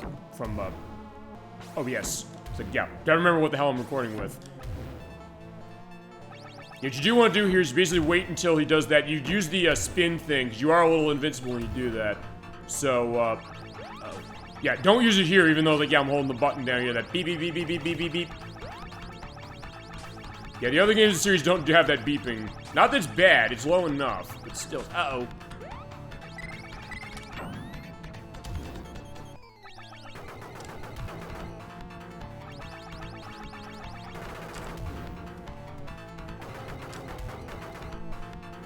I was gonna say this, Dolphin, go back to what you're asking, like, why'd they make it so hard? If I can find an answer, like, why they made this specific game harder, I'll have something in the link list explaining what that is, or I'll revisit it when we come back to this game. Well, fine, definitely when we come back to this game, or I'll follow up some other way, maybe on a future show, just in general, and other stuff going on. Okay, got him. Whew, there you go. It does feel good when we get through, but yeah, this game is not screwing around. So you can't either. They do give you the lower difficulty options, but yeah, when you get to the end of the game, it says, like, try the hardest difficulty. Like, okay, fine, you gotta get good. Actually, it's like Sonic Chaos that way, because Sonic Chaos also does that, as, yeah, there is Princess Sherry. She's getting camped by, Axel Gear. That's the guy right there. He's not the main villain in this game, but he's one of them, so gotta go in the case of that, so I'll also have to change that over this way. He's going off on his ship. There's Princess Sherry, and we gotta go and save her later. But yeah, Sparkster's not giving up, that's for sure. Except he's getting blown off. Did you get that great triumphant stage intro music? By the way, that takes you in the water. We can go swimming in the water. We'll show that another time. I'm gonna show off the Japanese version now. And by the way, you do have your options as far as display stuff. You can do full screen, native double. You can 16:9 it, but it's not native 16:9, or you can 4:3 it. I'm 4:3 it. You also can turn on CRT filter to look that way. You can turn on borders based on this collection, the opening cinematic, Sparkster, Rocket Knight Adventures, game footage of this game, game footage of Sparkster, the intro of this game, or none. I'm gonna really quit. I'm gonna hit X, change region. So let's take a look at the Japanese version. First release of it, also, by the way, yeah, you do have separate settings when it comes to the, like, the screen size and stuff, so we set that to 4:3 as well. So let's go to options on this one as I also grab another water. That's what I was doing. So, okay, this one doesn't have the easy and children mode for difficulty that the US version has. But the normal way is 3 lives and 5 continues, as opposed to 1 and 1 that we got. Hard's 2 lives and 3 continues. In this case, I could feasibly run hard better, but it's not just that. So let me show you this. So let's show this game once more, show it the Japanese way. Yeah, the intro is totally different. So, for the US, we saw him on the side of the mountain saying, oh, we're gonna go get him, but now we see the same villain guy, but he's also taken over the village. Also, the intro between levels is totally different. These are the marching band playing this music, but it's not syncopated directly to the music. It's not like Chuck Rock, where they do that. So far, it's the same, and I'm on the... This is easier? Yeah, fine. It is easier in the sense that there's only 2 difficulty options for normal and hard, but they give you more lives to run with for them. But you don't have the easiest difficulty options that it had in the US. So, yes, and mostly yes, but sort of no. Okay, never mind. Okay, because I was under the impression the other day when I looked at this. I said, hey, you know... they changed the level design. But it doesn't look like they did, so never mind, I'm wrong. I mean, you are still taking... Yeah, okay, I've still taken a heart's worth of damage running on hard. But I think you take more damage on this when you're going in the US version. So yes, it is easier. So let's take a look. Yeah, we'll have a comparison, and we'll take a look at the other 2 as well.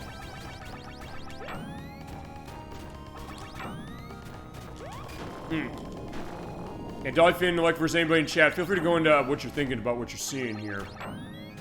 I guess as a first impression. My first impression is fine. I played this game. This game is really, really good. It looks, sounds, and plays terrifically, but yeah, you better step up the game, otherwise you're not getting far. And I'll say this, I don't know if there's much this game needs to translate as far as, like, dialogue or anything, so fine.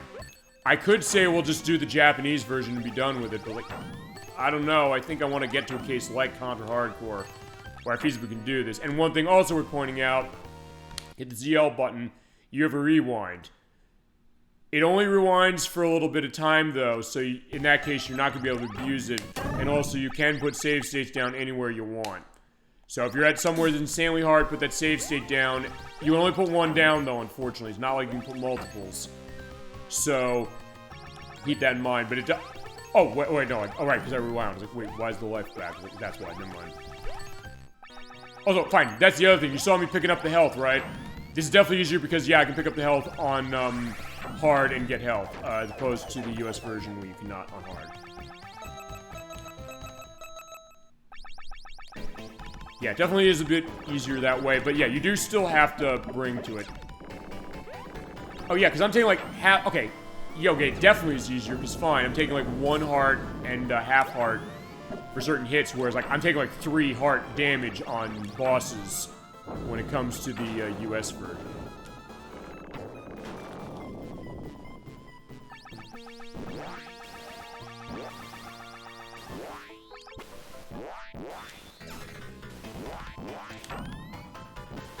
It's very satisfying you do get some of this stuff down. It was also one of those things that, fine, it goes to Chasm22's favorite thing to say when he sees me playing a hard game, or anybody playing a hard game, he says, this is stressing me out. I was like, well, yeah, you're right, but fine, I said, he said, like, he was making noises at this game, actually, this and Sparkster, both the Sparkster games, I actually never heard him make before. It's like, is this one really bothering you that much? Like, yeah, it is. Like, I'm feeling all the deaths that are going on here. So, even more than Battletoads, because I've shown him Battletoads from NES, which is another one that's insanely hard. And it's not a case that they just made it harder for one region. It just always was hard. That was Rare basically saying, you know what, we got this game, you better bring everything you have to it, and if you don't, we're gonna punish you. That is what Battletoads is. It's a great game. It's a beat-em-up from them for NES, and they ported also to Game Gear and Sega Genesis, actually, interesting enough. But, yeah, that's another one, like, yeah, because you're running on limited lives and limited continues, I guess. Actually, more than this game is, but it's also something that, yeah, that game is just insanely hard, the things it asks you to do. Also, a lot of do-or-die situations of what you gotta do. Also, I think I was able to hit him more times here. I don't know if that's a consequence of running the Japanese version or not, or what, but either way, whoa. And again, flash on warning when I kill him.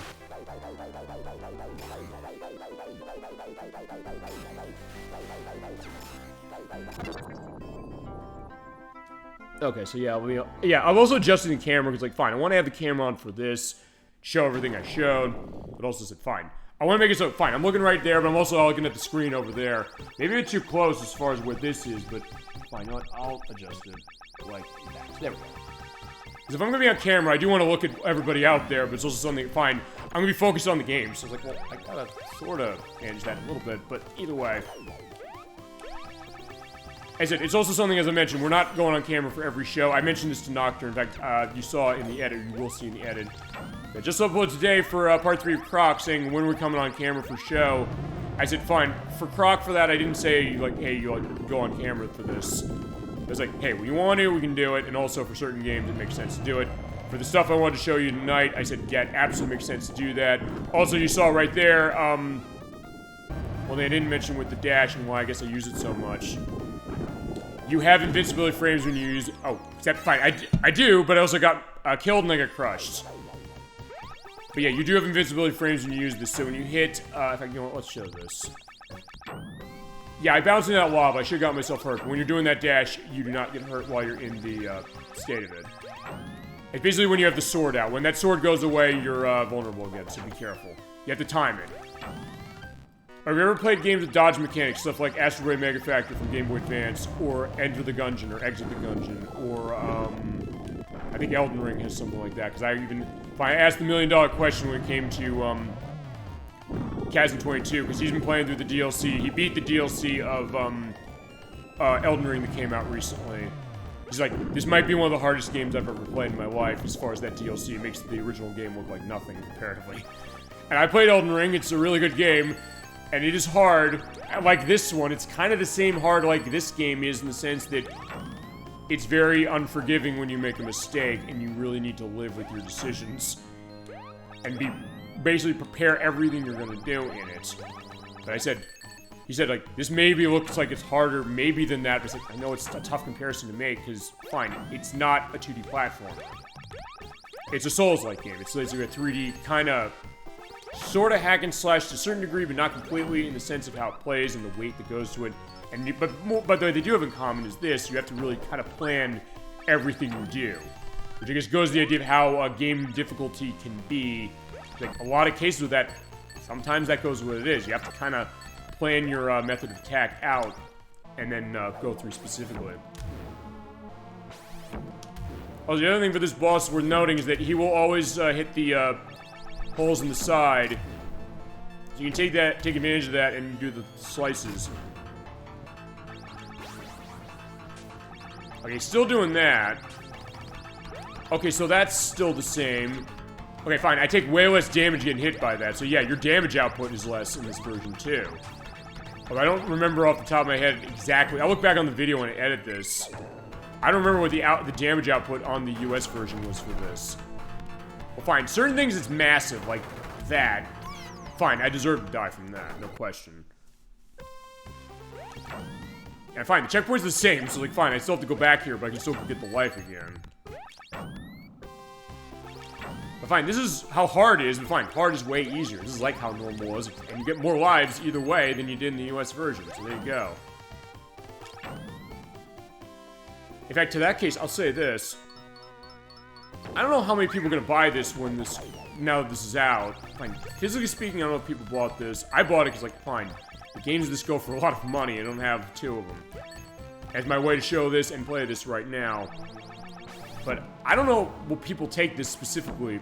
I mean, fine, I asked everybody, like, can you ever play this? Like, no, they didn't. But fine, the one thing they came to the table saying, Dolphin, is exactly what you said. You said, the music in this game is unbelievable. Yeah, you're right. That's absolutely true.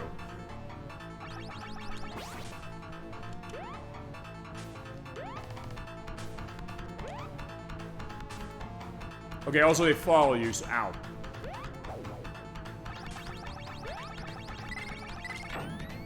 Okay, so it looks like part of the strategy of this might be just to,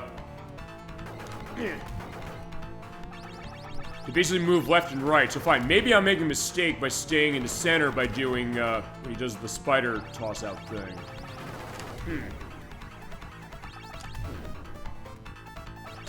Yeah, but the rotation of this boss, as far as, like, the thing with his tail, that is, like, Gunstar Heroes, without a question. My god, it looks great. Alright, so there you go. That is the same boss that way. Actually, you know, I want to see if the intro cutscene we saw, or not the intro cutscene, the interlude next, is the same or not. And it's still in English, so, like, I don't know if, like, it's just the case they'd find they just took the game from Japan and then said, like, fine, we're still having English dialogue in it.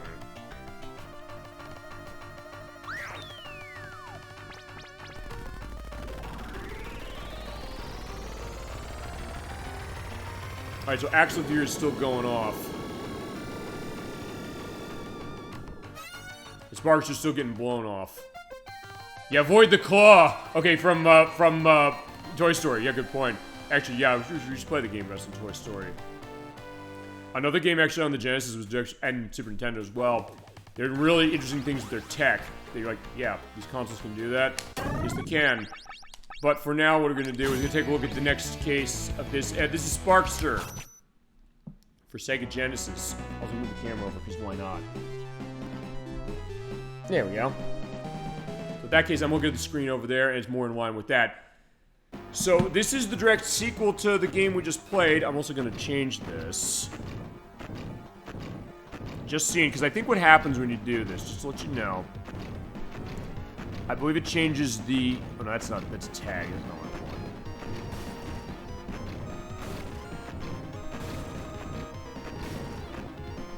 I believe by doing this, it adds chapters to the show. So, like, fine. A show for Sonic Chaos, a show for Rocket Knight Adventures. Here's Sparkster. This is the sequel to the game we just played. This is actually a direct sequel. And the one on the Super Nintendo that's called Sparkster is a totally different game. You do have mech stuff you're doing, and you have that in the first game as well, but... In this case, yeah, you use the claw and bust these guys down. Fine, this is the demo. We're gonna have to play far to get to this. No question. Oh, this game is a little easier. Actually, wait a second. No, fine. Before I do this, I want to look at something. Right, I'm still running the Japanese version, because I'm going back to the English version. I'll tell you why. Show stuff with options. You have easy, normal, hard, and very hard. But one thing they do in this that's actually a little better is you can set lives. You can set them up to 5. You can set continues up to 4. Or you can turn it to none if you want. I don't know if this affects the way the ending goes, although I do know you do have to beat this game on its hardest difficulty as well. You also get password, which is... Fine, you basically put these things together. I don't know what it is. But that's not the password, so I'll tell you what we're going to do. We're going to rewind to get out of this. Oh, fine. I'll rewind now to get out of that. I don't know when you get passwords, because when I was doing play on this a couple days ago, I went through the first 2 worlds, I didn't get a single one. Unless it's one of those cases you only get it on a game over. But fine, here is the idea of it. So, last time... Fine, spoiler warning, I guess Sparkster saved the day and everything. But... he still has adventures going on. So, for this, let's take a look. You have to save the kingdom once again. So Zephyrus is under attack, but this time we have the Gadol Empire is involved. And then Axel is going to get involved again, or it's Axel Gear. So fine. He's going out with his mech thing we saw in the intro. Guy doing the, make sure of the Raiders of the Lost Ark, and I guess the King Arthur thing. But yeah. Okay, here's Axel Gear again, that bastard. And we do see a fight like this in the first Rocket Knight Adventures game. That, by the way, when he does that punch, it's a one-hit kill on hard. Nocturne found that out the hard way. She was swearing up a storm doing that, and I get it. And that was with the Game Genie. So imagine doing that when you get a case of getting like a game over and saying, oh, you know, you're gonna have to start the whole game all over again. So, there you go, but fine. Yeah, with the punch, yeah, we couldn't avoid that claw. We got ourselves punched, and down we go. Now we have an intro screen. So yeah, there you go. Sparkster Rocket Knight Adventures 2.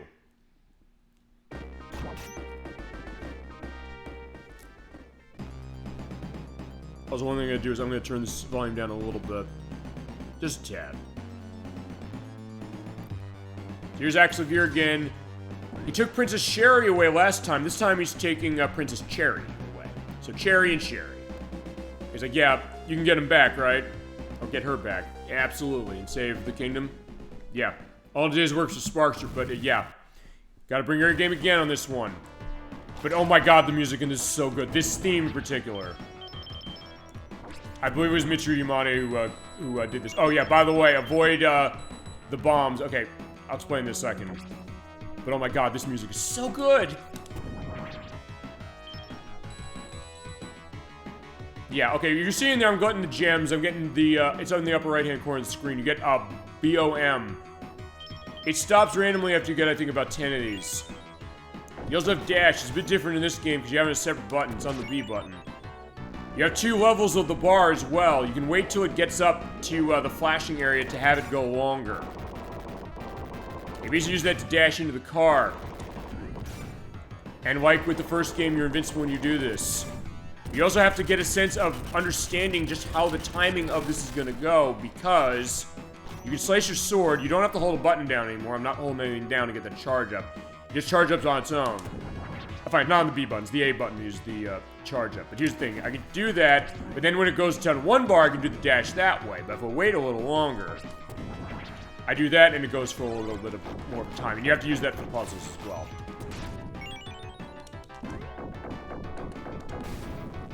But it's still the same idea, kind of bouncing across this air, although one thing this game definitely does that's very nice, and this is the only game in the franchise that does this. I believe Rocket Knight on 360 and PS3 is the same way as far as not doing this, at least I think it is. If that's wrong, I'll put that down here saying no, it's like this.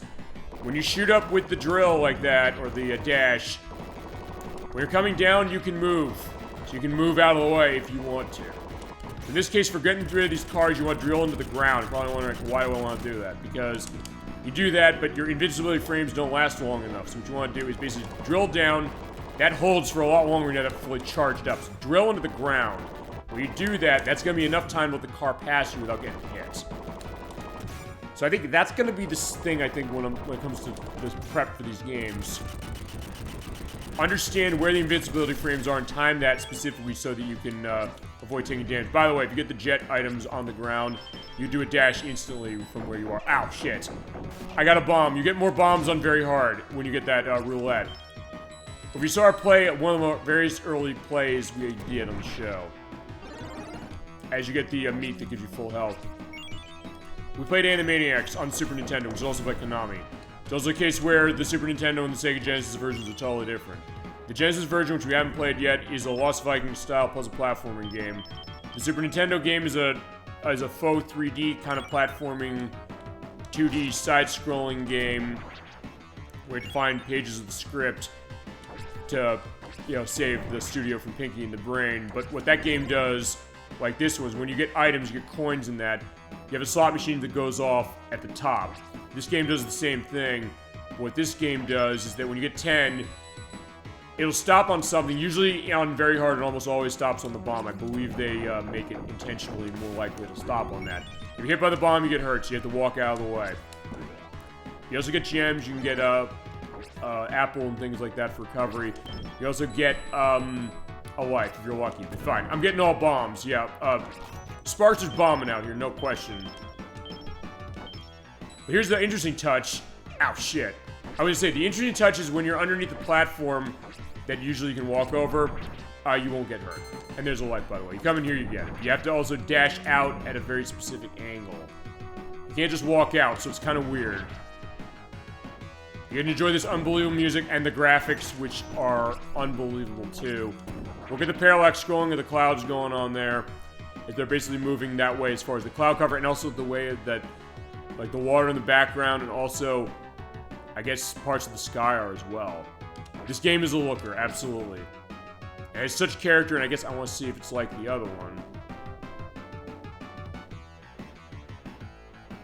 Okay, so no, Sparkster can hang off of this, I guess, as long as he wants.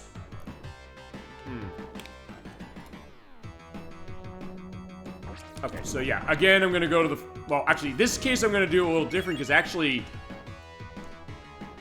the stages are insanely long. There are multiple areas to go through, and this is also giving you a hint of what you gotta do here. As another bomb, Jesus, okay. Fine, I think this is the very hard mode that does that. It's done on purpose. Oh, actually, I never went this way before. Okay, what you do here is, let you know. Actually, I might not be able to go this way. Well, oh, shit. Can I get out of that? Okay, I can get myself shot out. Okay, whoa. Okay, so I can go that way. Alright, so I can dash my way through. Also, you have power up for your sword in this one. You get a fire sword. If you get that, you're able to cause more damage in your slice. But you get hit once, you lose it, so don't get hit. Alright, here you go. You also have these these screws here. You have to wait until your bar is fully flashing your dash in front of it. You have to open the door and you have to get out quickly. So it does throw some puzzles in the mix. And you have different paths you can go down, like, so. And you have to have it fully charged. When you do have it fully charged up, I can go to the right, like it's saying, but I can say, hey, press this and just jump down.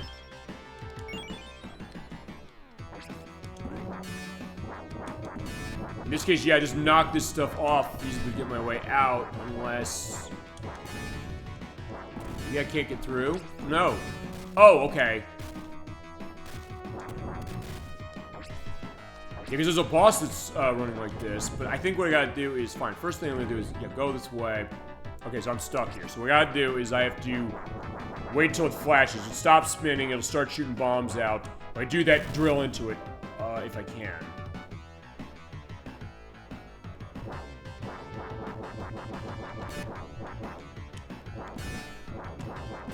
Oh, okay, I get it.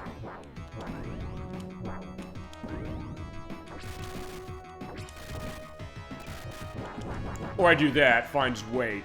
I don't think that's how you're supposed to do it. They said, we'll figure this when we come and play this game for full. I just figured this is worth showing. Also, kids, like, fine, I got this the other day in the mail. Like, I wanted to show this, because fine. I went through hell to get this damn game because of the way my post office went. It was like, fine, my neighbors did me a solid, no question. Multiple solids of being able to help me out with this. I don't know if they knew that this is what I was getting in the mail, but like eventually I'll probably tell them like, yeah, by the way, I do gaming, I do a show every week. Feasibly, maybe they'll be potentially interested, I don't know. But I know some are like married with children, I don't know if they necessarily want their children to watch the show. But then again, it's also something, fine. It's also fine, I have a different perspective to this than I guess a parent would, to a certain extent. But fine, what you do with this is you have to get each of these 5 areas set off by drilling fully into the nail. But if it's shown like that, you can't do anything, so you gotta wait if it's in the center. But when you get each of these activated off, you can walk to the other side. There we go. And that platform will move up and down based on where it is, but you also have to wait until it actually stops there. So you gotta stop there. Thankfully it moves down. Oh shit. There we go, okay. Because I wasn't moving D-pad. If you don't move D-pad when you do the full shootout, you do that spin in place. Okay, that'll stop the right place too. So wait there, go. You get it all, you open the door. Actually, you know what? I want to show one of the bosses here if I can get there. Also, you have this. You have these, whoa. You have this purple goop. When it drops on you, you can't use your dash. So how do you avoid taking hit? You have to start slicing with your sword to get it off. And you have to do that quick, otherwise it hurts you. And these things are everywhere, so you're not going to avoid them. I mean, I think Kazanoid 2 was saying, like, you just have to avoid getting hit. He's like, is there any way to avoid this? Like, no, and I'm getting bombs thrown at me. Damn it. Okay. Okay, there we go. So finally something that's not a bomb. I don't know where it even went. Where'd the apple go? Okay, fine, whatever. Wait, hold on. There's the fire sword. Oh, never mind. Okay. Oh, so here's like the tree man. It's like, I've heard, fine, Kazanoid said this basic. It's Wispy Woods from Kirby if, I don't know, if he started to throw bombs at you. So, or if he became a boxer. You have to wait till he does the punch that way and then, hit him, in the face. Ow. Ouch.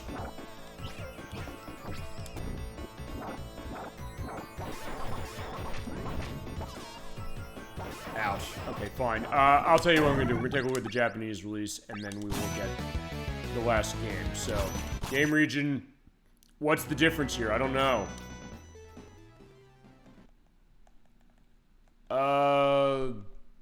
Not much. It looks the same as far as the options. What about the intro? Maybe the intro's different?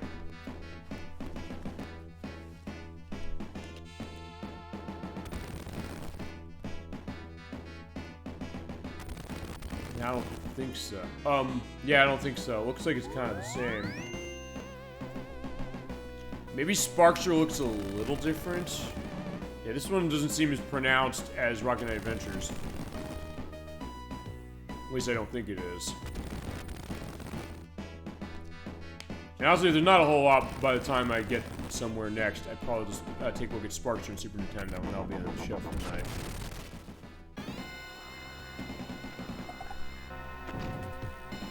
Yeah, still same case on Axle Gear. It doesn't... Yeah, this one doesn't seem like it's doing that much different.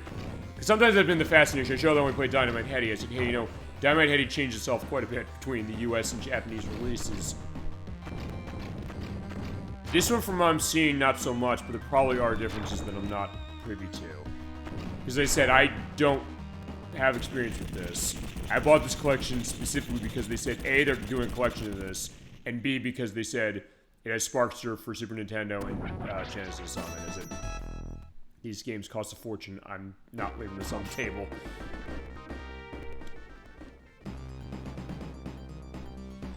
Because, yeah, that's always how it tends to be with me. Whenever there's a re-release of something, especially when it's something that costs a lot of money or they haven't done a re-release of, I said, I want to get this, to A, get it because it's cheaper, to have it officially, but also to send the message to the company saying that, yeah, you have something good here, keep going. Fine, maybe me buying this and Felix the Cat saying to Konami that, hey, you know, we can get Suikoden going. Fine, they announced Suikoden, yeah, they announced the Suikoden collection before they announced either one of these. This or Felix the Cat. And Felix the Cat is Konami now, by the way, because that is a Hudson Soft joint. And I'll show it off at some point when I get it, because we talked Felix the Cat, and it's another one that game goes for quite a bit of money, actually both those games, because there's the one from Game Boy and there's one on NES. Actually, I believe that NES version is actually cheaper than the Game Boy one, which I didn't remember that was the case. I like the colors. Oh yeah, let me tell you something. These games are... Fine, I say this, it's a color explosion, specifically. I've said that a lot, but what this game is doing with color, and you've been the spirit of that one, Dolly, no question, as far as pointing out, like, what does it mean, really, saying the color? The idea that it looks very appealing, this idea we're in this grassy area, kind of going around, but also the details in the background with, like the totems with the mouths moving, but it looks very appealing, and as we mentioned before, I kind of like a broken record saying this, basically every time I play a Genesis game, 64 colors on Genesis compared to 256 on Super Nintendo. So by that standard, the Super Nintendo looks better usually, as far as like how look is, but then again, when you had companies that knew exactly what they're doing with tech, and had a great art direction style to it, and Konami's a company like that, absolutely, Konami knew exactly what they're doing. And that's an interesting context with them when you think about 16-bit era, because they were not with Sega at the start as far as doing stuff. It wasn't until 1992 when they started making games for this console. The console was already 4 years old almost by that point. They were there right away with Super Nintendo with stuff like Gradius 3 and Super Castlevania 4, but with Genesis, not until later. And when that happened, you look at the stuff they did on Genesis, you're like, wow. Sometimes it's the case that, hey, you'll get that, and this is always the case with really any console like that at the time, and Super Nintendo's like this as well. Get games that look a specific way, as you're seeing the color explosion, and it's a good way to describe it, and kapow. Thank you, Dolly Finn, for sure on that. But the fact that every game on console like this, Super Nintendo, Genesis, the same way, they'll have maybe this look and sound to themselves. But I think with Konami, what was always interesting about Konami, which is why they were held in such high regard when it came to the 16-bit era in particular, and more in the 32-bit era after that with stuff like Silent Hill and Suikoden, as an example. Because I asked Captain 22 this, I said, hey, what's your experience with Konami going back in years? I said, you ever play in their 16-bit stuff? He said, maybe I played like one of the Castlevania games, but outside of that, it was PlayStation for me with Silent Hill and Suikoden. Those are the ones that kind of got me. But with these games, there always was this great feel they gave. It really, we showed this with like Contra Hardcore, and with Castlevania Bloodlines. We'll come back to Castlevania Bloodlines because I have a reason to show that game again, show the Errol Picard perspective of that game. But every time they made a game, it seemed like there was always this strong effort to put into it, and also something that you looked at it and you saw, man, they were like pushing consoles to the limit. I mean, this game in particular, not just the colors. I mean, that's one part of it. The rotation stuff, yes, when it comes to like that hand up there, I'm gonna show that. But there's stuff this game is doing, you're looking at it and it's like, this was the same year in Japan that the PlayStation and the Sega Saturn came out. The stuff this game is doing, and Sparkster on Super Nintendo's like this, that you're like, man, this in some cases maybe looks better than some of those things did. Or it's like, it's the Donkey Kong Country argument. It's the case that, fine, you know, we have this advanced tech with something, but we have this tech of what we're doing on this console, and my god, we're able to make it look insanely futuristic, like it's not an older system you're playing this on, but also something that, you're right, it has this art style and this feel to itself and this look that is amazing. It's not something that you're looking at the tech saying, oh yeah, you know, sometimes you think this, like, hey, when there's tech like that, that they'll put the attention and money into the tech and say, no, we're not going to look at like an art direction. Maybe that doesn't matter because you're showing a tech off.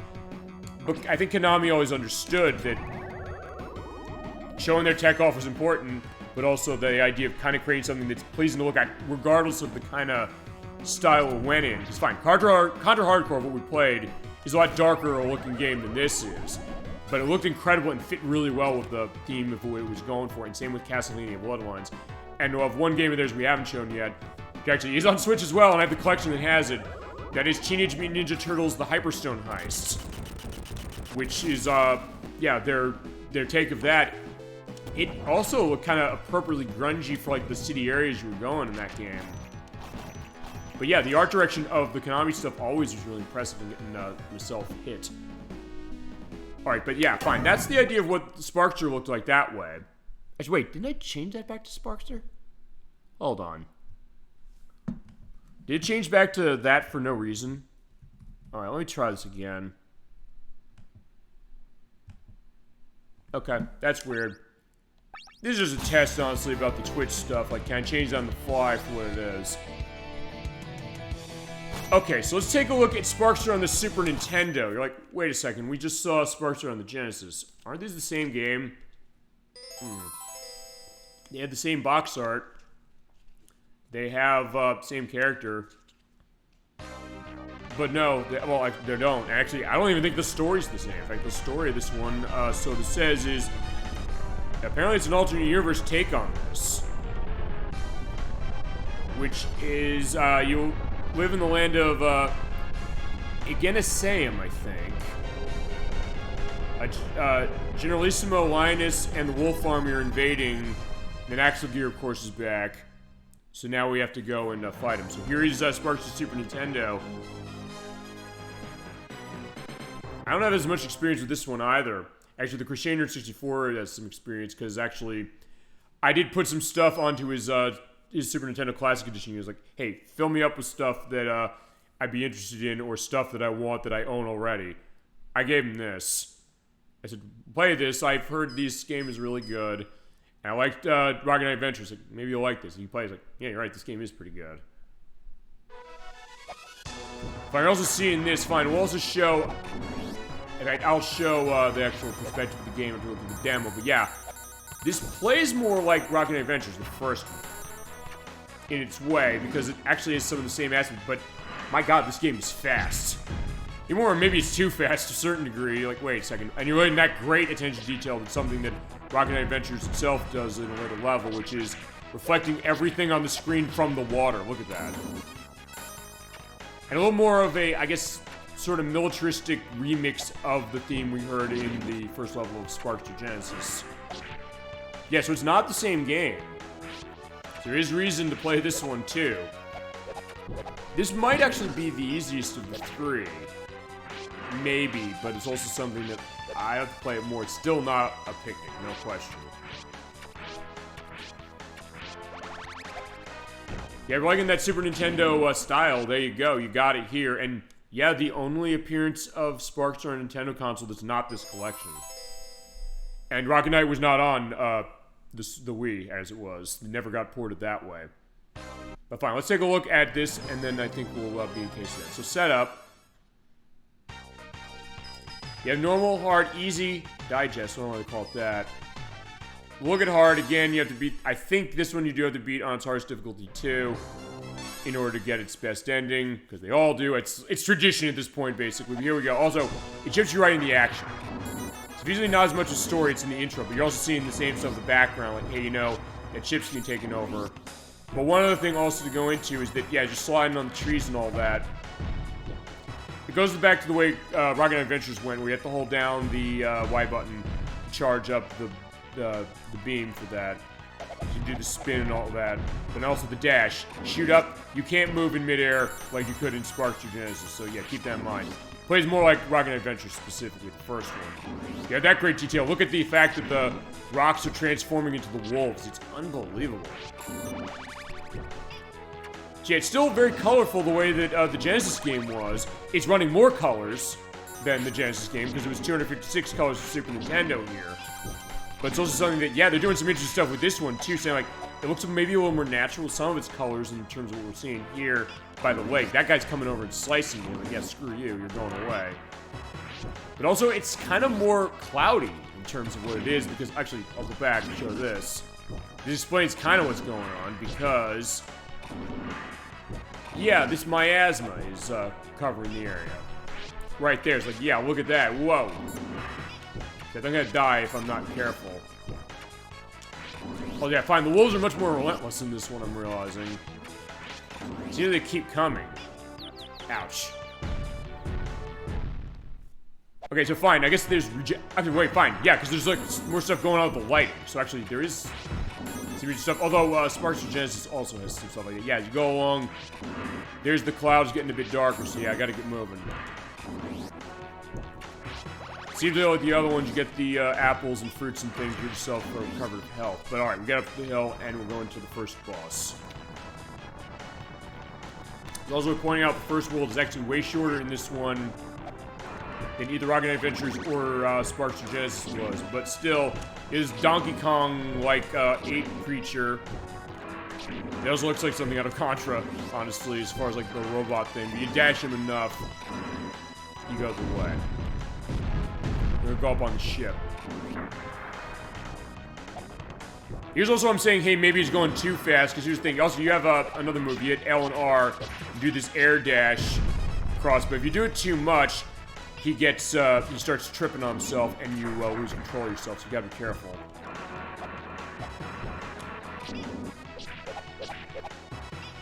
Ow. I do also want to get through this. Whoa.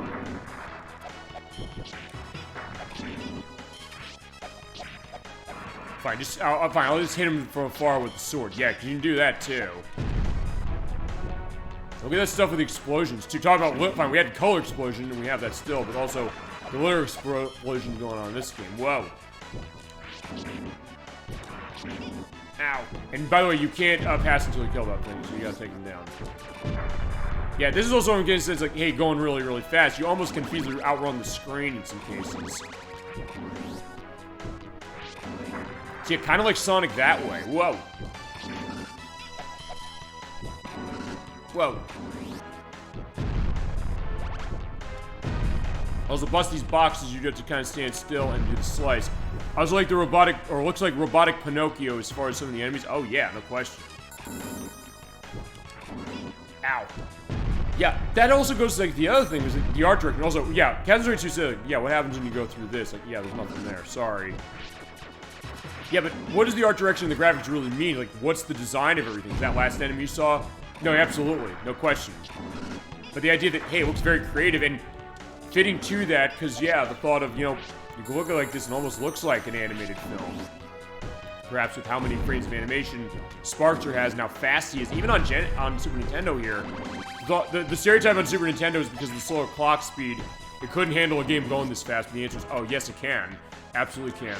Actually, funny you mentioned Pinocchio, because there is a game based on Pinocchio, which is on the Sega Genesis. It's on the Super Nintendo. It does look beautiful as far as what the look of it is. And we're going to do a 32X version, but they canceled it as it was. Alright, so there is the princess, but yeah, she's getting taken away. Yeah, Axel Gear again with you. Oh! Yeah, look at that. Holy crap. Notice you have more stuff going on with rotation of enemies. Not that Sparkster and Rocket Knight Adventures didn't have that, but because it's built into this console saying, hey, we can do rotation effects just because of the hardware itself, they didn't necessarily have to use weird programming tricks to make it happen. But for this, what you gotta do is hit him in the eye. Ouch. Or get killed. Okay, you have limited continues of 3. There's your password. So, actually, no, let's see where it takes us back to. Oh, manual level. Alright, fine. Fine, I'll tell you what we're gonna do. I'm gonna put up the Japanese version. I'm gonna try and beat this on the Japanese version at least. So, hit X. And again, I don't know what differences on this version might be, but fine, because I haven't loaded up on this system yet, or in this version. There you go. Also, boost mode. I don't know what boost mode is. I don't think it's something from the game, but it's only for Sparkster and Super Nintendo that give you that. Actually, you know what? I think I might have an idea. I'm going to turn this off. I want to see something. No, we don't want to do that. I wonder if... Wow. Oh, wow, definitely, for a lot of things, for sure. I wonder if boost mode is... Because I believe I heard that this game has slowdown in it on Super Nintendo. Though you could have fooled me from what we've been seeing. I don't know if they just got rid of the slowdown with boost mode. I'm gonna have to find out what boost mode is. I didn't have an answer specifically to other people and asked what is this. I don't know, sorry. Maybe someone out there also knows, but we'll see. Okay, fine. Sparks are a bit different. You have the Japanese text up there at the top. You still have everything the same. Fine, let's run it on normal. I just ran it on hard before, I guess, because I finally wanted to run that way, because I'm so used to having to select hard. Okay, this is... Oh, yeah, fine. This looks maybe a little more... Okay, no, I think it's just because of the way the lighting is set now. Right, because we're at, Oh, okay.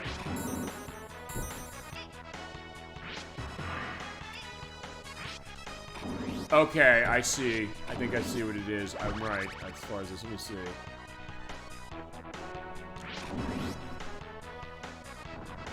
Actually, you know what? When we get to the boss, I want to see this. I think the boost mode, like, I think it removes the slowdown from this game, I think. That's... Yeah, it does. Okay, so fine. This game has... Okay, so fine. Super Nintendo, this game has slowdown, so fine.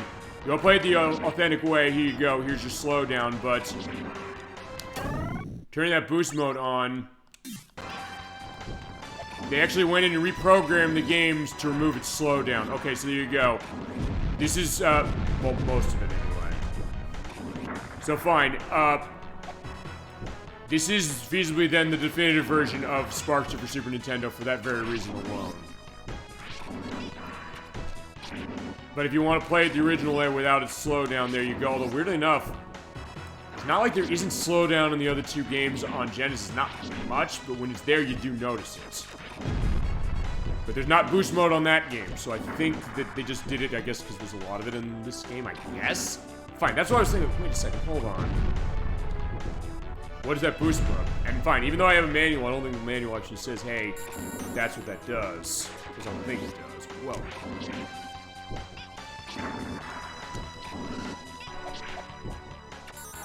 Oh, wow, about the Pinocchio thing. Oh, no, I get that. As far as the fact that the game... Yeah, if you want to see that game, feel free to say the word. I would be curious to show it. And it's another one where the animation is great. I believe it's actually a lot of people who worked on some of the Disney games of that era, like The Lion King, and not the same team who made Aladdin, but I think there's stuff that was involved as far as the way the graphics are. Yeah, it looked like it was no, it was hand-drawn. They basically took the Disney animators again like they did with those two games, and they put them onto that. You're like, yeah, it seems like a weird one to make a game on, but they did make a game on that. And I'm dead again.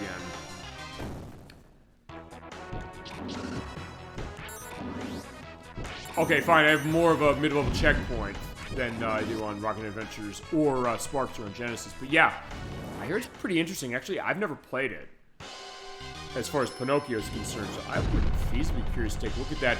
Fine, maybe an idea for a future Disney game show. We're doing the Lion King game this year. And also, I guess, choice of version. I don't know which one's better. One of those cases, I wish there was a Console Wars episode or something on that one. There is on Sparkster. Actually, it was the last case of, fine, it was Dan, yeah, Dan was involved in the show, but it was Greg, the last case of him being permanently on the show. Actually, I believe because he went through aspects of depression. But from what I understand, he has made some cameos every so often. But yeah, the last one they did together was this game. And it was BlazBlur, who's like, he does stuff on YouTube as well. He's like, I love Sparkster, like, I'm waiting for you to do Sparkster. And I think they joked on saying like, yeah, they're gonna call me when they're gonna do it, right? And they like never call him. He's like, oh yeah, I'm just waiting for them to call me on the Sparkster. Alright, so yeah, now here we are in the factory. So there you go. Actually, I'll show a little more of the factory until we get a game over.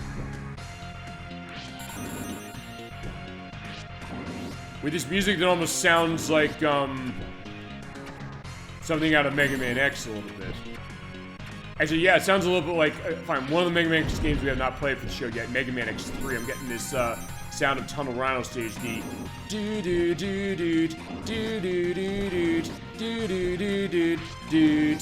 I do want to try and get up there. Maybe I can't. Fine. Yeah, fine. Go a different angle. Also, in the factory, you don't want to go too fast, because actually there's things in here that can one-shot you. Sounds good. I'd like a Disney show. Or fine, we do it the Disney show every year. It's the Thanksgiving, pre-Thanksgiving show. For sure. So, alright, fine. I'll put the Pinocchio on the list. I'll take a look at it. I'll talk around. It's like, has anybody played this? And, well, A, has anybody played this, number one. And number two, which version's better? It's on Sega Genesis, it's on Super Nintendo, and they have not released that one. And that Disney Classic Games Collection they've been using for the Lion King. Fine, they have the Lion King and they have Aladdin, but they don't have anything for Pinocchio. You have to license that again, but they licensed for those, and they went back to license the Capcom game for Aladdin, as it was. And we're doing that one in November, so yeah, we'll do Pinocchio next year for the next one. I'll just have to pick a copy of that. It doesn't cost much money, I know that. But it's always one I was very curious of. I remember seeing this. Actually, that was kind of an interesting case as far as like the late 90s for the Disney stuff, especially near the end of the 16-bit era. You had stuff like that. You had the game based on Pocahontas, which was on... It was on Genesis. They were going to do a Super Nintendo version, but they canceled it, and I just died. You go in the ringer, specifically, and you die instantly. So yeah, that's not good. I gotta be a little more careful. I need to sign off. Up to a lot last night. Enjoyed the show, so thank you. Well played. Of course, Dolly Finn, for sure. Don't worry about it. Next week, we're doing Top of Super Nintendo, and actually, fine, we're basically done with the show now anyway, so, because fine, there you go. Sparkster's done. Sorry. So yeah, Sparkster is no more, but we'll be back to his game for sure. But thank you so much for watching Dolly Finn for sure. So I think in that case, I'm going to get us some good music to end on. We were in the case of Sonic. So I think I'm going to go back to Sonic Chaos. We'll do that, and we'll have a case of it. Or I'll go through the... I'll pick something in the list of that, and then we'll go into schedule. I'm glad you had a good time on the show tonight, Dolly Finn. Thank you so much for adding to the show, as you always do. Of course, like for everybody else out there. Yeah, for our extra look as far as stuff, a little bit of Sparkster with the Rocket Knight Adventures Respark Collection. If you haven't picked that up, I'd recommend you do. It's hard, but they're good games. We'll come back to these for full shows, I promise. Next time we come back to Sonic for 2D, for Game Gear, it'll be Sonic Triple Trouble. But next time we come back to Sonic, specifically, it's going to be Sonic Mania for the Encore mode in a couple weeks, along with Knuckles and Knuckles mode. I'm going to go in the museum. Let's pick some music out. Like, wait a second, why'd I have that marked? Alright, let's pick... I was trying to think of a good one, feasibly, to end on. Actually, yeah, we didn't hear, let me pull this out. We didn't hear, the theme song for, yeah, Cosmic Eternity, Believe in Yourself. The theme song for Sonic, CD for the Japanese version. I was gonna have that on repeat. No shuffle and have it on repeat. There we go. So yeah, there you go. They go with the Bang Boo Bounce. Actually, looks like a Pokemon. Thank you, Dollyfin, for sure. All right, so there you go. In fact, I will also turn this up a little bit. So you can hear Cosmic Eternity, Believe in Yourself. This song is terrific. And a good case as far as I get the peppy, you know, case of, you know, something relaxing and something, you know, uplifting that way, you know? And it's a great theme. I love Sonic Boom from the original release, but my god, this is also good too. Okay, so as we hear this, terrific music, and maybe we should come back to Sonic CD just again. I have an excuse to do it. If you just show Knuckles from it from here, or to show the other case with the Japanese music, and also playing as Tails. Alright, now let's talk our schedule, because yeah, now that we had this nice show, thank you so much for watching the show, everybody. I had a great time doing everything tonight with Sonic Chaos and with Rocket Knight Adventures Collection. But we're getting back on track with stuff I'm planning, specifically next week. And since I'm a camera, I can visually represent. Alec, first I know you wanted to see Top Gear 2 for the Super Nintendo. I know you said you had a lot of experience with this one and memories with it. Here it is. It is available on Switch. You can download it or download the Top Racer collection that has it. We were playing it off of this baby right here next week. We had a great time playing Top Gear 1 about 3 years ago, so it's been a while. So I think it's time to come back. And it is a great game. It's definitely a nice enhancement on what Top Gear 1 did and adds some new stuff, very much like RC Pro-Am. We're going to give this game a full look. We're going to have a great time for that show next week. That's going to be at 7 p.m. Eastern Standard Time on July 27th. Week after that, I am doing a swap of show. As far as when this is, I think it might be on Friday, August 2nd. I don't know yet. If I have an answer at the end of this week or when I edit this, I'll give it in, or if not, I will say next week for sure. Because one is going to be Friday, either the 2nd or the 9th. I don't know which one. But that week, I said we were going to do Sonic Mania, then I'm changing it because we did Sonic Chaos tonight. So, I'm going to come back to Pokemon Violet. We're going to go over the rest of the post-game content prior to the download of the content. I have everything written down of where we got to go, but I'm going to be blind outside of that. I'm just going to decide where do we have to go for everything. Here, here, here, here, and here. So I have all my printouts actually over by my printer over there. So we're going to be all set for that. That'll be our last look at Pokemon Violet running at 1.0, so we'll not patch it when we do that show. But then when we come back later, if we come back later, if chat, you say you want to see the download of the content for this, if you say that, and only if you say that, I'll come back at some point to what we got for that game as far as showing the DLC. That's going to be ways down the road. I'm not going to do that right away, but that'll be our full finale of the Pokemon Violet 1.0 experience. And with the news out today that Pokemon Company is going to show some presence at Gamescom next month, next big gaming convention. We'll see. Maybe they show Pokemon Legends Z to A. Maybe they learn some lessons as far as this game. I hope so. I hope they don't just look at the 25 million units they sold and say, oh, that means we can put out anything. Like with Sonic as well. And high hopes feasibly on Sonic XL Generations of what they're showing. Except on the Switch, they're not showing that version. But as far as on the other consoles, it seems like we're looking good on that one. We're playing on PlayStation 5. We'll get to that. It is only $50. I'm going to get that. I think that's going to be the idea of it. But we'll see as far as that Pokemon, and we're going to have our last look at Pokemon for Violet perspective, and definitely interesting to go into that. Then we get to that will be Sonic Mania. We're on the Xbox One version in my Series X this time. What we're going to do is we're going to play the Encore mode. When you do the Encore mode for this, is the sequel to Sonic Forces, is rearranged versions of all of the zones in the games, is newer special stages. They're actually really hard. I have to get some of those set. And now play through the main game with Knuckles right here. It's a perfect visual representation. Doing the Knuckles and Knuckles mode. You turn on and Knuckles as an option. Knuckles is your playable character as far as your second character on screen. But when you do that, With Knuckles, you get 2 of them.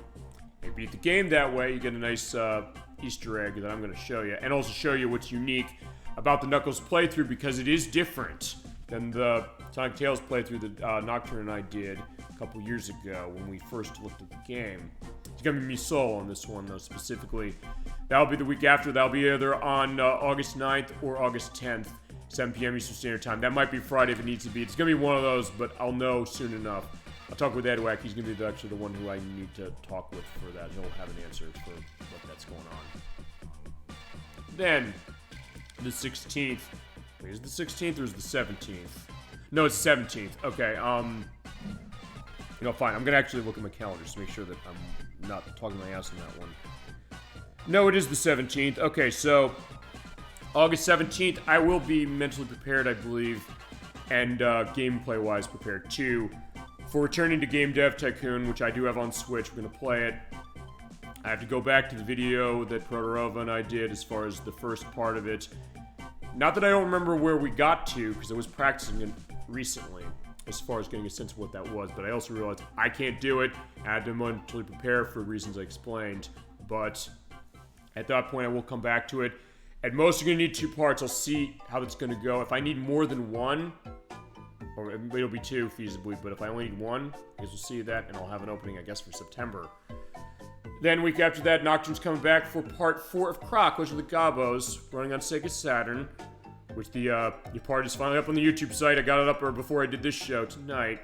Thankfully, I've been that busy, so in that case, I think it made sense that, you know, take a relaxing case of it, you know, just going at that way. As far as tonight's show.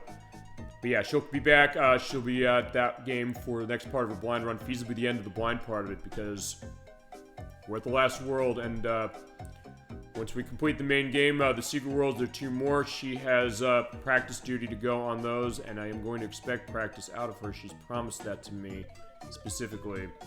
And level grind. So basically, it will also be the case that she'll have as many lives as she can, getting back to the spike balls that we ran off at last time, where she unfortunately lost all her lives. Because, yeah, Tower Power is insanely hard. And just looking to them, realizing, yeah, I probably wouldn't have been doing as good a job even as her that way, playing it. End of month. I'll also have to talk Edwack on this one, because I have an opening. I'm going to ask him, do you want August 30th, 7 p.m. Eastern Standard Time for Smart Ball for the Super Nintendo? Or if he can do it, because I know he wants to do that. This is going to be his next game. If he can, we'll have it then. If not, I will do something on August 31st. I will figure another viewer request. And it's one of those I'm going to have to think quick, I guess. But not something that I could, you know, pull out in a way that's going to be hasty. As an idea right now, I'm going to have to look at this. I know, Lekfris, you wanted to see Ultimate Marvel vs. Capcom 3. I might be able to feasibly do that one at that point, I think. I will look at that just to make sure that I'm not, you know, talking wrong about that and saying there's going to be too much of that to have for that show, if I can do it.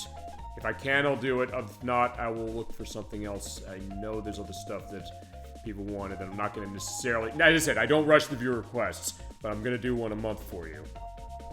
I'll figure what I'm going to do about that for sure.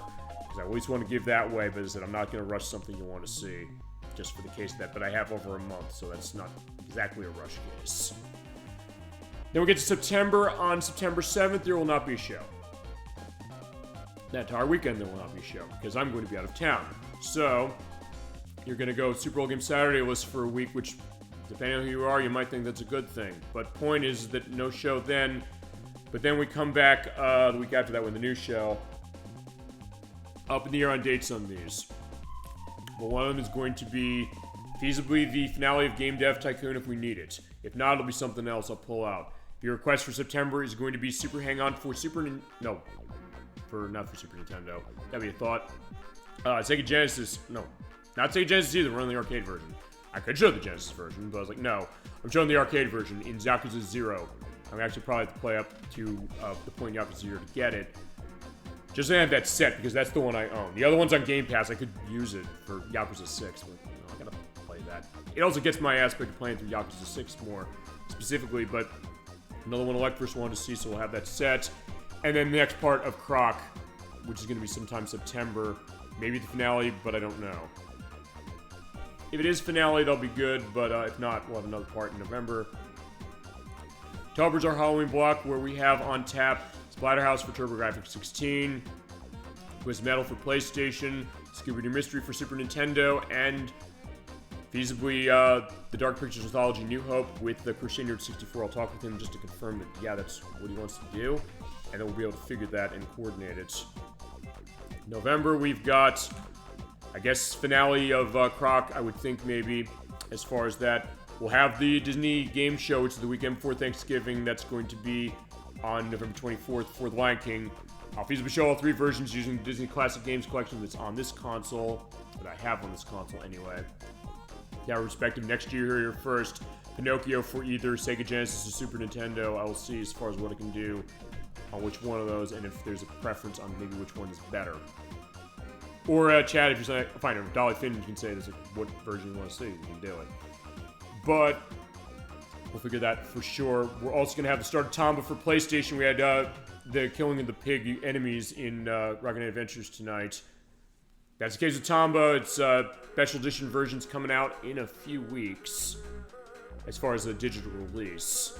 And then we're going to have that going as far as running it on PlayStation 3 by its downloadable version.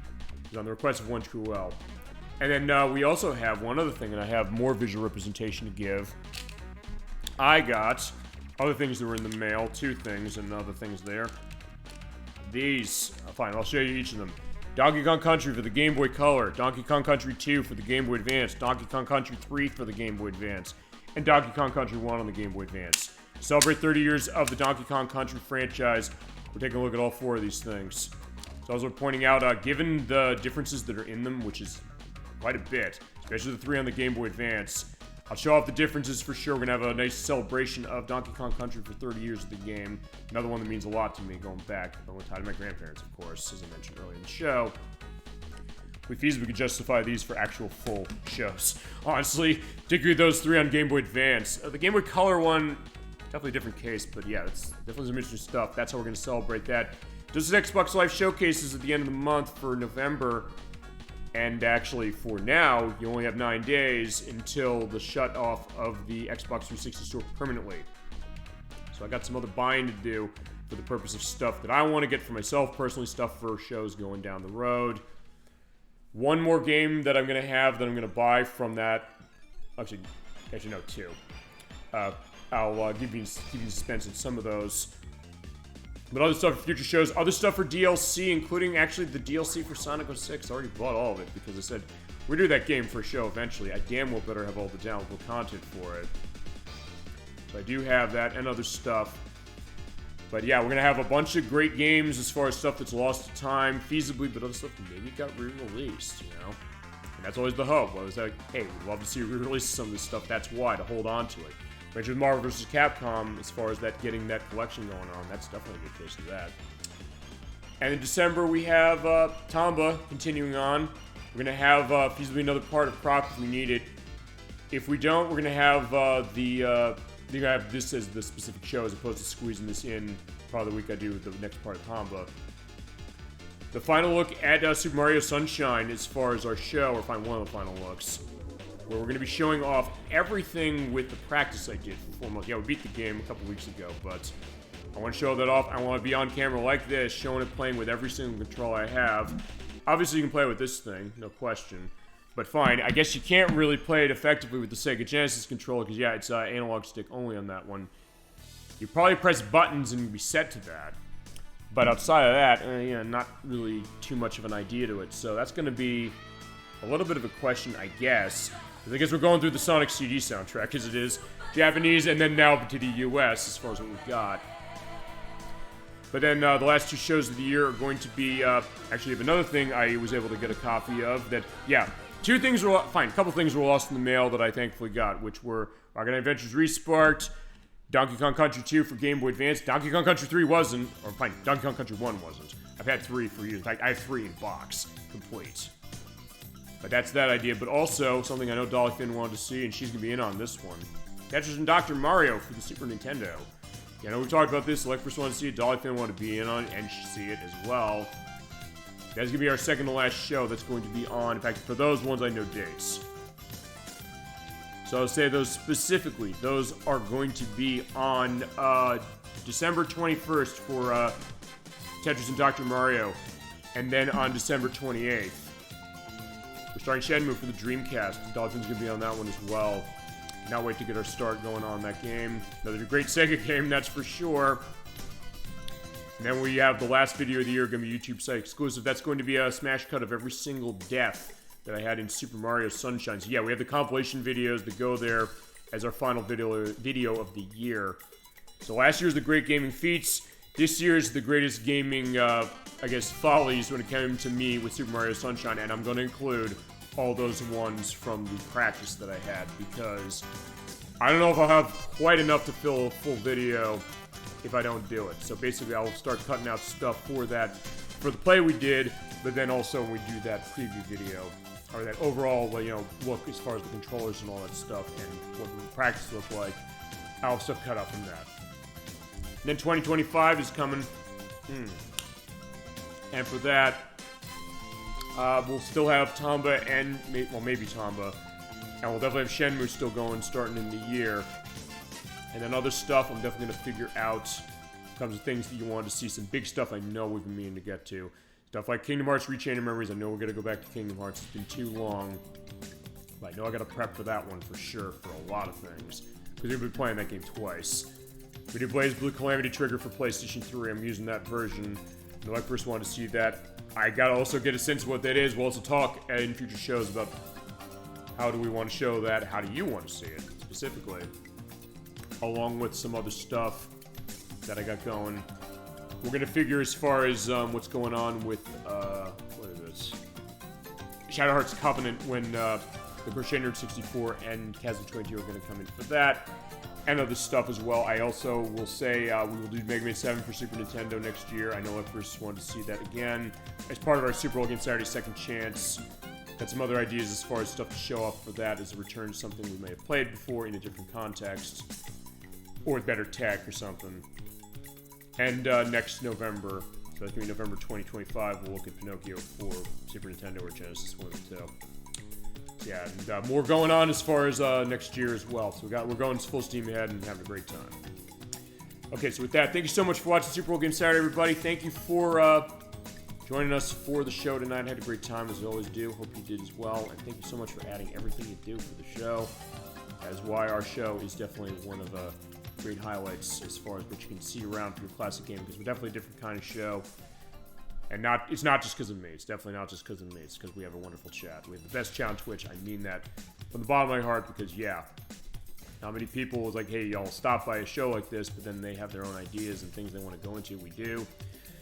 And we give you a different look at the games you want to see, the games maybe I want to show you, or the games you want to show me as far as that's I want to see this one. Okay, let's do it. That's absolutely how it goes, and I'll keep going. No problem. We're going full steam ahead on this one. All right. So with that, I'll wish you a great rest of your night, a great week coming forward, and I guess have a great rest of your night. See you next week at 7 p.m. Eastern Standard Time for Top Gear 2 for the Super Nintendo. Till then, keep being awesome. Have a wonderful night, and take care, everybody. Oh, and also hi to Darth Locus again. All right, so yeah, we'll yeah, there you go. Kind of threw me for a loop. I was like, wait, I got to hold to stop that. All right, so fine. I'll also level it. Usually when I stop the show, I usually take a little bit of a pause. But like, wait, he popped on there. I was like, wait, I can't ignore that. All right, so good to see you again, Darth Locus. Good to see you again, everybody. Thank you so much for watching. I will see you next week.